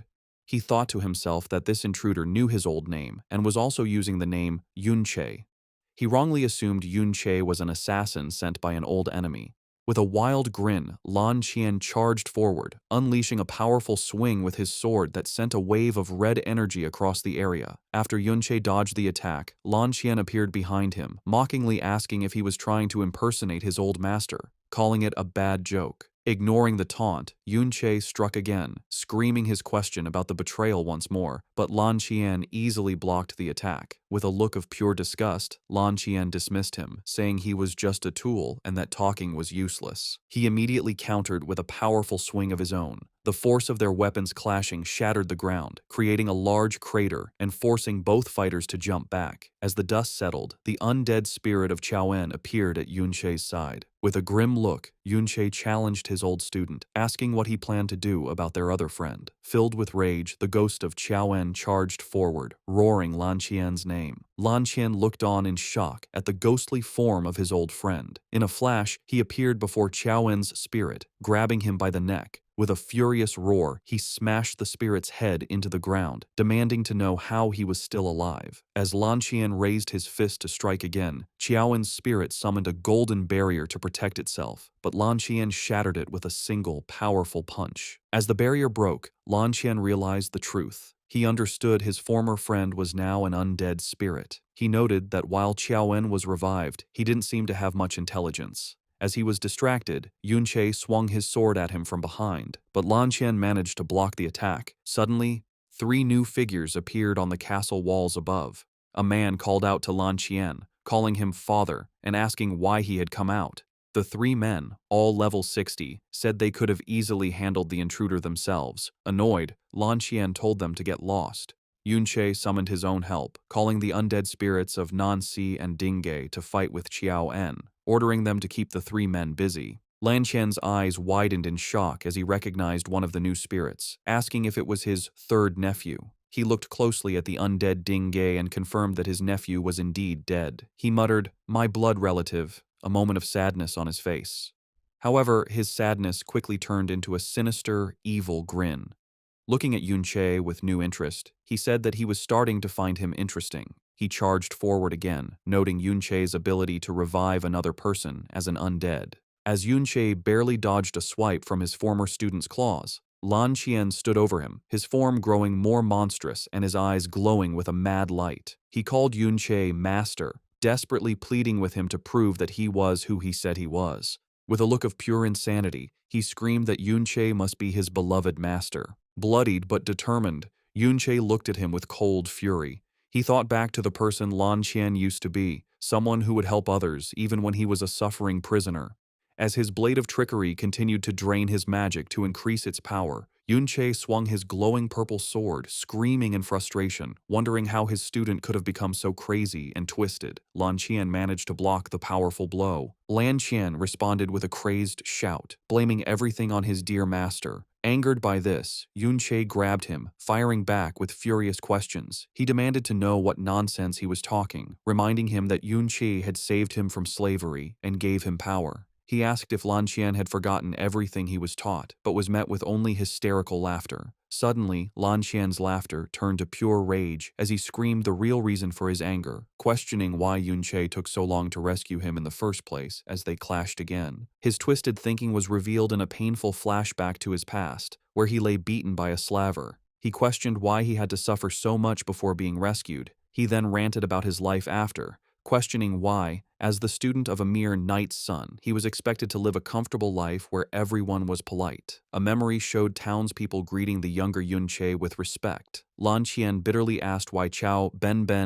who never suffered such horrors, was allowed to enjoy the same respected life. His deep jealousy exploded as he asked why Ben was always stronger than him. He screamed at Yunche, accusing him of favoring Ben simply because his past was cleaner. Finally, he asked the question that seemed to bother him the most, demanding to know why Yunche had him change his class to a berserker. He argued with twisted logic that because he was shy and fearful, he should have been made a guardian knight with stronger defenses, not a reckless attacker. Stunned into silence for a moment, Yunche finally responded. He asked when he ever showed favoritism, reminding Lan Qian that he had always wanted to become braver and stronger, and that was the reason for his choice.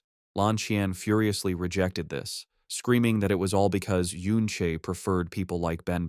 He insisted that he also tried his best to act brave, but then his tone shifted to mocking laughter. He questioned if his efforts made Yunche favor him more. then accused his former master of looking down on him from the beginning because of his past as a slave, telling him to stop pretending. This accusation finally broke Yunche's calm. His eyes glowing with pure rage, he screamed back, asking about compassion and humility, angrily dismissing all the knightly values he had tried to teach. Lan Qian shot back, asking if any of those values could help him live a better life. He cynically pointed out that the respect Yunche got was only due to his own power. He sneered that, unlike Ben, who was fooled by Yunche, he would never waste time and chances for leveling up just to save people. With a look of disgust, he again asked Yunche how he could dare to speak of betrayal. Lan Qian's confession became a proud declaration. He said that since Yunche could choose Ben, he was free to make his own choice. He revealed that good old brother Luo Wei was able to offer him a much higher status and greater power. He crazily told Yunche to look at the results of their choices, comparing Ben's descendants to his own. He laughed with cruel satisfaction, bragging that Ben's family can only serve as slaves under his own Ding family. He mocked Yunche's current state and then pointed to a golden statue of a powerful figure, telling him to look at the high status Luo Wei now holds.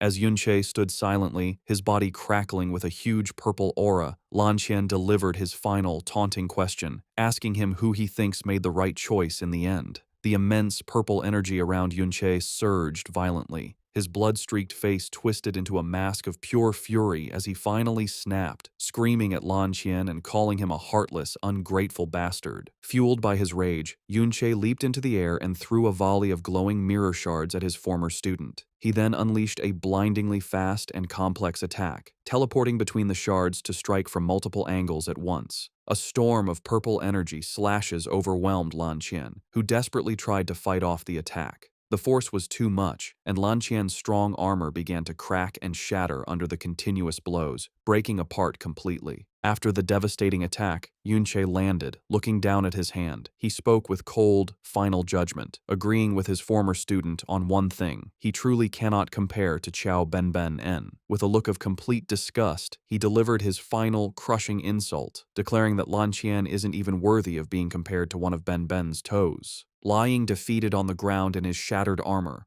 Lan Qian started to laugh wildly. A system window appeared, announcing that the conditions for his skill, Berserker's brand, had been met. Surrounded by a furious red aura, his scarred body now bare, he rose to his feet, laughing like a madman as he screamed that Yunche had finally admitted he had a favorite. Another system notification showed his incredible power boost. His attack power had increased by 300% and his speed by 200%. The skill explained that the lower his health, the more his power and speed would grow. Now in a full rampage state, he screamed that Yunche had confirmed his bias towards Ben, calling him a hypocrite as he dashed forward with blinding speed. The system added that the Berserker exclusive rampage skill greatly increased strength and speed, but lowered intelligence and defense. Yunche was completely shocked by his former student's new speed. Lan Qian moved so fast that Yunche had to retreat into the mirror world just to survive. Lan Qian's powerful strike sliced through a mirror shard instead of him.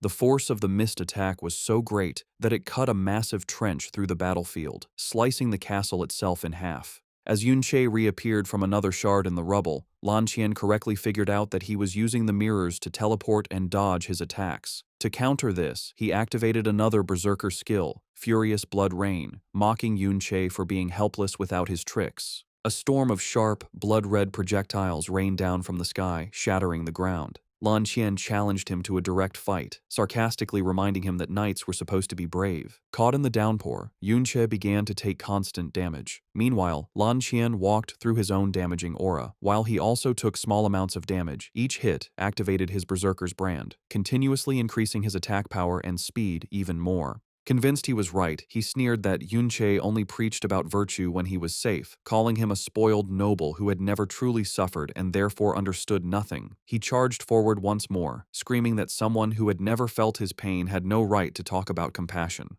As Lan Qian swung with incredible force, Yunche barely managed to dodge the powerful attack. Lan Qian suddenly appeared right in front of a shocked Yunche, mocking his former master's ideals as nothing more than a childish game. With a powerful swing, he unleashed a huge wave of red energy, laughing at the naive idea that friends and students would stay loyal forever.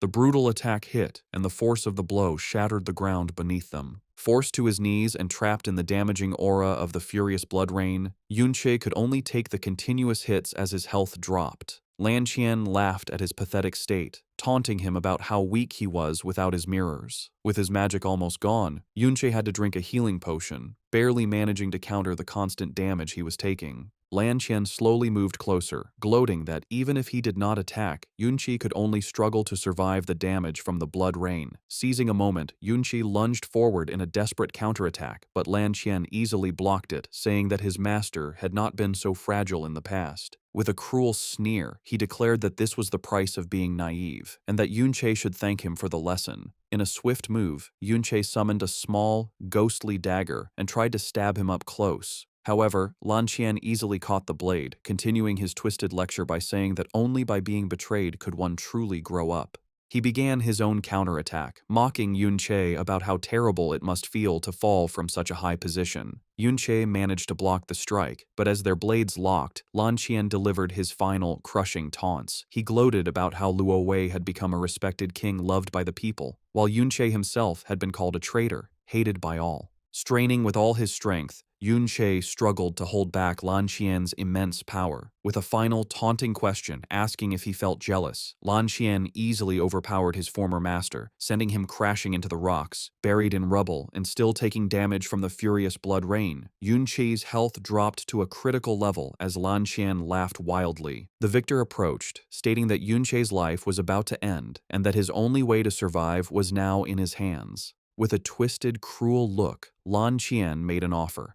If Yunche admitted that he was wrong and got on his knees to beg for forgiveness, he might be allowed to live as his pet. However, this offer had one key condition: he must reveal the secret of how he could bring the dead back to life. In the darkness, seemingly beaten, Yunche quietly admitted, "I was wrong." As he spoke, he summoned a new pair of daggers, the ghostly daggers. He clarified his statement, declaring that his mistake had been saving Lan Qian from the slavers all those years ago. As a powerful golden aura began to surge around him, he continued, stating that his second mistake had been trusting heartless people like him. Suddenly, a system message flashed, announcing that Yunche had leveled up. Lan Qian looked on in shock, realizing that his opponent's status had been fully restored. Yunche continued listing his past mistakes. He had been wrong to believe that he could win people over by setting a good example, and wrong to think that good people could not turn evil. All this time, his undead minions had been continuously farming experience for him inside the mirror world, providing the final push he needed to level up. With his health and mana now full at level 46, he stated his next mistake had been strictly following the Knight's code. He activated a series of powerful buffing skills from the new daggers, including Aura of Swiftness and Evil Possession. His appearance changed dramatically. His hair turned a ghostly white, and he was covered in a powerful ghostly blue aura as his attack power soared. He declared that virtues were not needed to deal with scum like them. With a new look of cold, ruthless determination, he concluded that all that was needed was to eliminate them by any means necessary. Now fully powered up, Yunche charged forward, his new ghostly daggers crackling with energy, and met Lan Qian head-on. The two engaged in a fierce, high-speed battle, their attacks clashing in a blinding storm of blue and red energy that tore across the ruined landscape. Lan Qian laughed wildly, thrilled by the fight, screaming that this was how it should be. However, after easily blocking one of Yunche's strikes, he began to mock his former master. He had thought Yunche had learned a new dual-wielding class, but he now saw that he was just awkwardly holding two daggers. He scolded him, saying that using an unfamiliar fighting style in a real battle was suicide, and that Yunche seemed to have forgotten the lessons he had once taught him. As a memory of his own past suffering flashed in his mind, Lan Qian swung, but Yunche vanished before the blow could land. Lan Qian was left confused by his opponent's sudden disappearance, but only for a moment. Yunche instantly reappeared behind him and drove a dagger deep into his back, causing him to spit up blood. Enraged and in pain, Lan Qian spun around to counterattack, but Yunche vanished again. He screamed in frustration, demanding to know how it was possible when all his mirrors were shattered. Frantically searching, his eyes landed on a pool of his own blood on the ground. He saw a reflection and realized the horrifying truth. Yunche did not need mirrors, but could use any reflective surface, even blood, to teleport. Furious at being tricked, Lan Qian unleashed a powerful ability, causing tendrils of blood to erupt from the ground and cover the entire area. He admitted that Yunche had found a loophole, but declared that this new move would leave him with nowhere left to run. Activating his ultimate skill, Blood Frenzy, he confidently stated that now there was nothing left for his master to use for reflection. Just as he finished his boast, a shadowy blade pierced straight through his chest from behind. He turned in utter disbelief to see the ghostly form of his other former friend, the undead Chao En, standing right behind him. He weakly questioned when he had gotten there and how they could have performed a sneak attack.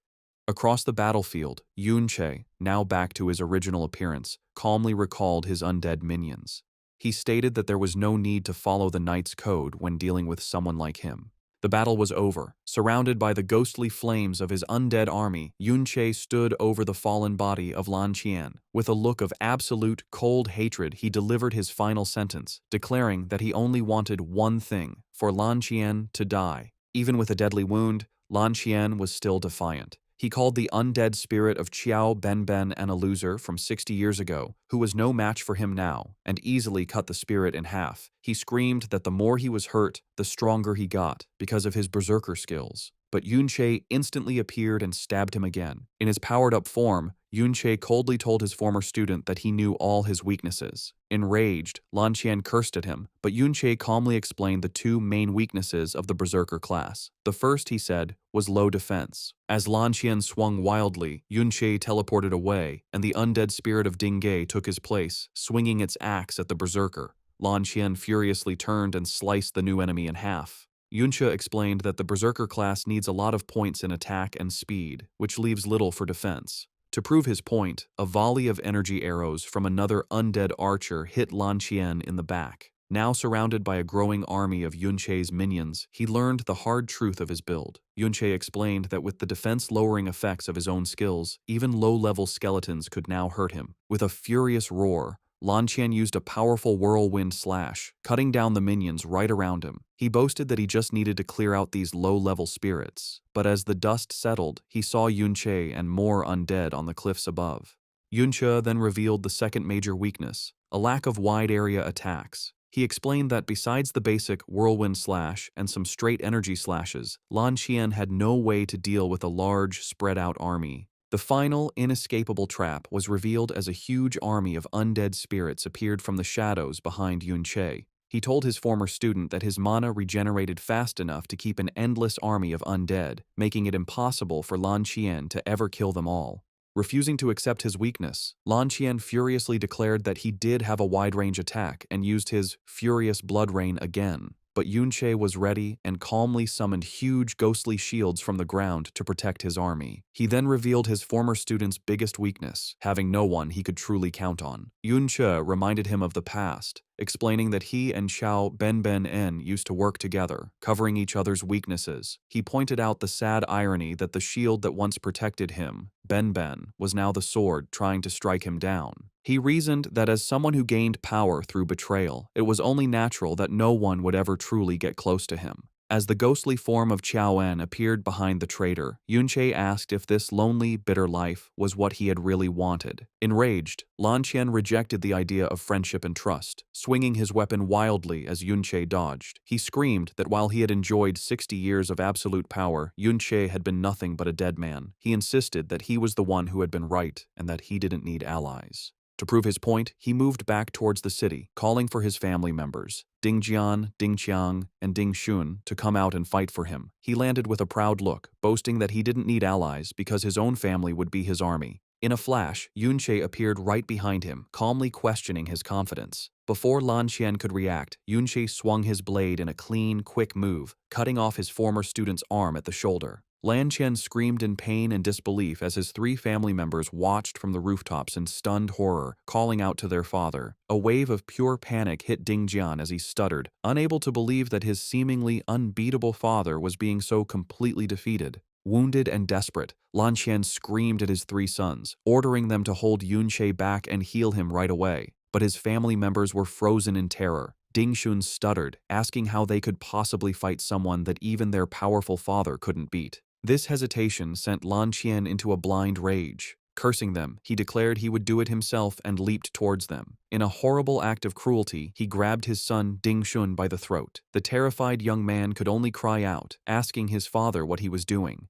With a face twisted by madness, Lan Qian screamed that everything his children had was given to them by him. He revealed the monstrous truth behind his family, asking what purpose they served other than to make sure he was healthy and lived a long life. As he spoke, he began to drain his son's life force, enraged that he would dare to refuse him. He then threatened his other two sons, who watched in frozen horror. He ordered them to hold Yunche back, or he would drain them next. Before they could react, a volley of mirror shards appeared from thin air, blocking their path. From these portals, Yunche's entire undead army appeared, completely surrounding the traitor and his terrified family. The group of spirits swarmed them in a chaotic, overwhelming attack, attacking from all sides. Lan Qian screamed in pain as he was torn apart by the endless wave of energy and blades. In a final, desperate act, he used a massive, explosive swing of his weapon, creating a huge crater and sending a cloud of dust and debris into the air. When the dust finally settled, Lan Qian was left standing alone in the ruined landscape, breathing heavily. He looked around the now empty battlefield, wondering where everyone had gone. A bloodied Yunche, still in his powered-up form, looked down on his exhausted former student with a smirk, asking if his energy was finally running out. He then revealed his final, most cruel act of revenge. Behind him, the newly resurrected undead spirits of Lan Qian's own sons, Ding Jian, Ding Shun, and Ding Qiang, rose from the shadows. Yunche coldly remarked that despite his youthful look, Lan Qian was still just an old man on the inside, and mockingly told him to enjoy his family happiness. A wave of absolute terror and despair washed over Lan Qian as he realized that his own children had been turned into undead puppets. Utterly broken, he let out a choked sound and made a desperate attempt to run away. Yunche chased after him, calmly asking if he truly believed he could escape now. Lan Qian's desperate escape was immediately cut short. He was surrounded and relentlessly attacked by the ghostly blue slashes of his own undead sons. As he was torn apart by the ones he once called family, his mind completely broke. He muttered the word comrades, then master, and finally, with blood pouring from his lips, children. Yunche appeared before him one last time. As Lan Qian's fingers were cut off in the brutal attack, his former master told him with cold finality that he could have had it all: loyalty, family, and honor. With that, Lan Qian finally collapsed, his body and spirit completely shattered. Yunche looked down, his face a cold, emotionless mask. Surrounded by his entire undead army, he stood over the fallen body of the man who had betrayed him.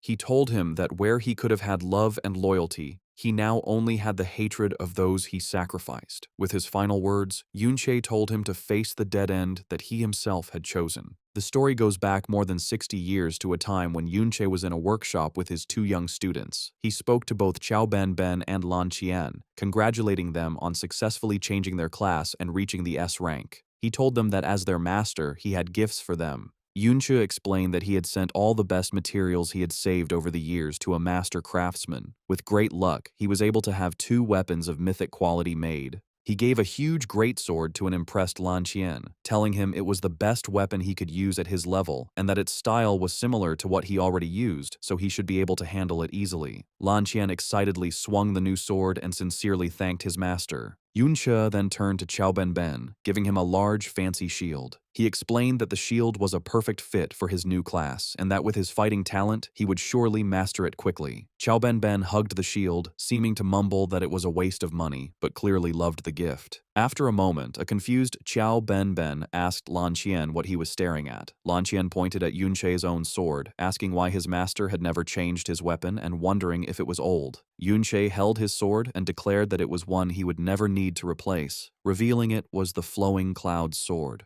He went on to explain that he had once risked everything, spending many years collecting the best secret treasures, and finally snuck into an SSS rank secret realm to make this ultimate weapon in an ancient furnace. Even then, he noted, it was only a first version. The sword was of unique quality, a level above even mythic, and was one of a kind. He explained that it had a special way of being awakened. It could change like a flowing cloud into any weapon form its user wanted. The real condition for it to take its final form was for the user to form a bond with it through experience. After fighting with it for many years, it had learned to change according to his will and match his strength. Lan Qian was completely amazed by this. Yunche then offered the incredible sword to him, asking if he would like to try it. Overjoyed, Lan Qian excitedly asked if he really could. As Lan Qian grabbed the handle of the flowing cloud sword, the scene flashes back to the past. After a great battle, a man in full plate armor, Lan Qian, stood over the dying body of Yunche, whom he had just stabbed with the same sword. Lan Qian thought that the scene had to be cleaned up to look like a fierce rebellion for the king.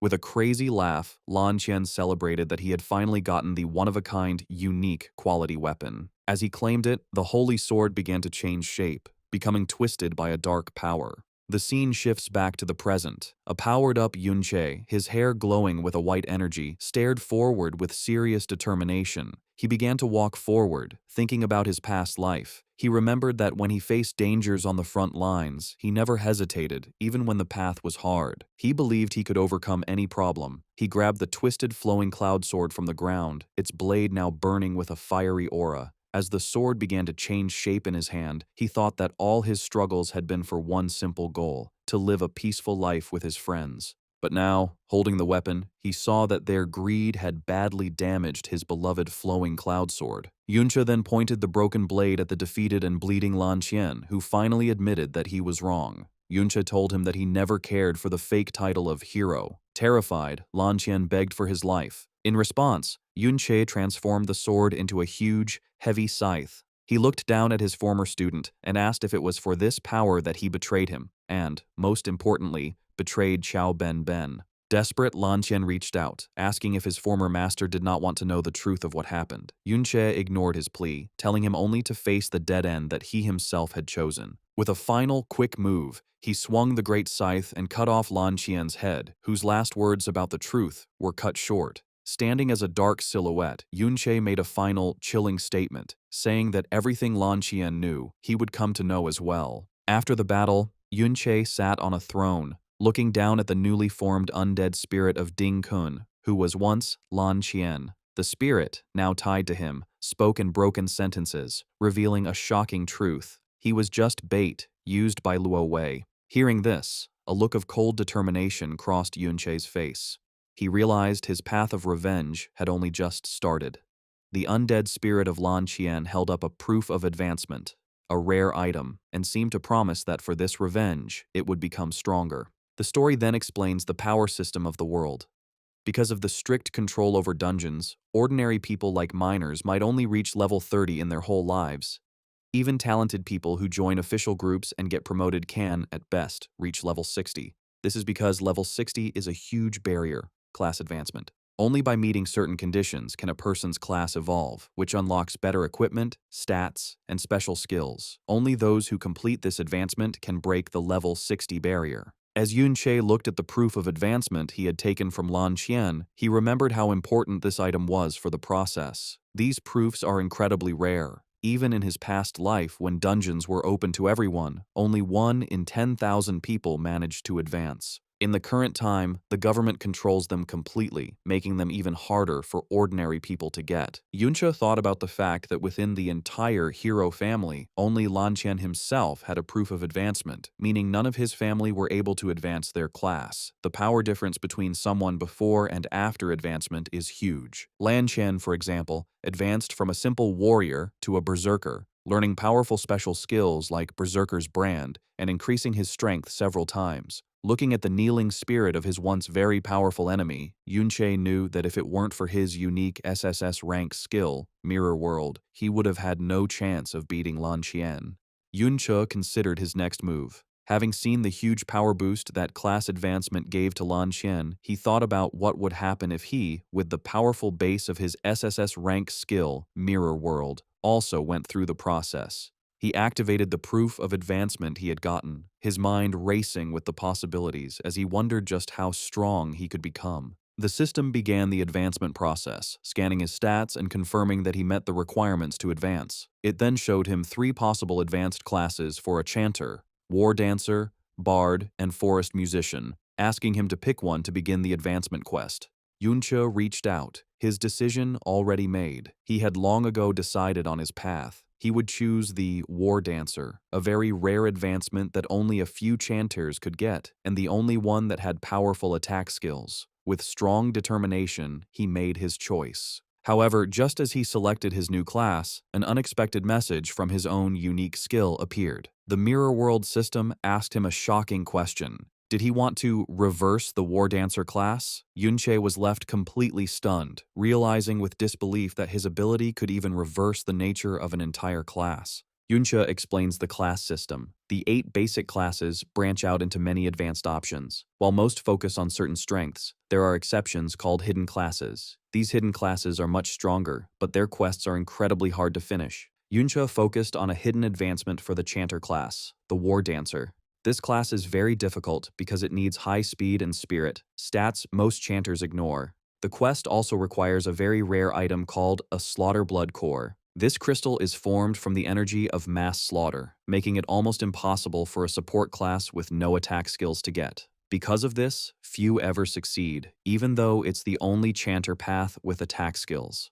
Yunche decided to choose this path, but his Mirror World skill stepped in. Just as it reversed his skills, it reversed the class itself. The War Dancer was changed into a new, unknown class, the Peace Dancer. The system said, true peace requires absolute martial protection, making these dancers able to use both healing songs and destructive ones. But the requirements were also reversed and increased. Instead of the Slaughter Blood Core, the quest now needed 5 life saplings. Yunche was stunned by how absurd the request was. He tried to understand the logic, realizing that a life sapling is a legendary treasure that can create endless potions that fully restore health. A single one would be fought over by top professionals because it could replace a healer. To need 5 of them seemed impossible, but Yunche knew that such a high cost meant the Peace Dancer class would be incredibly powerful. He wondered how to find them, thinking about his skill's recent upgrade. He entered the Mirror World and found that the level 3 upgrade was more than just a map expansion. Standing before him was a huge orc chieftain, Copy, a dungeon lord. He realized that the Mirror World now created copies of dungeon lords, giving him the perfect targets to farm the legendary items he needed. In the Mirror World, Yunche summoned the undead spirit of Dingkun. He noticed that this spirit seemed more aware than the others he had summoned before. Having leveled up twice, Yunche thought about his abilities, realizing that since he could even reverse class advancements, his skills still had a lot of potential. Behind him, the huge orc chieftain, Copy, roared, but Yunche just turned his back, saying it was time to leave the Mirror World. He ordered the undead spirit of Dingkun to attack. With a single powerful sword slash, the spirit cut the huge dungeon lord in half. A series of system messages confirmed Yunche's victory. He gained 2 more levels, got a piece of legendary equipment called the Great Fang Necklace, and finished the dungeon clear. Opening his status window, he saw that he had reached level 50, and his stats were now high enough to meet the hard requirements for his planned class advancement. Meanwhile, in the real world, the massive energy structure of the hero's dungeon began to become unstable and fade away. The guards at the entrance noticed and stared in shock. Panic started as they questioned why the dungeon was suddenly disappearing and what had happened to the hero inside, especially since they had been ordered not to enter. The captain ordered the guards to ignore their old orders and follow him inside as the structure crumbled. Among the debris, they made a horrible discovery, the lifeless body of Ding Jian. The guards shouted in disbelief that a member of the hero's family had been killed. The news of the event spread quickly across the empire. Newspapers filled the sky over the city, carrying the shocking headline of the death of the hero. Citizens watching the news in their homes were stunned and terrified, unable to believe that the powerful hero family had been killed and that the hero himself was dead. In a military command center, an officer stood before a screen showing the only evidence they had, a blurry image of Yunche's back with his white hair and cape. He announced that a wanted order had been issued and ordered his troops to use all their power to hunt down the criminal. High on his dark throne, the Supreme King, Luo Wei, sat in the shadows. He said casually that little Lan Qian had died. He looked at a holographic screen showing an image of Yunche sitting in the ruins of the dungeon. Luo Wei asked his subordinate what had been found, noting that even though the army was stationed outside, they only found out about the event after it was over. In a wasteland filled with corpses, a hooded subordinate sat on a pile of defeated S-class fighters. He reported to the king that none of the officers guarding Dingkun knew what had happened. He handed a book of records to someone, explaining that he had his men check the entry and exit logs and the security bureau's information. The subordinate revealed that the current suspects were Yunsha and Yunche. Hearing the name, the king smirked. He remarked that Yunche was a name that brought back old memories. The subordinate declared that he would handle the matter. The scene moved to the academy, where the campus was filled with rumors. Students walked through the plaza, asking if others had heard about what happened at the hero's secret realm. A group of male students discussed the news, saying it had been crazy for the last 2 days, wondering who was bold enough to attack a hero. Yunsha and Yunyin walked past the gossiping crowd. The students around them were angry, questioning how a hero could be killed and calling the person responsible a national traitor, demanding to know what the army was doing. Yunsha looked very stressed and nervous. She realized with horror that the man she helped had actually gone through with it and killed Ding-kun directly. Sweat dripped down her face as she realized how serious her situation was. She understood that by helping him enter the hero's secret realm, she was now an accomplice in a hero's murder. She debated whether she should report this to the authorities. However, she comforted herself with the thought that after doing something so huge, she would probably never see him again in her life. Yunsha walked through the school grounds and walked past Yunsha.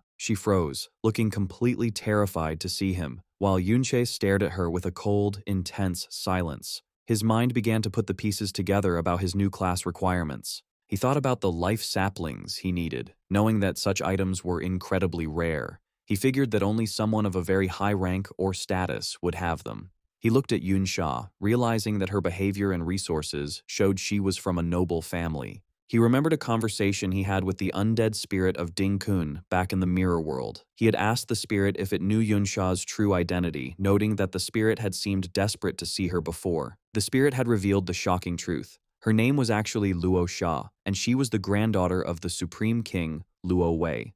Back in the present, a dark, murderous aura grew around Yunche as he stood behind her. He glared at her, thinking that he never expected this. He realized that the girl standing right in front of him was the granddaughter of his sworn enemy. Yunsha arrived at the school campus. As he walked, he passed Yunsha, who looked at him with pure terror.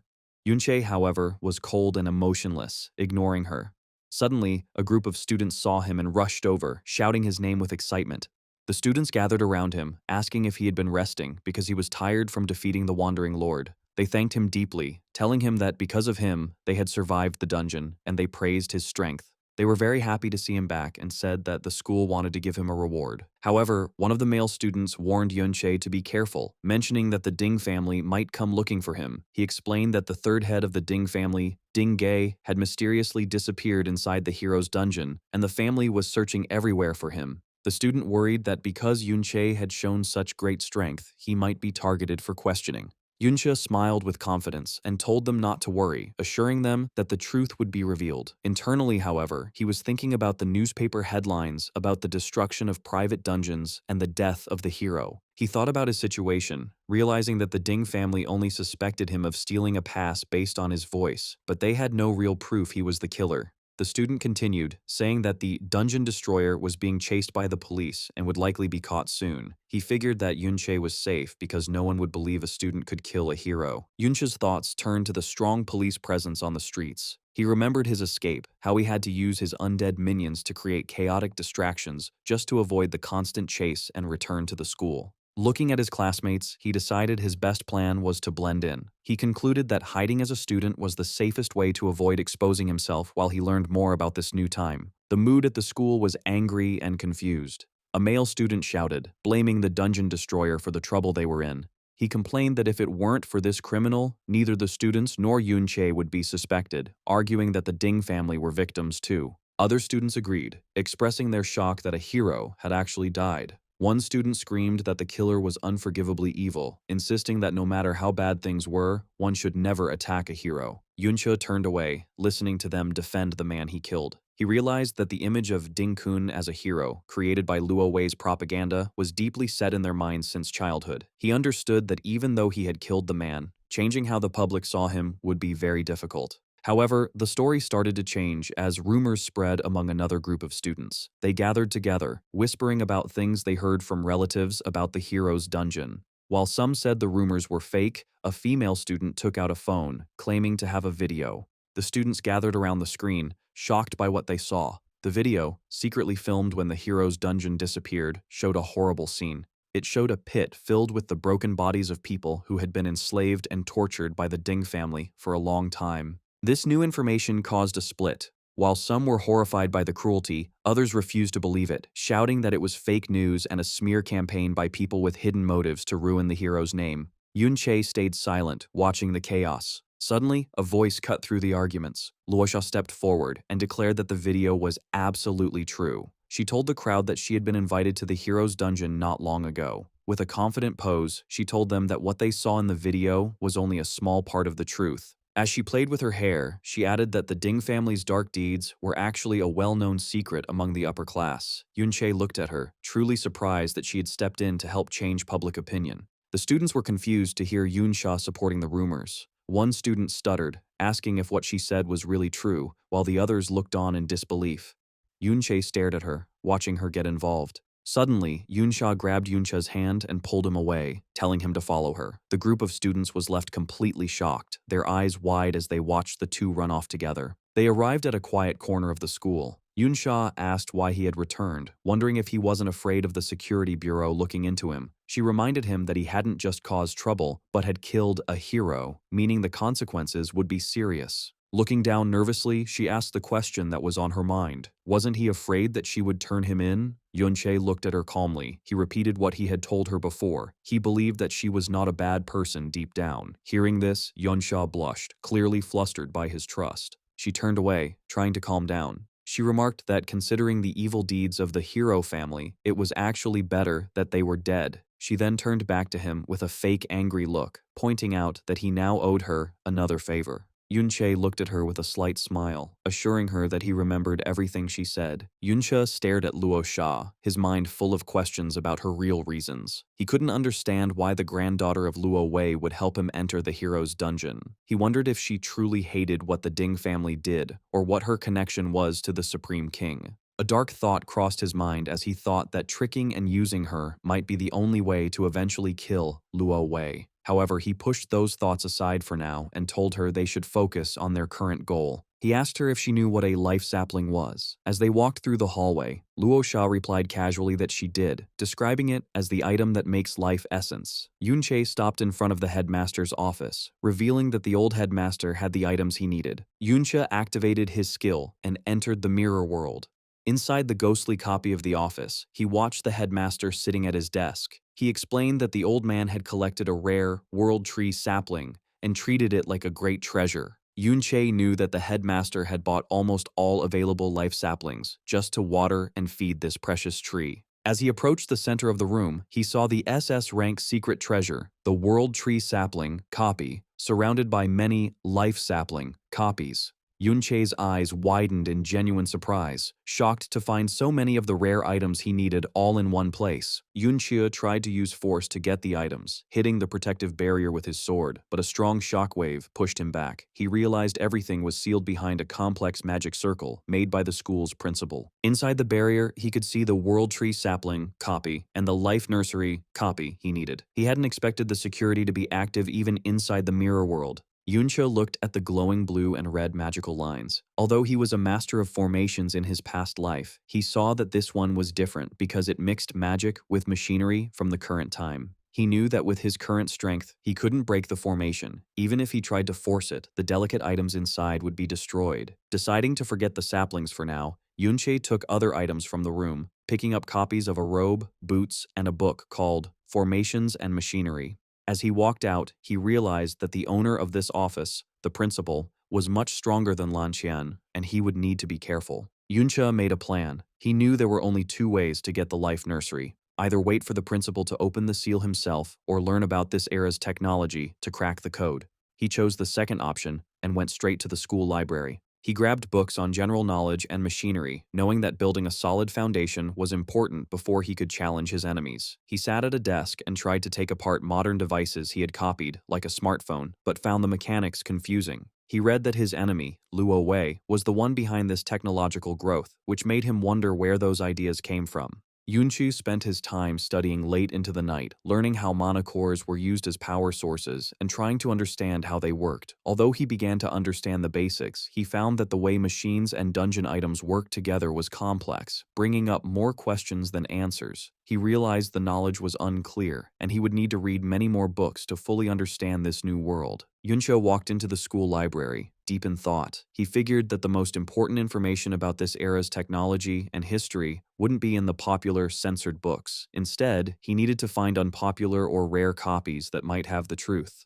However, he knew that looking through mountains of useless books to find one gem would take a long time. Suddenly, he noticed someone sitting high up on the library shelves, lit by a light. He squinted and was surprised to see it was Yun Yin. He found it strange to see her alone, as she was almost always with Yun Sha. Knowing she was the guard for Luo Wei's granddaughter, he immediately became suspicious, wondering if she was looking for something secret in the library. However, as he looked closer, he saw the cover of the book she was reading, complete collection of world classic fairy tales. This unexpected choice for a serious guard surprised him. Yunyin noticed him looking and looked down at him with her usual cold, sharp eyes. But moments later, realizing she had been caught reading fairy tales, she became clearly flustered and defensive. Yunche, finding the situation funny, asked if he wasn't welcome.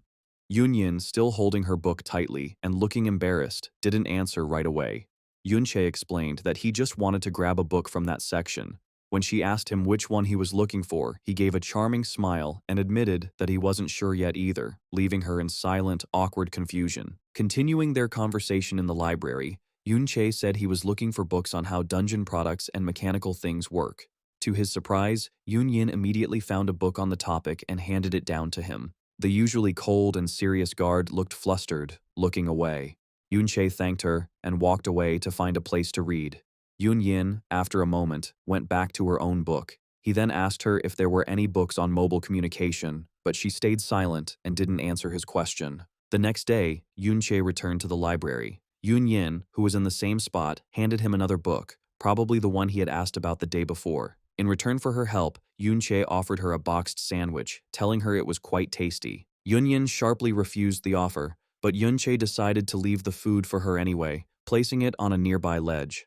As he walked away, he thought about their interaction, thinking to himself that even though she was cold and distant, he felt a strange and unexplainable connection to her. A quiet routine started between Yunche and Yun Yin in the library. Each day, he would continue his research, and each day he would leave a sandwich for her, which she never mentioned but was gone the next time he arrived. One day, Yunche was looking for a book on mana engines. He saw Yun Yin in her usual spot and thought to himself that she must be taking the chance for some quiet reading while Yunsha was resting. He went up to her, saying that since he didn't know the library well, he would probably be slow and noisy while searching. Yunyin was surprised, admitting to herself that she didn't expect him to be so considerate. Yunche, on the other hand, saw this as a chance. If he could get to know her, he might learn more about Luo Wei and Luo Sha. This pattern continued. He would bring her books and food, and they would study in a comfortable silence. To break the silence, he once asked her the meaning of a sentence in his book, and she simply said she didn't know. He then asked her a more specific question, wanting to know about the formation connection system. She explained what it literally meant, and he followed up by asking if she could help him find books on that subject. She didn't answer right away. They sat reading in the warm light of the library, a quiet understanding between them. After a moment of silence, Yun Yin finally spoke. She asked him why he didn't just ask his little follower, meaning Chao Ji, the descendant of the traitor. Yunche simply looked at her with a confident smirk, telling her that Chao Ji would be back soon. The scene changes to the inner residence of the Ding family, where Ding Hao and Ding Yi were talking about a serious matter. Ding Hao was furious as he looked at a photo they had received. It showed his son, Ding Shu, tied up and gagged. He expressed his anger that they were being threatened with his son's life, asking what the kidnappers wanted since they had only sent one photo and made no contact for days. Ding A, watching from his chair, calmly asked if Ding Hao thought Yunche was behind the kidnapping. Ding Hao thought about it, remembering that Yunche was connected to Chao Zhi. He wondered if this was revenge for the Chao family members they had captured. The thought then led him to a more terrifying question. If Yunche was capable of this, was he also the one who had killed their grandfather? The hero? He began to panic, questioning if a mere student could be so strong and growing angry that the police hadn't arrested him yet, feeling they had been ignored despite their status. He declared that they were the hero family and that even with their grandfather's death, their power and influence were still the same. Just then, a guard in armor rushed in, interrupting them with news that Chao Ji had returned to school. Meanwhile at the school, Chao Ji was standing alone by a fountain, holding a large sign that read, "Topple the traitors." Other students watched from a distance, confused by his actions. They identified him as the Chow family member and wondered why he was causing trouble, especially after the hero's death. They repeated their belief that while there were rumors, his ancestor, Chow En, was still a confirmed traitor. Qiao Ji passionately argued his case to the people watching. He claimed that when the Valiant Dungeon disappeared, someone must have seen the final battlefield. He declared that even if they didn't see it themselves, he had a video as proof. From a balcony above, Yunche and Yunyin watched the scene in the courtyard. Yunche thought about how the truth had been hidden for years, with the hero being wronged and called a traitor, but he saw that there were always people, like Qiao Ji, who would keep seeking the truth. Down below, Qiao Ji made his final powerful statement, shouting that he now had enough evidence to prove his great-grandfather, Qiao En, was not a traitor, but a true hero. Watching his friend's courageous stand, Yunche thought to himself that perhaps this world was about to change, all because of Qiaoji's persistence. Qiaoji passionately told the crowd of students that everything he said was true, inviting them to question anything they doubted. The students were surprised by his certainty, with many looking on in disbelief. They started to whisper to each other, finding it hard to believe his claims since their official textbooks told a very different story. Qiaoji understood their doubt, saying he didn't expect them to believe him right away. His main point, he said, was that his family was innocent. In a surprising move, he then bowed his head deeply, begging the Ding family to spare his innocent relatives. This plea confused the students, who began to gossip about the long relationship between the two families. They remembered that the Chow family had always been known as servants to the Ding family, which was supposed to be an act of mercy after their ancestors' betrayal. As rumors about the Ding family's dark side spread, some students began to understand how difficult life must have been for the Chows. They correctly guessed that Qiao Ji was trying to free his family from their service. Qiao Ji watched the public's opinion change with a determined smile. He knew this was the perfect moment to use the scandal to free his family from the Ding's control. He decided to make the public anger bigger to create a larger distraction, feeling that since Yunche couldn't openly help, the job of saving his family was all on him. Just then, Yunche, who was watching from a distance, saw he was being approached. 3 men in formal military uniforms confronted him. The leader, a man with a large mustache named Lei Yu, introduced himself and his 2 helpers, Ma Shu and Ma Te. They said they were from the Peacekeeper's office and told Yunche that he was a suspect in the incident at the Hero Secret Realm. They asked for his cooperation, but Yunche stayed silent, his expression hard to read. The chief, Lei Yu, then read from a file, listing Yunche's official background: a 17-year-old male from the East Town, an orphan since age 11 who had been living alone. The report noted his quiet personality and always low combat scores, painting a picture of a completely ordinary student. Peacekeeper Chief Lei Yu said that the file he held was Yunche's old record. He glared at the young man, noting that his recent actions were very different from his simple past. Lei Yu listed the suspicious events. Yunche had fought and killed the powerful Wandering Lord, then disappeared at the same time as the Ding family's 3rd son, only to reappear right after the incident in the Hero Secret Realm. Stepping closer, Lei Yu stood over Yunche, demanding to know how he had suddenly become so strong and where he had been when he was missing. After a short silence, Yunche gave a calm explanation. He claimed that the hidden boss in the Valiant Secret Realm had been so scary that he left to clear his head. He admitted to being much stronger than his classmates, but explained that he just preferred to hide it. He then argued that suspecting him of killing a hero was a bit much. Spreading his arms wide, he pointed out that at his age, he hadn't even had a class change, so it would be impossible for him to kill a powerful, class-advanced user like Ding Kun. He finished by saying he had no reason for such an act. Lei Yao took a puff from his pipe, seeming to agree that a regular student wouldn't have the reason or the power.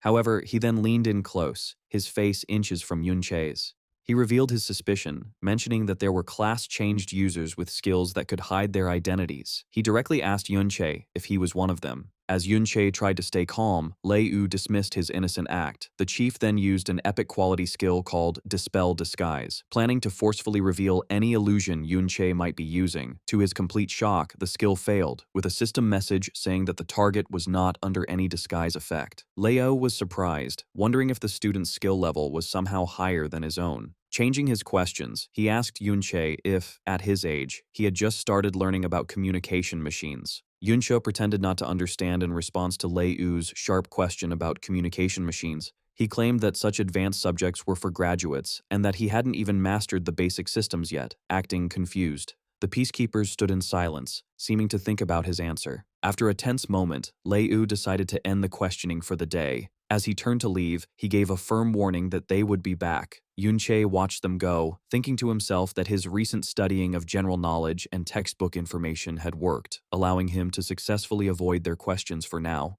However, Yunche knew this was only a temporary break. His thoughts turned to a key piece of information he had learned from the undead spirit of Ding Kun. The spirit had revealed that he was just bait, a pawn put on display by Luo Wei for the only purpose of luring out anyone connected to his old master, Yunche himself. The spirit warned that his death would start an investigation by Luo Wei's elite shadow guards, who were much stronger than he was. Yunche understood how serious this warning was. The agents Luo Wei would send would not play by the rules like the official peacekeepers. He decided that if he didn't get his class changed soon, the risk of facing these new enemies would be too high. His mind returned to the problem of getting the life saplings from the principal's vault. He noted that the principal was only at the school for about an hour each day, and in that time, he had never seen him enter the vault where the treasure was kept. This meant it was very unlikely the principal would turn on the security formation anytime soon. Realizing that waiting to grab the items through the mirror world was not a good short-term plan, Yunche left the school building to think about his other options.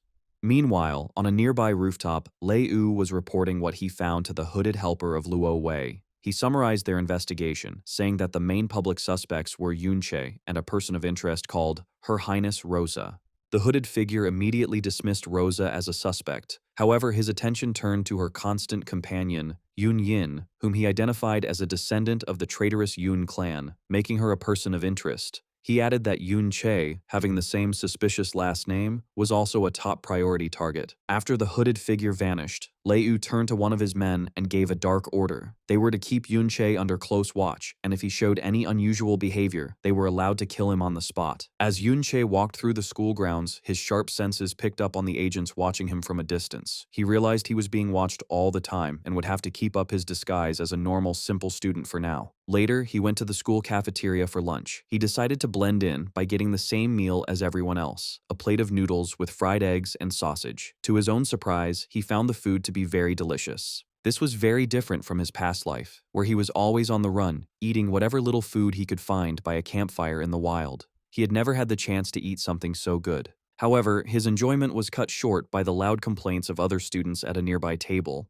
They were disgusted by the meal, saying the cafeteria food was even worse than usual. One of the students he had saved in the dungeon walked up to his table, leaning in with a look of disbelief. He asked Yunche how he could eat the slop so happily, asking if he no longer hated the cafeteria food. Yunche paused, gave the student a cold, serious stare, and simply replied that it was because he was hungry. The students, not wanting to let him eat the bad food, insisted on buying him a meal to properly thank him for saving their lives. They invited him to a place called the Big Crow Bar. The mention of a bar got Yunche's attention. He quickly realized that such a place would be a center for information. It would be the perfect chance to gather news about modern magic security, or more importantly, the location of another life nursery. He stood up and agreed to go. They arrived at a lively, busy place with a bright purple-lit inside. The bar was filled with people dressed in fantasy-style adventurer gear, creating a loud and energetic mood. One of Yunche's classmates cheerfully ordered drinks for the group, getting a special Difference Engine Dream for Yunche, the guest of honor. Another classmate threw his arm around Yunche's shoulder, excitedly telling him he had to try the Rivet Queen next. Surrounded by this new scene, Yunche thought about how much the world had changed from what he once knew. Surrounded by his classmates who were happily cheering for him at the Big Crow Bar, Yunche felt completely out of place, realizing that such a loud place was not where he would find the high-level information he needed. He soon left the party and stood alone on a quiet, empty street, questioning his own actions and feeling separate from the carefree world around him. The loneliness brought back a memory from his past life, a time when he was a loved little knight, warmly greeted by villagers who offered him gifts. The memory faded, leaving him on the empty modern street, showing his deep loneliness. He returned to his room, feeling more than ever that he no longer belonged in this new world. He found a book, a history of his old clan, and was filled with a desperate hope, wondering if any of his friends or family had really survived through the years of time and betrayal. He opened the old book and turned to the undead spirit of Ding Kun for an answer. The spirit gave him the terrible confirmation he feared. Everyone he once knew was dead. Haunted by this final news, Yunche looked for comfort and answers in the huge, empty school library late that night. He thought that only an outcast like himself would be there at such a time. He decided to start with the basics, pulling a book on modern history from the shelf. To his surprise, he found he was not alone. Yun was also there, standing quietly nearby. She asked him what book he was looking for. She then offered him a book, explaining that she had found the book on security machines he had asked about before, and revealed an important fact. It was written by their school's principal. In the school library, Yun came up to Yunche holding a thick book. She told him that she had found the book about formation mechanics that he had asked her to look for. Yunche took the book and saw it was written by the school's principal. He smiled and asked if she had really stayed up so late just to help him find a book. Yun looked away, flustered, and said she didn't do it for him, claiming she just couldn't sleep. Yunche teased her gently, promising to bring her 2 sandwiches next time as a reward. Yun, trying to act cool, awkwardly accepted his thanks. Yunche started reading the book right away. He was surprised to find that the book explained difficult ideas in a very simple and easy-to-understand way. He thought to himself that with his current knowledge, it was too early to say he fully understood the whole system. However, a confident smile appeared on his face as he realized that if his goal was only to damage or destroy it, it wouldn't be hard. He noted that the mechanical parts were just for support, while the main part was a magical formation he already knew about. With the problem of the formation solved, Yunche turned his attention to Yun. He asked her a serious question. Did she know if there were any books in this library about the original Yun family from the past? Yun looked at him with surprise. A look of deep sadness came over Yun's face as she looked down. She answered quietly that there were none. She told him that even if he searched the whole library, he wouldn't find any. Yun explained that before the Yun family was accused of rebellion, His Majesty, King Luo Wei, seemed to have had a very close relationship with them.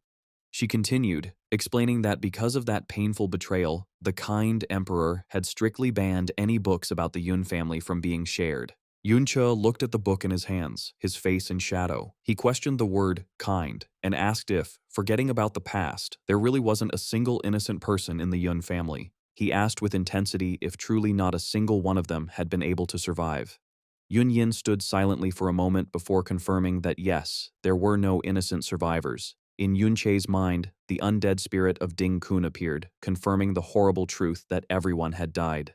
The memories of the past showed the truth. Luo Wei had personally led his shadow guards to take action under a blood-red moon. Because Luo Wei was close to the Yun family, he easily tricked them to gain their trust. He then used a sneak attack to kill the head of the Yun family, who was the strongest fighter. The killing was total. It wasn't just the Yun family members. The guards, the servants, and even the servants' children were all captured, tortured, and killed until no one was left. After Yunche's past self died, Luo Wei spread the story of his treason. To get rid of any risk, he ordered the killing of anyone who had even a blood connection to the Yun family. Back in the present, inside the mirror world, Yunche gripped his sword tightly, his hand shaking with hidden rage as he said the name of his enemy, Luo Wei. Using that anger as power, he attacked the magical barrier protecting the principal's vault in the mirror world with a furious series of sword strikes. With a final hate-filled look, the defensive formation broke into pieces, unable to handle his attack. The barrier's destruction brought back a memory from deep in Yunche's past. The scene changed to a warm, sunny day years ago, showing a smiling 12-year-old Yunche. In the memory, the young Yunche was practicing with his sword against a wooden dummy, breathing out sharply as he focused on his training. He stopped and shouted at his training partner, a blonde boy with long hair who was tired and lunging at a target, telling him that was enough. Yunche warned him that there wouldn't be any dummies left if he kept going.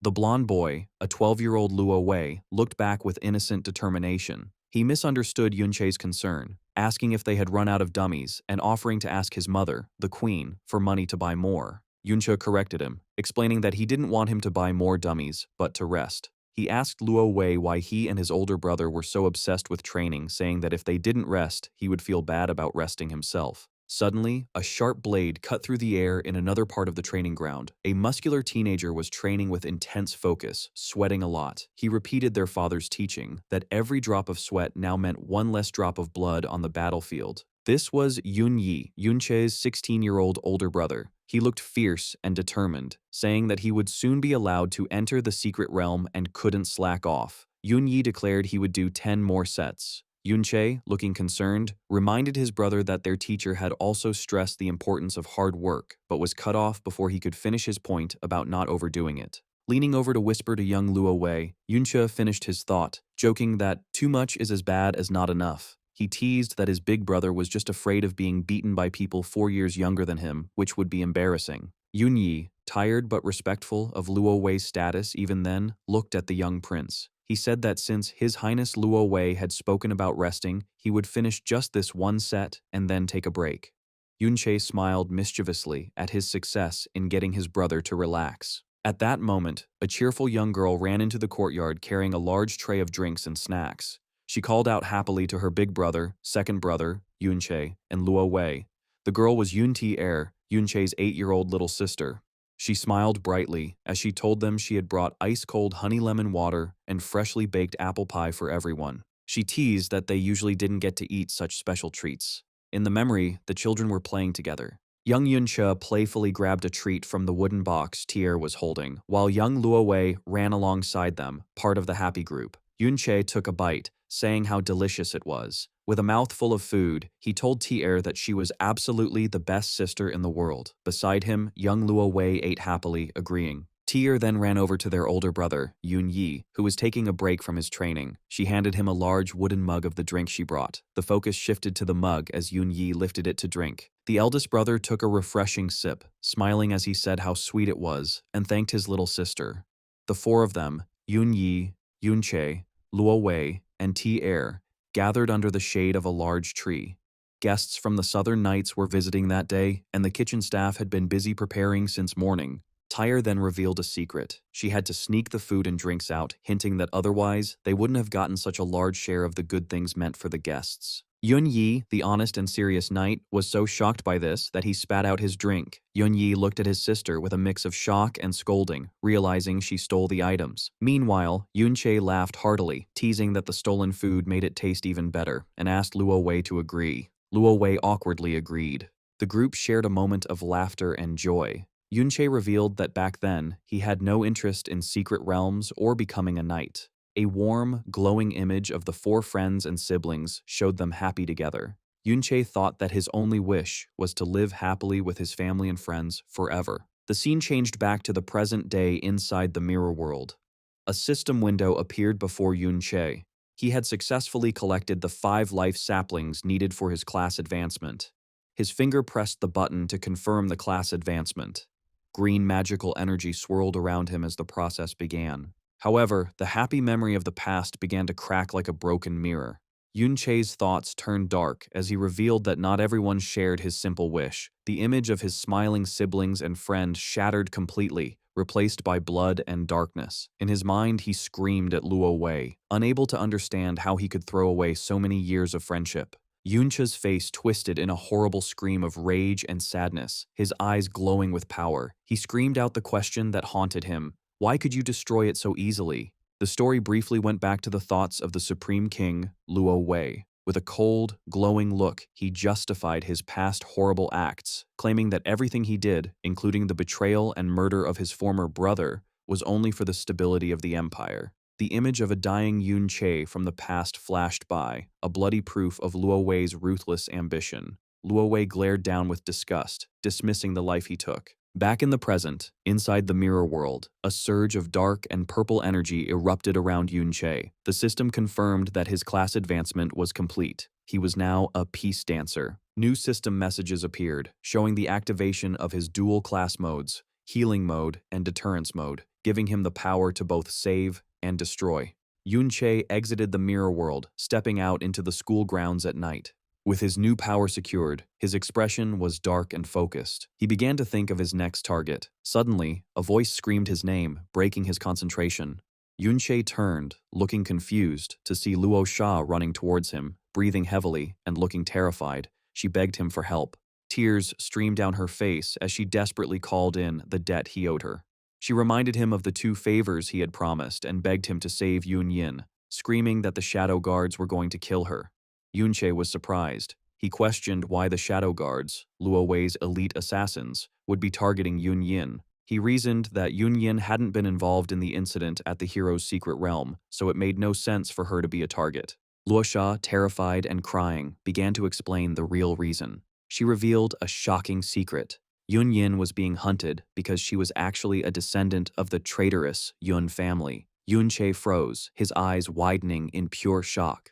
The girl he had been studying with in the library, the one who had told him no one from the Yun family survived, was actually his own relative all along. Luo Sha looked down sadly and confirmed that Yun Yin was from the traitorous Yun family. She explained that because of this, the Shadow Guards thought Yun Yin was the main suspect in the incident at the hero's secret realm. She remembered the scary moment when the Shadow Guards broke right into her house. She watched, helpless, as a powerful hooded guard used a bladed chain to tie up and capture Yun Yin without any warning. Luosha explained that she tried to talk to the guard, trying to prove that Yun Yin wasn't even there when the hero died. But the guard didn't care about proof. He ignored her completely. Tears filled her eyes as she told Yunche that she had tried everything. She had called everyone she knew and tried every way to get her friend back, but nothing worked. She admitted to him that she was helpless and didn't know how to save her. Without hesitating, Yunche pulled up his hood to hide his face. His voice was calm as he asked her for the exact location where they were keeping Yun Yin. Luo Sha immediately offered to go with him and show him the way. However, Yunche stopped her.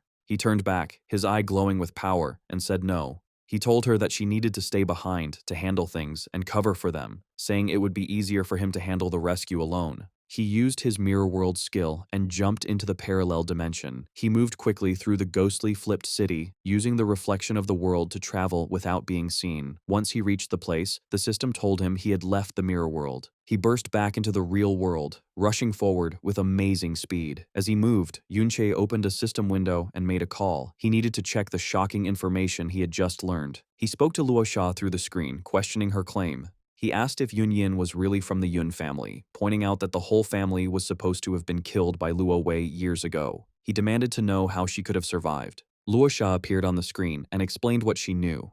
She revealed that, according to her information, the Yun family had an illegitimate child who had been living outside the main house back then. This news deeply confused Yunche. He thought about his father, remembering him as a strict man who cared a lot about his honor. He knew it was impossible for his father to have had an affair or an illegitimate child. Then, he had a realization. An image of his older brother, Yun Yi, flashed in his mind. He realized that the child wasn't his father's, but likely his big brother's. Luo Sha continued, revealing a rare moment of kindness from the enemy. She said that the king, Luo Wei, had decided not to kill that specific baby. Whether it was out of mercy or because of his past friendship with the Yun family, the child was spared.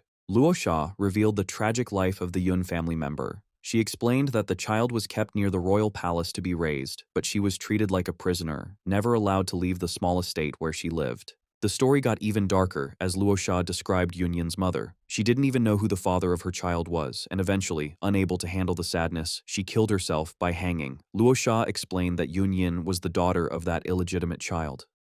After her mother's death, a young Yun Yin was left all alone, still living in that isolated small estate under the shadow of her mother's body. Yunche listened with a heavy heart, clearly saddened by the cruelty his relative had faced. He asked Luo Sha how, in those circumstances, Yun Yin managed to get out and become her personal guard. Luo Sha walked along the rooftop, looking down as she revealed her own secret. She told Yunche that she wasn't just a noble, she was actually the daughter of the kingdom's third prince. She remembered the first time she met Yun Yin. It was when Luo Sha was only 7 years old. She had gotten tired of her hard etiquette lessons and sneaked away to a quiet part of the palace. There, she saw Yun Yin being bullied. Luo Sha explained that the area near the palace was full of the children of high officials, who were used to being arrogant and spoiled. Because Yun Yin was known as a traitor's descendant, no one would blame them for bullying her. In the flashback, a group of noble boys surrounded a young Yun Yin. One of them held up a book she had been reading, making fun of her. He sneered that a traitor's bastard didn't deserve to read fairy tales and asked if she even knew how to write the word happiness. Luo Sha noted that many people bullied Yun Yin just to get on the king's good side. The bully shouted that such books were for noble ladies, not for someone like her. He yelled that she made the book dirty just by touching it, and told his friends to tear it up and burn it. Behind him, another boy laughed cruelly, while Yun Yin tried desperately to hold on to her book. The bullying got physical as the boy grabbed Yun Yin by her hair, pulling it hard while she held her torn book to her chest. With a nasty grin, the bully crouched down to her level. He mocked her for holding onto a broken book like it was a treasure. Then, he delivered a cruel insult, telling her that he heard her mother was a crazy person and predicting that Yun Yin would soon become crazy too. At that comment, something inside young Yun Yin snapped. Her eyes, usually full of fear, filled with a sudden, strong anger. In a desperate act of self-defense, she grabbed the bully's hand and bit down on it with all her strength. The bully screamed in pain and shock, shaking his hand to get her off. He stumbled back, looking at his hand in disbelief. He looked back at the small, trembling girl, his face twisting into an expression of pure rage, furious that she had dared to fight back. Luosha thought about that day, noting that while she had seen many people cry from being beaten, she had never seen anyone show such a desperate look just to protect a torn book. The bullies shouted threats, angry that she dared to bite them and promising to beat her to death. At that moment, the young Luosha stepped out from the shadows. Dressed in her fine royal clothes, she pointed a finger at the boys and ordered them to stop, demanding to know what they were doing. The boys were shocked to see the princess. Sweating nervously, they tried to defend themselves, claiming that the wild seed had stolen a book and attacked them like a mad dog. Luosha walked up to Yunyin and looked at the book she was protecting. She pointed out that all books from the library had a royal seal on them and asked if that one did. The bullies fell silent, unable to answer because they knew it didn't. Realizing that the book was probably just something picked out of the trash, Luosha held out a brand new, beautiful book with a flower design on the cover.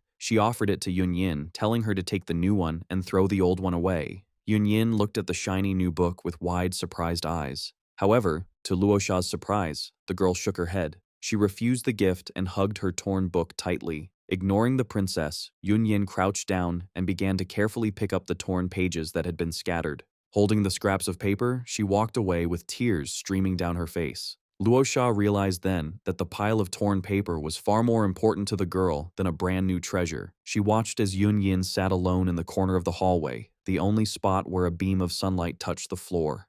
Looking at the girl's hand on the cover, Luosha sensed that perhaps that broken book was the only bit of light and warmth Yunyin had in her dark life. Even though the book was torn, to Yunyin, it was better than charity because it was something real she protected. Luosha began visiting that corner often, sometimes helping her, and sometimes just watching. Eventually, Luosha asked the king to let Yunyin become her personal guard. This official position stopped most of the public bullying she faced. However, Luosha explained that while the open abuse stopped, the secret bullying continued. Hiding her identity at the school was supposed to be safer, but now Yunyin had been dragged into this deadly situation again. Luosha warned Yunche about the shadow guards, explaining that they are the king's direct unit. They are ruthless and would rather kill the wrong person than let a suspect escape, having killed many innocent families in the past. Desperate and crying, Luosha bowed her head on the screen, begging Yunche to save her friend and promising to do whatever she could to repay him. She asked him to tell her if there was anything else she could help with. Meanwhile, in the dungeon, Yunche used his mirror world ability to break into the prison. He arrived just in time to see a horrible scene that left him shocked. The bladed chain used to capture Yunyin was lying on a floor covered in blood. Yunyin stood there, covered in cuts and blood, looking badly hurt, but still defiant. The shadow guard watching her held a jagged blade. He smiled cruelly, saying that she was surprisingly stubborn, but he was in charge of guarding her for the night.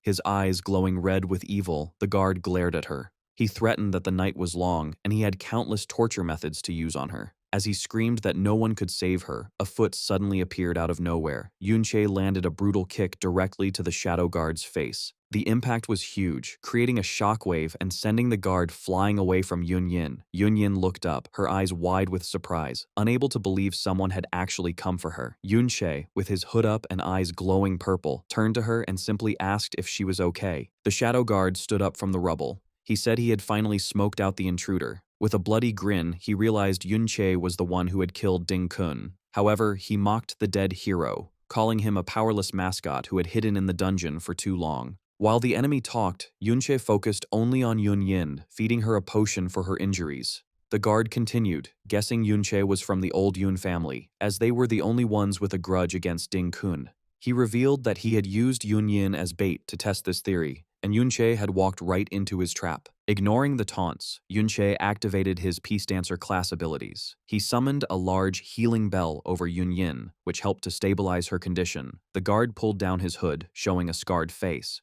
He remarked that it was lucky the king had kept these family members as bait. He admitted that without this trap, Yunche's stealth skills would have been too hard to handle, noting that even a citywide search had failed to catch him before. Suddenly, a huge pink energy barrier appeared around them, sealing the area. The guard announced it was a lockdown formation and that Yunche could no longer escape. He smiled, boasting that the barrier was so strong that he was likely the only S rank who could break it. The system identified the enemy as Shadow 33, a juggler-class user. Holding his jagged, chained blades, he told Yunche that hiding his face was pointless and suggested he surrender to avoid torture, but his cruelty showed right after. Swinging his huge blades with scary speed, Shadow 33 declared he planned to have his fun with Yun Yin first before dealing with Yunche. In response, Yunche activated a skill called Peace Domain. A golden aura exploded out, creating a zone that reduced damage for his allies and slowed down his enemies. As Shadow 33's blades came crashing down, Yunche stood his ground. With precise movements, he deflected the heavy attacks with his staff, knocking the weapons aside as if they weighed nothing. Yunche's eyes glowed with a cold, dangerous light. He looked at the Shadow Guard and asked a chilling question, confirming that the man had tortured Yun Yin just for his own fun. Shadow 33 sneered and admitted they had tortured her. He boasted that their reputation as the Shadow Guards was more than enough to lure Yunche into their trap. He then unleashed his attack, Blade Fury, sending a storm of red, triangular blades raining down on Yunche and Yun Yin. In response, Yunche summoned the undead spirit of Qiaoen. The ghostly warrior stood in front of them and activated strong defensive skills, including iron armor and group shield, to block the coming attack. Yunche watched silently as his summon prepared. The name Shadow Guards made Yunche remember a painful night when Luo Wei led his forces to destroy the Yun family under a blood-red moon. He remembered the total destruction, how everyone was tormented and then slaughtered, with no one left alive. Breaking free from the memory, Yunche told Shadow 33 that he had made a big mistake. The spirit of Qiaoen successfully blocked the Blade Fury, the red blades breaking against its powerful shields. As the attack was stopped, Yunche's hand began to glow with purple energy as he summoned a weapon. He switched to deterrence mode, and his attack power greatly increased. Surrounded by a dark aura, he held a newly formed dagger and declared that the Shadow Guards had slaughtered his family, and now they dared to harm an innocent child. He then activated several reversed chanter skills, each one boosting his attack power through his Blade of Trickery ability. With his eyes glowing with rage, Yunche proclaimed that his enemies were the ones who should not think about escaping. Shadow 33 was interested in Yunche's new weapon, smiling as he asked if it could change forms. He then used a powerful technique called Chain Trick, 1,000 blade spin, filling the area with dozens of spinning portals. He confidently said that because Yunche had used high-level healing and aura skills, he must have a support-type class with no attack skills. Continuing his taunts, Shadow 33 launched his 1,000 blade spin attack, sending a storm of red projectiles from the dark portals around him. He mocked Yunche, saying that changing his weapon didn't matter because he was still just a target. However, Yunche was no longer just defending. He skillfully used his new weapon, a dark purple chain, whipping it around to easily deflect every projectile.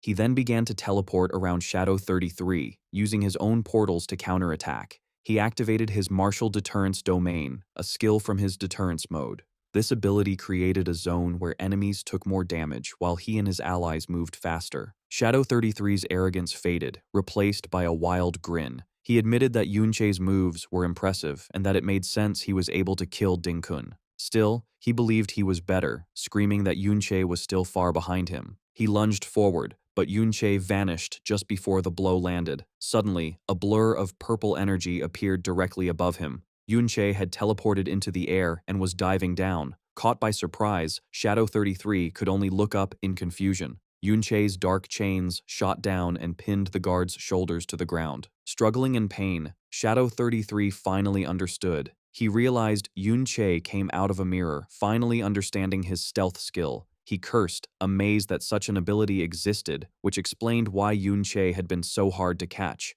Despite his injury, Shadow 33 sneered, mocking Yunche for revealing his best skill just to cause a small wound. He concluded that Yunche was still just a weak support class user. However, at that moment, he was hit from behind by a powerful, shadowy attack. The system announced the skill's name, Deterioration Blade. This was another deterrence mode skill that made any damage and status effects on an enemy worse. The guard staggered, wounded, and shocked as the attack tore through him. Shadow 33 was in complete shock, unable to believe he had been hit. He screamed in disbelief, demanding to know Yunche's real class and how a support class could have attack skills. Announcing he would no longer look down on his opponent, he prepared his ultimate attack. The guard activated a juggler skill called Splitting Trick, which filled the area with a storm of countless red triangular blades. He boasted that Yunche couldn't use his mirrors to escape this time, and that none of his summons could block such a huge attack. He then screamed for Yunche and Yunyin to die a death by 1,000 cuts. Despite the terrifying attack coming down on him, Yunche remained completely calm. He simply raised a finger to the sky. In response, he activated his own legendary skill, Dance of Finale, Celestial Requiem Bell. A giant golden bell appeared above, surrounded by glowing, angelic figures playing trumpets. This legendary skill reflected all attacks made against the angel figures back at the attacker. Shadow 33's eyes widened in horror as he saw the angelic figures in his reflection. His storm of blades rained down, but instead of hitting their targets, they were all sent flying back at him. He was hit by his own attack hundreds of times, screaming in pain. He couldn't understand how his opponent had a skill that gave both invincibility and damage reflection. The force of the reflected attack was so strong that it caused the lockdown formation he had created to shatter. When the skill ended, Yunche walked calmly forward. Shadow 33 was left lying on the ground, badly wounded and completely defeated by his own attack. Standing beside Yun Yin and the undead spirit of Ding Kun, Yunche held his blade and spoke to the girl he had just saved. He gently told her to turn around for a moment so she wouldn't see what he was about to do. Yunche held his blade to the throat of the defeated Shadow Guard 33, who looked up in terror. The guard stammered, asking what Yunche planned to do with him. From the darkness of his hood, Yunche's eyes glowed with purple light as he gave a cold, simple promise. He was going to make the guard repay what he had done 100-fold. Terrified, the guard tried to threaten him, shouting that the other shadow guards would arrive soon and that Yunche couldn't possibly fight 3 of them at once. He pleaded with him, insisting that it wasn't too late for him to leave. As the blade pressed closer, the guard screamed that he was one of His Majesty's personal guards, and if Yunche killed him, the king would surely come after him. From a distance, Yunyin watched the scene, shocked by Yunche's cold fury. The defeated guard continued to plead, begging Yunche not to come any closer and calling him a maniac. Suddenly, the wall behind them shattered, and 3 more hooded shadow guards burst into the room. Seeing the situation, they immediately charged forward, calling Yunche a rebel and demanding that he surrender. However, they stopped in their tracks, completely shocked by what they saw. In front of Yunche, the newly created undead spirit of their comrade, Shadow Guard 33, was kneeling in submission, held by a dark chain. Yunche gave the newcomers a cold, menacing glare, his eyes glowing with purple energy. Yunyin watched the scene unfold in stunned silence. She looked on in utter disbelief, realizing with a growing sense of awe and terror that Yunche hadn't just defeated the 3 S-rank guards who had just arrived, he had instantly killed them and added them to his undead army. Yunche stood over the fresh corpses of the 3 shadow guards he had just killed. He held the chain connected to the spirit of the first guard, having completely and effortlessly dominated his powerful enemies. After defeating the shadow guards, Yunche turned to Yunyin. He told her that Luo Sha had prepared a nearby hideout for support and that she should go meet up with her. He told her his undead servants would protect her on the way out. Yunyin, looking worried, asked what he planned to do now. Standing over the bodies of the guards, Yunche explained that he still had some cleanup work to do. He expressed his concern, saying he didn't know how many guards had come or if he could keep the incident hidden. He then turned to his real goal, summoning his undead army to deal with the remaining threats. With his army ready, he focused on one of his undead servants. He remembered that the Shadow Guards were the same group that Luo Wei had led to slaughter the Yun family. He asked the spirit a critical question. Was it there when the Yun family was massacred all those years ago? The undead spirit of Shadow 33 confirmed that it had been there at the massacre. Yunche then asked for the names of the specific Shadow Guards who were part of the slaughter. The spirit began to list the names it remembered, naming Shadow 3 and Shadow 5. Hearing these uniform names, Yunche concluded they must have been people raised in secret since childhood. He pushed the spirit for more names, asking who else was there. The spirit gave a shocking and unexpected answer. His own older brother, Yun Yi, was also among them. The news stopped Yunche cold. He stood motionless, trying to understand the horrible information. He slowly turned around, his face twisted in absolute shock and disbelief. He stammered his brother's name, unable to believe the spirit's claim, remembering the kind and protective older brother he once knew. Meanwhile, in a messy, luxurious room, a man in a dark hood sat on a sofa, surrounded by women. This was Yun Yi, now the captain of the Shadow Guards. A subordinate came to report that Shadow 22 had lost contact after going to capture Yun Yin. When they checked the dungeon, they only found the bodies of the Shadow Guards, and Yun Yin was gone. Yunyi stood up suddenly, his dark energy swirling and pushing the women away. He was surprised to hear that his elite guards were dead. With a cold look and glowing red eyes, he wondered if there were really hidden survivors of the Yun family who could do this. He immediately ordered his men to contact all locations. He decided it was time to turn the public against her, commanding them to release Yun Yin's photo and spread the news that she was a descendant of the traitorous Yun family. Almost right away, the plan started. Across the city, people began getting urgent messages on their phones. A huge holographic billboard appeared in the city plaza, showing Yun Yin's profile picture and personal information. The citizens looked on in shock, unable to believe that a member of the evil Yun family was still alive. Two men on the street reacted with anger, shouting about why this was only being reported now, and wondering how she had survived for so long. The news spread quickly to the school. Students walked through the courtyards, asking each other if they had seen the report about Yun Yin. Two male students discussed the situation. One of them said it felt fake, but since the official report was out, it must be true. However, the student in the hoodie showed sympathy. He argued that even if the report was true, Yun Yin was just a girl. He said that what happened years ago wasn't her fault. He compared her situation to Chaoji, noting that she was probably innocent but had suffered for years just because of her family name. The student in the suit rubbed his head and admitted that his friend was right. Despite their understanding, the student in the suit pointed out a harsh truth. He said that only their generation might think this way. He admitted that if he said such things to his family, his grandfather would probably beat him to death. The student in the hoodie sadly agreed. They knew that to the public, she was still the descendant of the wicked traitor Yun Che, who ruined the empire. On the streets, two women walked past, expressing their disgust that someone from the Yun family dared to live, suggesting she should kneel and die before the king's statue for her ancestors' crimes. Yun Yin was hiding inside a building, looking out the window at the angry mob below. She could hear them shouting that death was too easy and that she should be tortured first. Among the crowd, a young man carefully suggested that while she deserved to die, torture might be too much. However, his moment of doubt was met with anger. A large man grabbed the young student by the collar, screaming at him and asking if he had forgotten the history of the kingdom's greatest traitor. The man continued to yell, claiming that millions died because of Yun Che and that his own parents were victims. Under the intense pressure, the terrified student broke. He changed his mind to agree with the mob, forcing a smile as he shouted that a descendant of such a sinner must not live and should have the sense to kill herself. Inside the dark room, Yun Yin stood in silence, her expression empty as she listened to the world wishing for her death. Her mind was filled with cruel voices from the past and present. They mocked her gloomy eyes, insulted her mother, and repeated that she should kill herself just like her mother did. Suddenly, a beam of light cut through the darkness as the door opened. Yun Yin looked up in surprise as a voice warned her that the security chief had arrived and that it was time to change hiding places. Inside the other room, Yun Che sat with Luo Sha. Yun Che was thinking about the situation, asking how Yun Yin's identity was revealed so quickly. He figured that the security bureau must have a connection with the shadow guards, as they clearly knew the goal was to capture Yun Yin. Yun Che revealed that the security bureau had been secretly watching him for some time.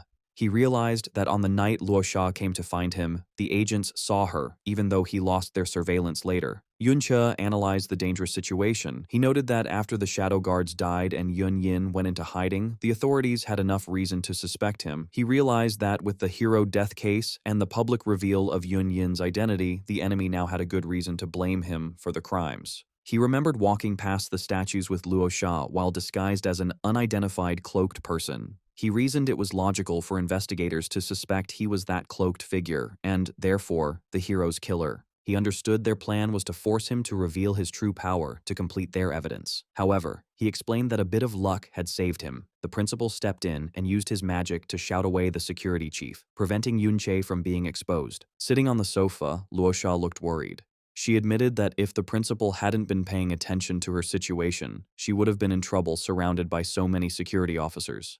Luo Sha blamed herself for the danger, thinking her carelessness was the reason they were almost exposed and killed. Yun Che remarked that while they were lucky, he was surprised to learn that the principal was actually Luo Sha's great-uncle. A few hours earlier, inside the principal's office, Principal Bolin looked stressed. He told Luo Sha that she was being reckless. He explained that while he could drive away the local security chief, if the king's elite shadow guards arrived, he would be unable to stop them. Luo Sha tried to flatter her great-uncle, but Bolin cut her off. He warned her not to underestimate the shadow guards, saying they were far more dangerous than simple S-rank fighters. He sternly reminded her that he had told her long ago not to bring Yunyin with her anymore. Looking at her seriously, the principal told her to make up her mind. He reminded her that the king had already ordered her to leave the academy and return to the royal palace. However, he gave her a harsh reality check about her friend. He warned that if she tried to take Yunyin back with her, she would not be able to hide her. He described the palace as having many eyes, and that the shadow guards would definitely find the fugitive. He advised Luo Sha that it would be best for her to return alone. Back in the present, Yunyin stood silently outside the door, having heard the entire conversation. She was filled with guilt, thinking that if she were exposed, she would die, and blamed herself for being careless. She looked down sadly, thinking of herself as a burden, and feeling she had relied on Luo Sha for too long. She imagined Luo Sha's life without her, realizing that without the weight of a traitor's descendant, Luo Sha could have lived a better life. Her guilt deepened as she thought about Yun Che. She realized that she had now dragged him down as well. She thought that he would have been safe if he hadn't exposed himself to save her. A painful memory from her childhood flashed in her mind. A young Yun Yin standing before her mother, who had killed herself by hanging. Haunted by her past and refusing to be a burden any longer, Yun Yin turned away from the safe house door. She decided it was time to leave. Just then, Yun Che opened the door and told her to come with him, leaving Yun Yin looking surprised. Yun Che explained his plan to secretly leave. He revealed that he had a specific secret realm in mind where they could go to avoid the public and the authorities. Luo Sha joined them, agreeing with the plan. She urged Yun Yin to come in and suggested they all go to the secret realm together to wait for things to calm down. Trying to be positive, Luo Sha winked and reassured them that since Yun Yin was innocent, she could later beg the king to let them continue attending school. However, Yun Yin was filled with guilt. She refused to move at first, saying that she had harmed everyone and that Yun Che didn't need to help her. She also reminded Luo Sha that the king had ordered her to return and she shouldn't disobey. Luo Sha brushed off the serious mood, cheerfully hugging Yun Yin. She suggested they simply pretend they went out to play without her great-uncle knowing, sure that the principal would go along with their story. Yun Che interrupted them with a heavy confession. He looked at them and admitted that he was the one who caused Yun Yin to be in this situation. Yun Yin looked at him with a confused and gentle expression, asking how that could be possible. With a shadowed face, Yun Che explained that her suffering since birth started because of him. Yun Che reflected on the true cause of the tragedy. He realized that it was his past relationship with King Luo Wei that had led to the massacre of the Yun family years ago. His thoughts then turned to his older brother. He silently questioned Yun Yi, wondering what role he played and why he had become one of the shadow guards who killed their own family. As they prepared to leave, Luo Sha asked Yun Che which secret realm he planned to take them to. Yun Che revealed that the location was something he had learned from the dead spirit of the shadow guard he had defeated. The group arrived at a massive, floating ruin shining with golden light. It was the Golden City secret realm, the exact place where Yun Che's brother, Yun Yi, was currently located. Yun Che saw a massive pillar of light in the distance. He recalled the shadow guard's spirit had told him his brother Yun Yi was there. He estimated they could reach it in half a day. However, looking down from a cliff, they saw their path was blocked by a group of powerful level 58 monsters called laborback gorillas. Yun Chi was calm as he recognized the creatures. He remembered from his past life that this type of monster dropped gold iron ore, a material he needed to repair his damaged flowing cloud sword. Seeing a chance to fix his weapon, he drew his sword with determination. He activated its ability, making it glow and change shape. First, it became a chain blade. The system noted the weapon was severely damaged, but it could still wrap around the huge gorillas and bind them. This form boosted his agility. Then, he changed it into a massive giant scythe, which sacrificed speed and defense for a huge boost of over 5,000 attack power. Seeing him get ready to attack, Luo Sha stepped in to help. She cast a skill called Starplay Secret Art, which boosted his spirit and attack power. The Flowing Cloud Sword's unique ability, Buff Adaptation, immediately absorbed her spell, adding the stats directly to the weapon itself. With the massive power boost, Yun Che swung the giant scythe in a wide arc. The attack was powerful, slicing through the level 58 monsters in a single strike. As the dust settled, Yun Che landed while Luo Sha walked up behind him. Luo Sha looked at the weapon in Yun Che's hand with surprise. She asked if that was really the Flowing Cloud Sword, noting its attack power was shockingly high even though it looked so damaged. Yun Che smiled and explained that the power wasn't originally that high. He revealed that it was thanks to her that he had already started the repair process. A flashback revealed how this happened. The academy's principal had originally planned to give Yunche a few skill books to thank him for saving students and teachers at the Valor Secret Realm. However, because Luosha had bothered her great-uncle so much, the principal was forced to change the reward. While he couldn't give away the life nursery, he handed over a lump of glowing gold material called World Tree Resin. Yunsha had used this resin, which the principal had collected over a long time, as a type of glue. He noted that while it was the best material he had, it was barely enough to just start the repairs. A system message confirmed that absorbing the World Tree Resin had brought the repair progress to 11.2%.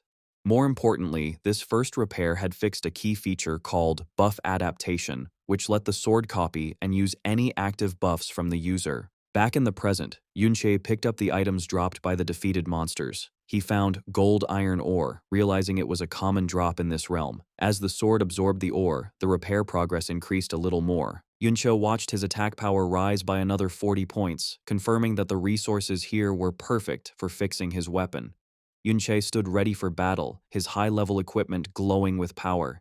He realized that unlike the rare resin, this ore could be gotten just by killing monsters. With a command, he ordered his army of undead summons to charge forward. He decided that as long as there were monsters to kill, he would keep repairing the flowing cloud sword. Looking toward the Pillar of Light, he figured he could repair the weapon a good amount before he finally had to face his brother, Yun Yi. The battle began instantly. Yunche leaped into the air, slashing his sword with amazing speed to cut the huge laborback gorilla into pieces. He used the chain blade form of his weapon to make a flurry of quick cuts, slicing the monster from many angles. With a command, the chains wrapped tightly around the beast, holding it completely. Standing on top of the monster, Yunche called out to Yun Yin, who charged forward while summoning a glowing energy dagger. With a single, strong strike, she sliced the monster in half, showing her growing strength. After the battle, the group stood on a cliff as the system announced that Yunche, Luosha, and Yun Yin had all leveled up. Yun Yin approached Yunche, looking worried as she asked if helping them level up was slowing him down. Yunche reassured her while picking up 15 pieces of gold iron ore. He stood among his undead summons, including the spirit of Ding Kun, and explained that his spirits were always killing monsters for him, so he wasn't being held back at all. He revealed that to keep things quiet, many of his spirits were fighting monsters inside the mirror world at the same time, meaning he was killing things much faster than it looked. He then absorbed the gold iron ore into his weapon, increasing its attack power by 300 points and bringing the repair progress to over 20%. Luosha jumped down to join him, saying that he seemed very sure of his path and clearly had a goal. She pointed toward the massive pillar of light in the distance and asked what was over there. Yunche looked at the light and revealed the truth.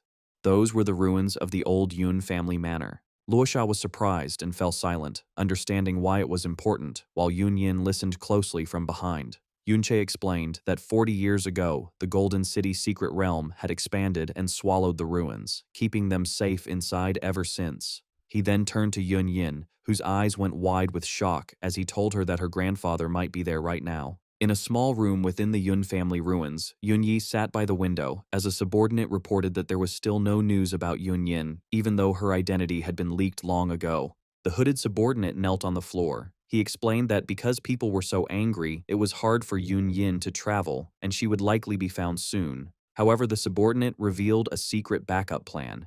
He showed 3 glowing devices called locator scepters and explained that a tracker had been secretly placed on Yun Yin long ago. He said that if these scepters came within 1,000 meters of her, they would show her exact position. The subordinate declared that since the scepters were spread out, Yun Yin could not hide for much longer. Yun Yi stood up, and walking through the dusty room, he decided his time for looking back was over. Holding one of the glowing scepters, he declared it was time to get rid of the last remnant. Suddenly, a system window popped up near his chest, catching his attention. Yun Yi's face turned to one of pure shock as he sensed something he didn't expect. Meanwhile, Yunche and Yun Yin continued their fight through the secret realm. They fought side by side, with Yunche using his scythe and Yun Yin using her dagger to take down monsters. With a huge swing, Yunche sliced 2 monsters in half and collected 2 more pieces of gold iron ore. After the battle, Yunche held his glowing sword and glanced at Yun Yin, who stood silently looking at a screen. Several hours ago, Yunche had revealed the hard truth to her, that Yun Yi was now Luo Wei's Shadow Guard captain and, more importantly, the person who had killed the Yoon family back then. Standing in the empty landscape, the two had shared a quiet moment. Yuncha told her that he didn't know what kind of person his brother was now, or how he would treat his daughter. He reassured Yunyin that she and the Yoon family were innocent. He then gave her a choice. If she didn't want to face her father, she could stay behind, and he would leave undead spirits to protect her. Yunyin stood in silence, holding her dagger tightly, clearly shaken by what she had just heard. She thought that being told all of this so suddenly made it impossible to sort out her feelings right away. Her mind raced with the new information, realizing it would take a long time to understand. However, she came to a serious conclusion. She reasoned that no matter what happened in the past, the reality was that she grew up alone. She decided that since he chose to be a shadow guard, her life wouldn't change. Despite the pain, her expression hardened with determination as she decided she would still go forward. Meanwhile, Yuncha stood on a ledge, looking out over the landscape. He began to doubt his decision, thinking that maybe he should have left Yunyin behind in safety.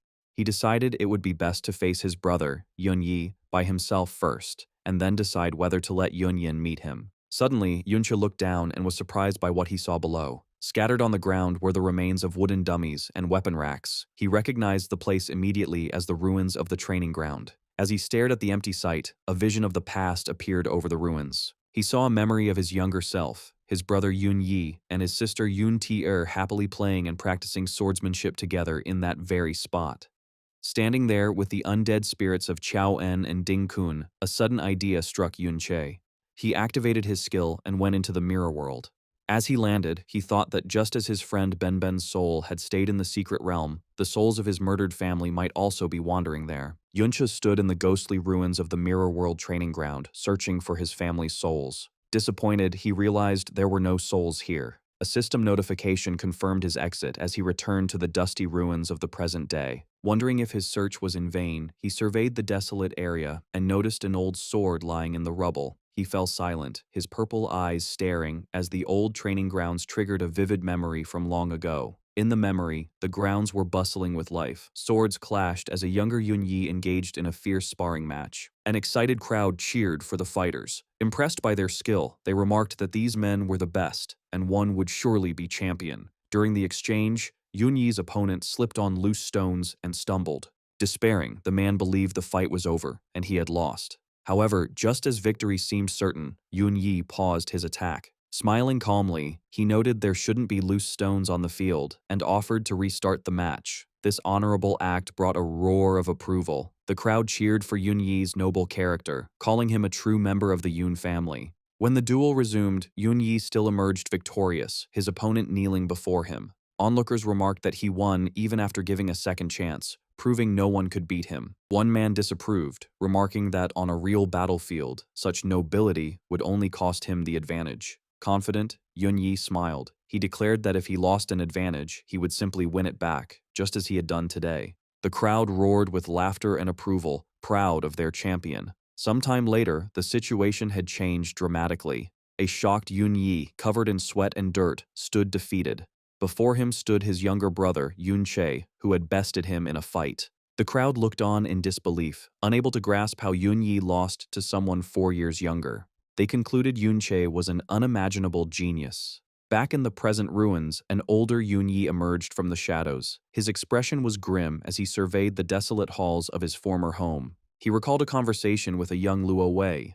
Luo Wei commented on Yun Yi's goodness, joking that if his own brother was outshined, he would probably want to kill him.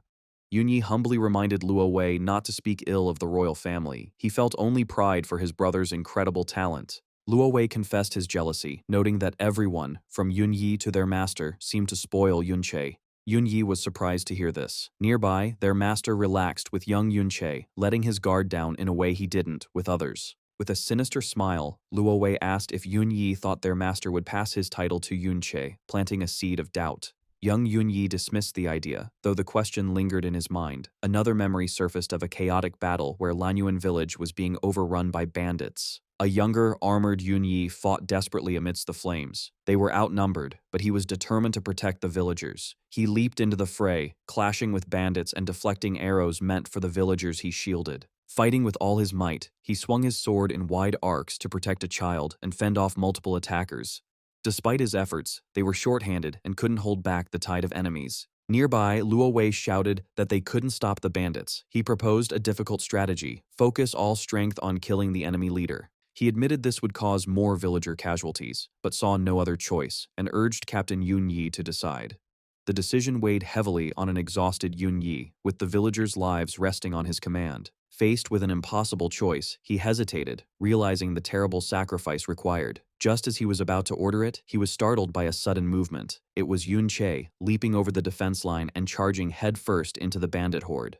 Yun Yi watched in shock as Yun Che plunged into the enemy, cutting down bandits in a whirlwind of violence. Yun Che charged fearlessly toward the bandit leader. Though wounded with an arrow in his cheek, his face remained a mask of pure determination. In a flash, he leaped and swung his sword, decapitating the leader. Standing on a rock, he held the head aloft. He shouted to the bandits that their leader was dead, but they would be spared if they surrendered. Witnessing this, Yun Yi was left speechless, stunned by his brother's power and bravery. Later at dinner, their master proudly ruffled Yun Che's hair, praising him as being even better than his big brother. Meanwhile, Yun Yi stood alone, troubled. He admitted to himself that he had almost chosen to sacrifice the villagers. Luo Wei approached to justify the choice.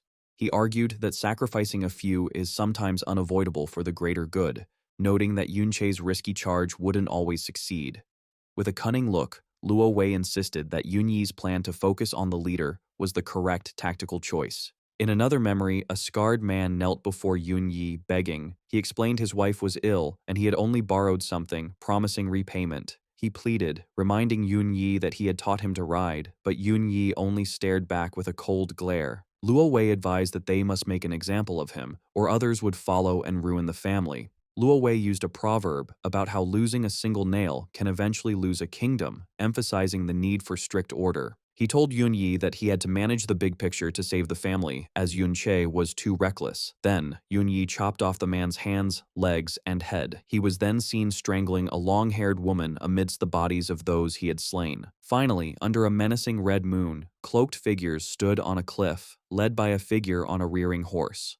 The devastating truth was revealed. For the kingdom and his goals, Yun Yi had joined Luo Wei and sacrificed his family. Luo Wei blamed the tragedy on Yun Che. Returning to the present, Yun Che walked through the desolate ruins of his ancestral home. Suddenly, he became alert, sensing an immense and familiar pressure nearby. A powerful aura swirled in the distance. He wondered if it was his brother, Yun Yi. Gripping his sword, filled with sorrow, he questioned how his brother could have become what he was. A figure on horseback appeared in the distance. Yun Che was shocked as he recognized the rider. It was not his brother. Pure rage filled him as he realized who it was. He screamed the name of his greatest betrayer, Luo Wei. Astride his horse, Luo Wei looked down arrogantly, asking how Yun Che recognized him in his current form. Facing his old enemy, Yun Che trembled with rage, his sword held ready.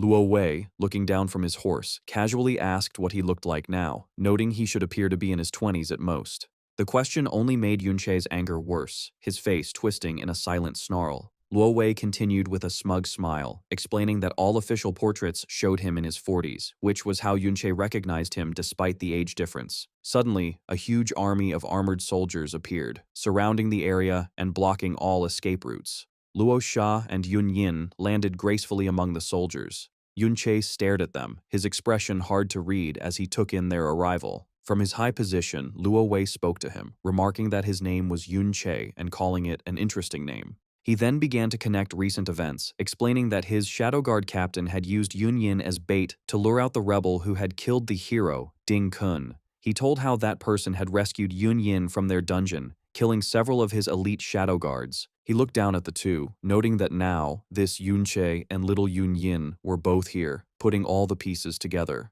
Luo Wei gathered a bright, shining light at the tip of his finger. With an air of total authority, he pointed directly at Yun Che and declared him to be the rebel he had been hunting. He dismissed Yun Che as a mere pest that should be returned to dust. As Luo Wei prepared to release his attack, both Luo Sha and Yun Yin looked on in pure terror. In a desperate move to protect him, they both rushed forward, placing themselves directly in front of Yun Che to shield him from the coming blast. Luo Wei paused for a moment, a look of confusion on his face at their unexpected action.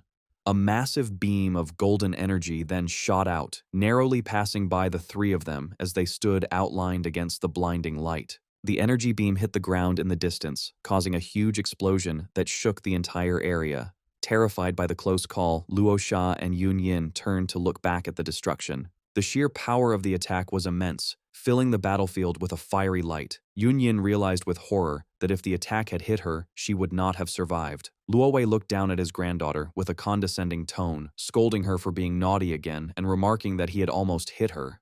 As the two girls looked on, their faces pale with fear, Yun Yin wondered if Yun Che could have already been killed in the blast. Luo Wei smiled like he was talking to a child, telling Luo Sha to be good and not cause any more trouble. He then commanded her to follow him for now and prepare to return with him later. An armored guard stood silently behind him. As Luo Wei gave his command, Yunqi appeared from nowhere, stepping out of the mirror world with a threatening pink aura around him. A system message confirmed he had activated his intimidation mode. His eyes glowed with pure raw fury as he glared at his enemy and roared his name. As his rage and power grew, his weapon changed into a massive, jagged sword, and several attack power buffs appeared around him. He shouted that Luo Wei was a poisonous scum who didn't deserve to set foot on the sacred ground of the Yun family. A huge wave of energy erupted from Yun Che as he continued his angry speech. He yelled that the kindness and years of friendship he had shown Luo Wei were not just chips to be thrown away like trash.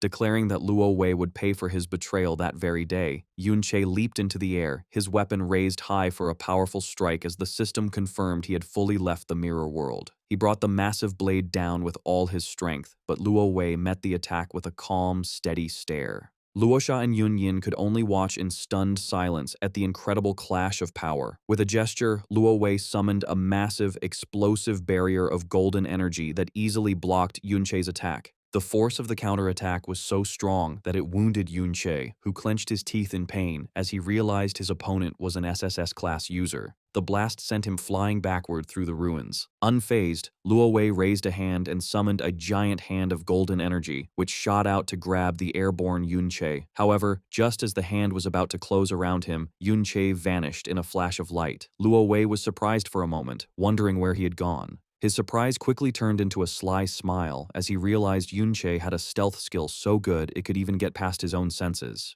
Inside the crystal world of the mirror world, Yun Che violently hit a wall, the impact shattering the surface around him. He was left in critical condition, suffering from a laceration status effect that couldn't be healed and caused continuous bleeding for 60 minutes. He was also hit with a mental spell shock that left him confused. His HP had dropped to just 272 out of 2410, putting him near death. Bloodied and beaten, he finally lost consciousness, with just under 5 minutes left on his mirror walk ability. A worried Luo Sha spoke to Luo Wei, her voice filled with concern for Yun Che's fate. Luo Wei, however, remained calm and uncaring. He explained to her that Yun Che had been wounded by his automatic counter-damage skill. With total confidence, he declared that the traitor must be on his last breath and would not survive the attack. Luo Sha was shocked by his coldness. Luo Wei added that they should be safe now. He turned and gave an order to Yun Yi. He commanded Yun Yi to take a few squads to the area where Yun Che was struck down. Luo Wei finished his order with a chilling certainty, stating that even if their target was just a pest, they needed to clean it up properly. With a cold, emotionless expression, Yun Yi accepted the command to hunt for his brother's body.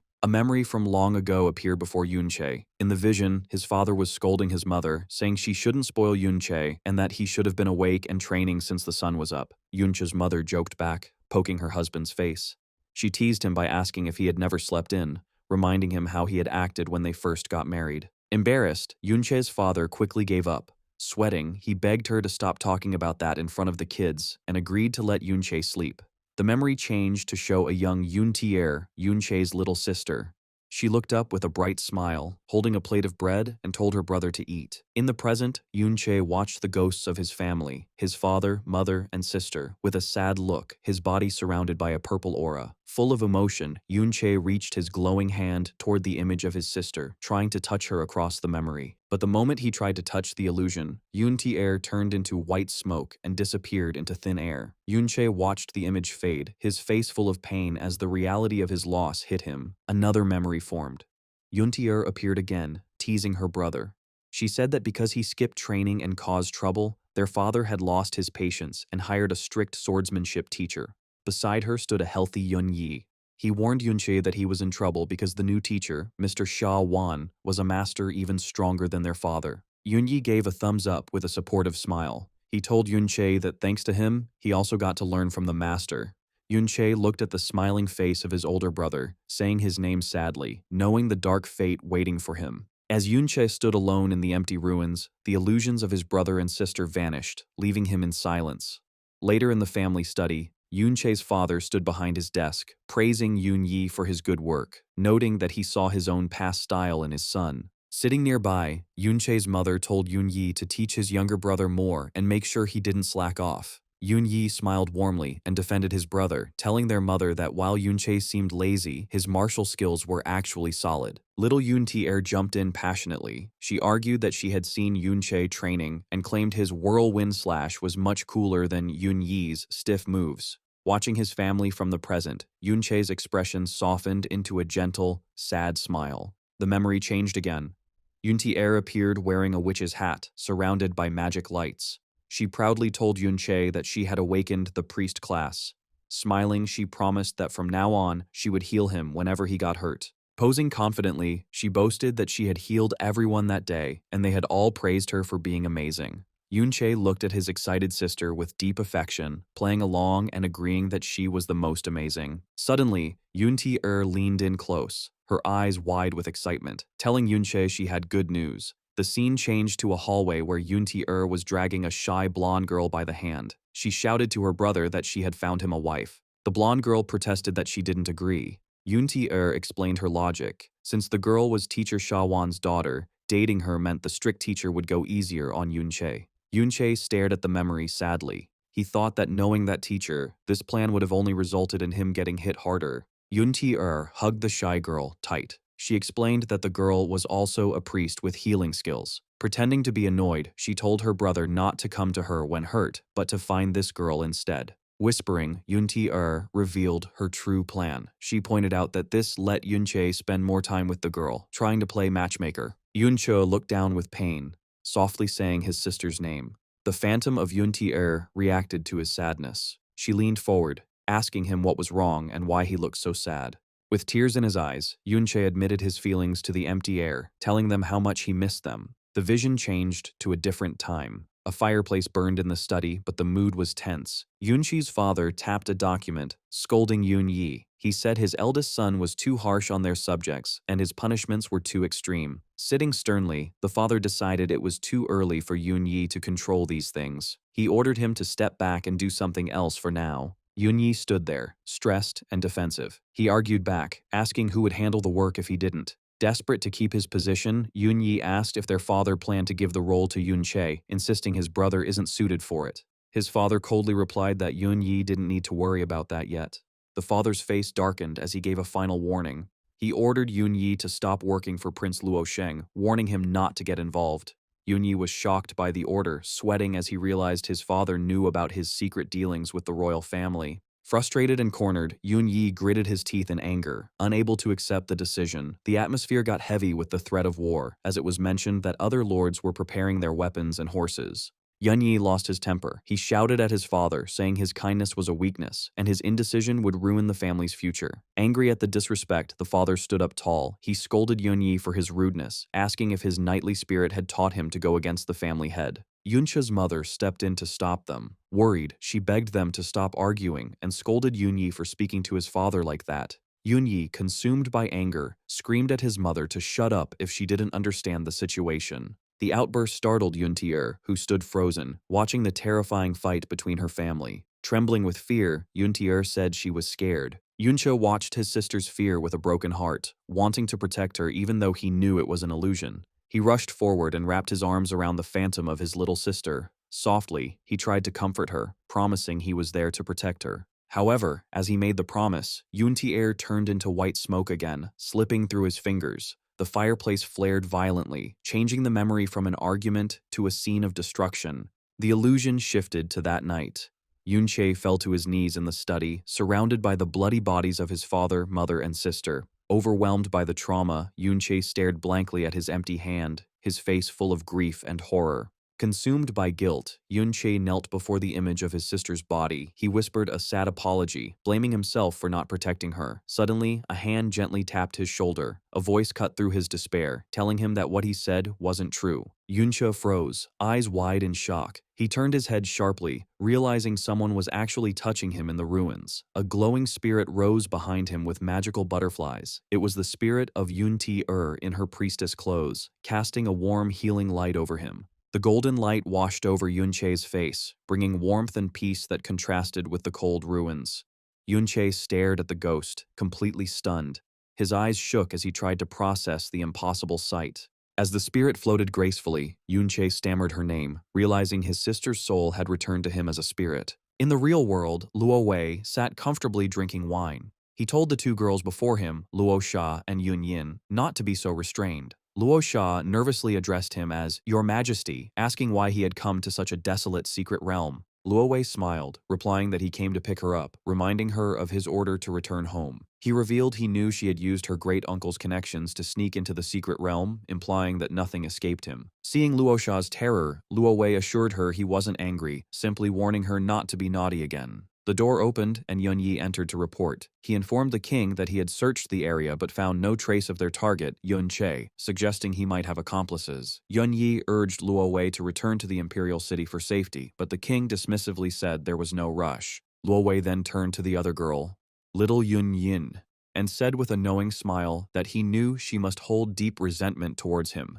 Yun Yin stood frozen with fear and suppressed rage. Luo Wei smiled cruelly, telling her there was no need to hide her feelings. He explained that in the past, he spared her mother from execution because he believed the child was innocent, despite the Yun family's rebellion. He feigned regret, claiming he hadn't expected the public's hatred of the Yun family to be so intense, which he said drove her mother to suicide, while Yun Yin trembled with suppressed anger. To prove his lack of bias, Luo Wei gestured to the armored man behind him, his shadow guard captain. He asked why, if he truly hated the Yun family, he would make Yunji's older brother his captain. Yun Yin stared at the warrior, realizing this was the relative Yunche had mentioned. Luo Wei asserted his relationship with Yun Yi was close, and claimed he never would have raised a hand against the family if not for Yunche's rebellion. He expressed performative pain, shifting all blame onto Yunche. Yun Yin remained silent, trying to process the twisted narrative. She recalled rumors her mother was the illegitimate child of a Yun rebel, but since Yun Yi served the king, she realized her rebellious bloodline must be from a different source. Luo Wei confirmed her deduction, revealing that Yun Yin's grandmother was Yun-Ti-Er, Yun Yi's sister. This made the Shadow Guard her great-uncle. Luo Wei commanded that she would now follow Yun Yi. Luo Sha frantically intervened, arguing Yun Yin was her bodyguard. Luo Wei leaned in with a chilling smile, reminding his niece that he had instructed her to take Yun Yin as a bodyguard, revealing the arrangement was his design. Luo Sha tried to explain, but Luo Wei twisted the narrative, claiming she had completed his request perfectly and a reward was prepared. As Luo Sha tried to deny his words, Luo Wei used mind control to lift her into the air, saying they shouldn't disturb the family reunion and it was time to go home. He walked away, dragging the floating princess, leaving Yun Yin alone with the shadow guard. Yun Yin stood in shock as her friend was taken away. Meanwhile, in the mirror world, Yunche was shocked to see the ethereal spirit of Ti-Er. He shouted her name and rushed towards her, questioning how she was there, then realizing that as a Yun family member, her spirit would naturally linger in their ancestral home. He desperately asked if she still remembered him. The spirit remained silent. Instead of speaking, she raised a glowing hand and healed a nearby spirit. Yunche was stunned, realizing that even now, her instinct was to heal, not attack. Overcome with grief, he embraced his sister's cold spirit, apologizing repeatedly and blaming himself for her death. To his surprise, the spirit wrapped her arms around him in return, offering comfort. A voice entered his mind as the spirit stammered his name and heal, showing a flicker of consciousness. A dead spirit contract window appeared, explaining that signing it would allow the soul to leave the mirror world and fight for him. Stunned that she spoke his name, he didn't hesitate to accept, realizing that leveling the mirror world to level 3 brought new changes. Holding his sister's spirit, he was filled with new hope. He reasoned that if level 3 could restore this much of her intelligence, there must be a way to restore her completely. With fierce determination, he vowed to find the method to bring her back. Back in the physical ruins, Yun Yi commanded his troops, convinced the rebel remnant was still hiding nearby, and ordered a squad to continue searching the east. Yun Yin, trembling, addressed him as Great Uncle, trying to dissuade him from continuing the hunt since the king had left. Yun Yi turned slowly, his eyes glowing red, and remarked chillingly that he had almost forgotten she needed to be dealt with. He summoned dark energy chains and launched them at Yun Yin, binding her completely. He hoisted her high into the air and casually asked his soldiers how they should dispose of this, treating her like garbage. Suspended by the chains, Yun Yin was terrified as she realized her great uncle's cruelty. Suddenly, a massive pillar of golden energy erupted nearby, shattering the barrier. The blast caught everyone off guard. The soldiers panicked as the secret realm dissipated, which only happens when the secret realm lord is killed. As the dust settled, Yunche stood atop a high cliff amidst the floating debris, having returned from the mirror world. His purple, glowing eyes were filled with intense, suppressed rage. A flashback revealed what happened in the mirror world. Yunche asked the spirit of his sister, Yunti-er, if their older brother, Yun Yi, had really participated in massacring the Yun family. The glowing blue spirit hesitated, her expression full of sorrow. She revealed that on that fateful day, Yun Yi had come home with a worried face, a camouflage to be alone with their father. Relying on his trust, Yun Yi executed a sneak attack, backstabbing the head of the family. The spirit trembled as she delivered the devastating truth. Every single member of the Yun family was killed by Yun Yi's own hands. Back in the present, Yunche burned with uncontrollable fury. Having received confirmation of his brother's absolute betrayal, he stood ready to unleash his wrath. In a memory from long ago, Yuntier burst into the trainees' room, shouting for the rookies to get up and train. The men, startled from their beds, complained that it was barely past midnight. Ignoring their complaints, T-Air swung her sword in a comical rage. She threatened that her big brother was back and would beat them senseless if they bullied Shaya again. A shy girl named Shaya appeared at the doorway, telling T-Air it was fine. The men continued to gossip, calling her a weak disgrace despite being a swordmaster's daughter. The memory shifted to a hallway where T-Air violently kicked open a door. She shouted for her father, saying she was going to borrow her big brother to teach the bullies a lesson, but her voice trailed off in terror as she entered the room. Inside, she saw her older brother, Yun Yi, standing over a body, weapon in hand. Her father lay on the floor in a pool of blood. With his dying breath, he desperately told his daughter to run. Yun Yi finished his strike, driving his blade through his father's neck. Tyre stood frozen, her eyes wide with shock as her father's blood splattered across her face. Chaos erupted as a loyal guard stepped in to block the attackers, screaming for the young miss to run. Tyr was paralyzed, the violence burning into her terrified eyes. Suddenly, Shaya grabbed her hand. The once timid girl now pulled Tyr with urgent force, dragging her away from the slaughter. The two girls ran past windows outlined against the blood-red light of the burning manor. As they fled, T-Air looked down in horror at the floor, which was littered with the bodies of people she loved, the maid Nina, Auntie Belle, and the uncle guard. Consumed by confusion and betrayal, she couldn't understand why her big brother would do such a thing. In another part of the manor, T-Air's mother walked anxiously through the red-lit corridors, calling for her daughter. She stopped, spotting a figure down the hall. From a hiding spot, Shaya clamped a hand over T-Air's mouth to keep her quiet as she stared with wide, tear-filled eyes, wanting to call out. Unaware of the truth, the mother ran toward Yun Yi, telling him in a panic that someone was attacking the family. She desperately ordered her eldest son to find and protect his sister. The tragedy peaked as Yun Yi embraced his mother, only to drive his blade through her body, killing her instantly as she let out a pained gasp.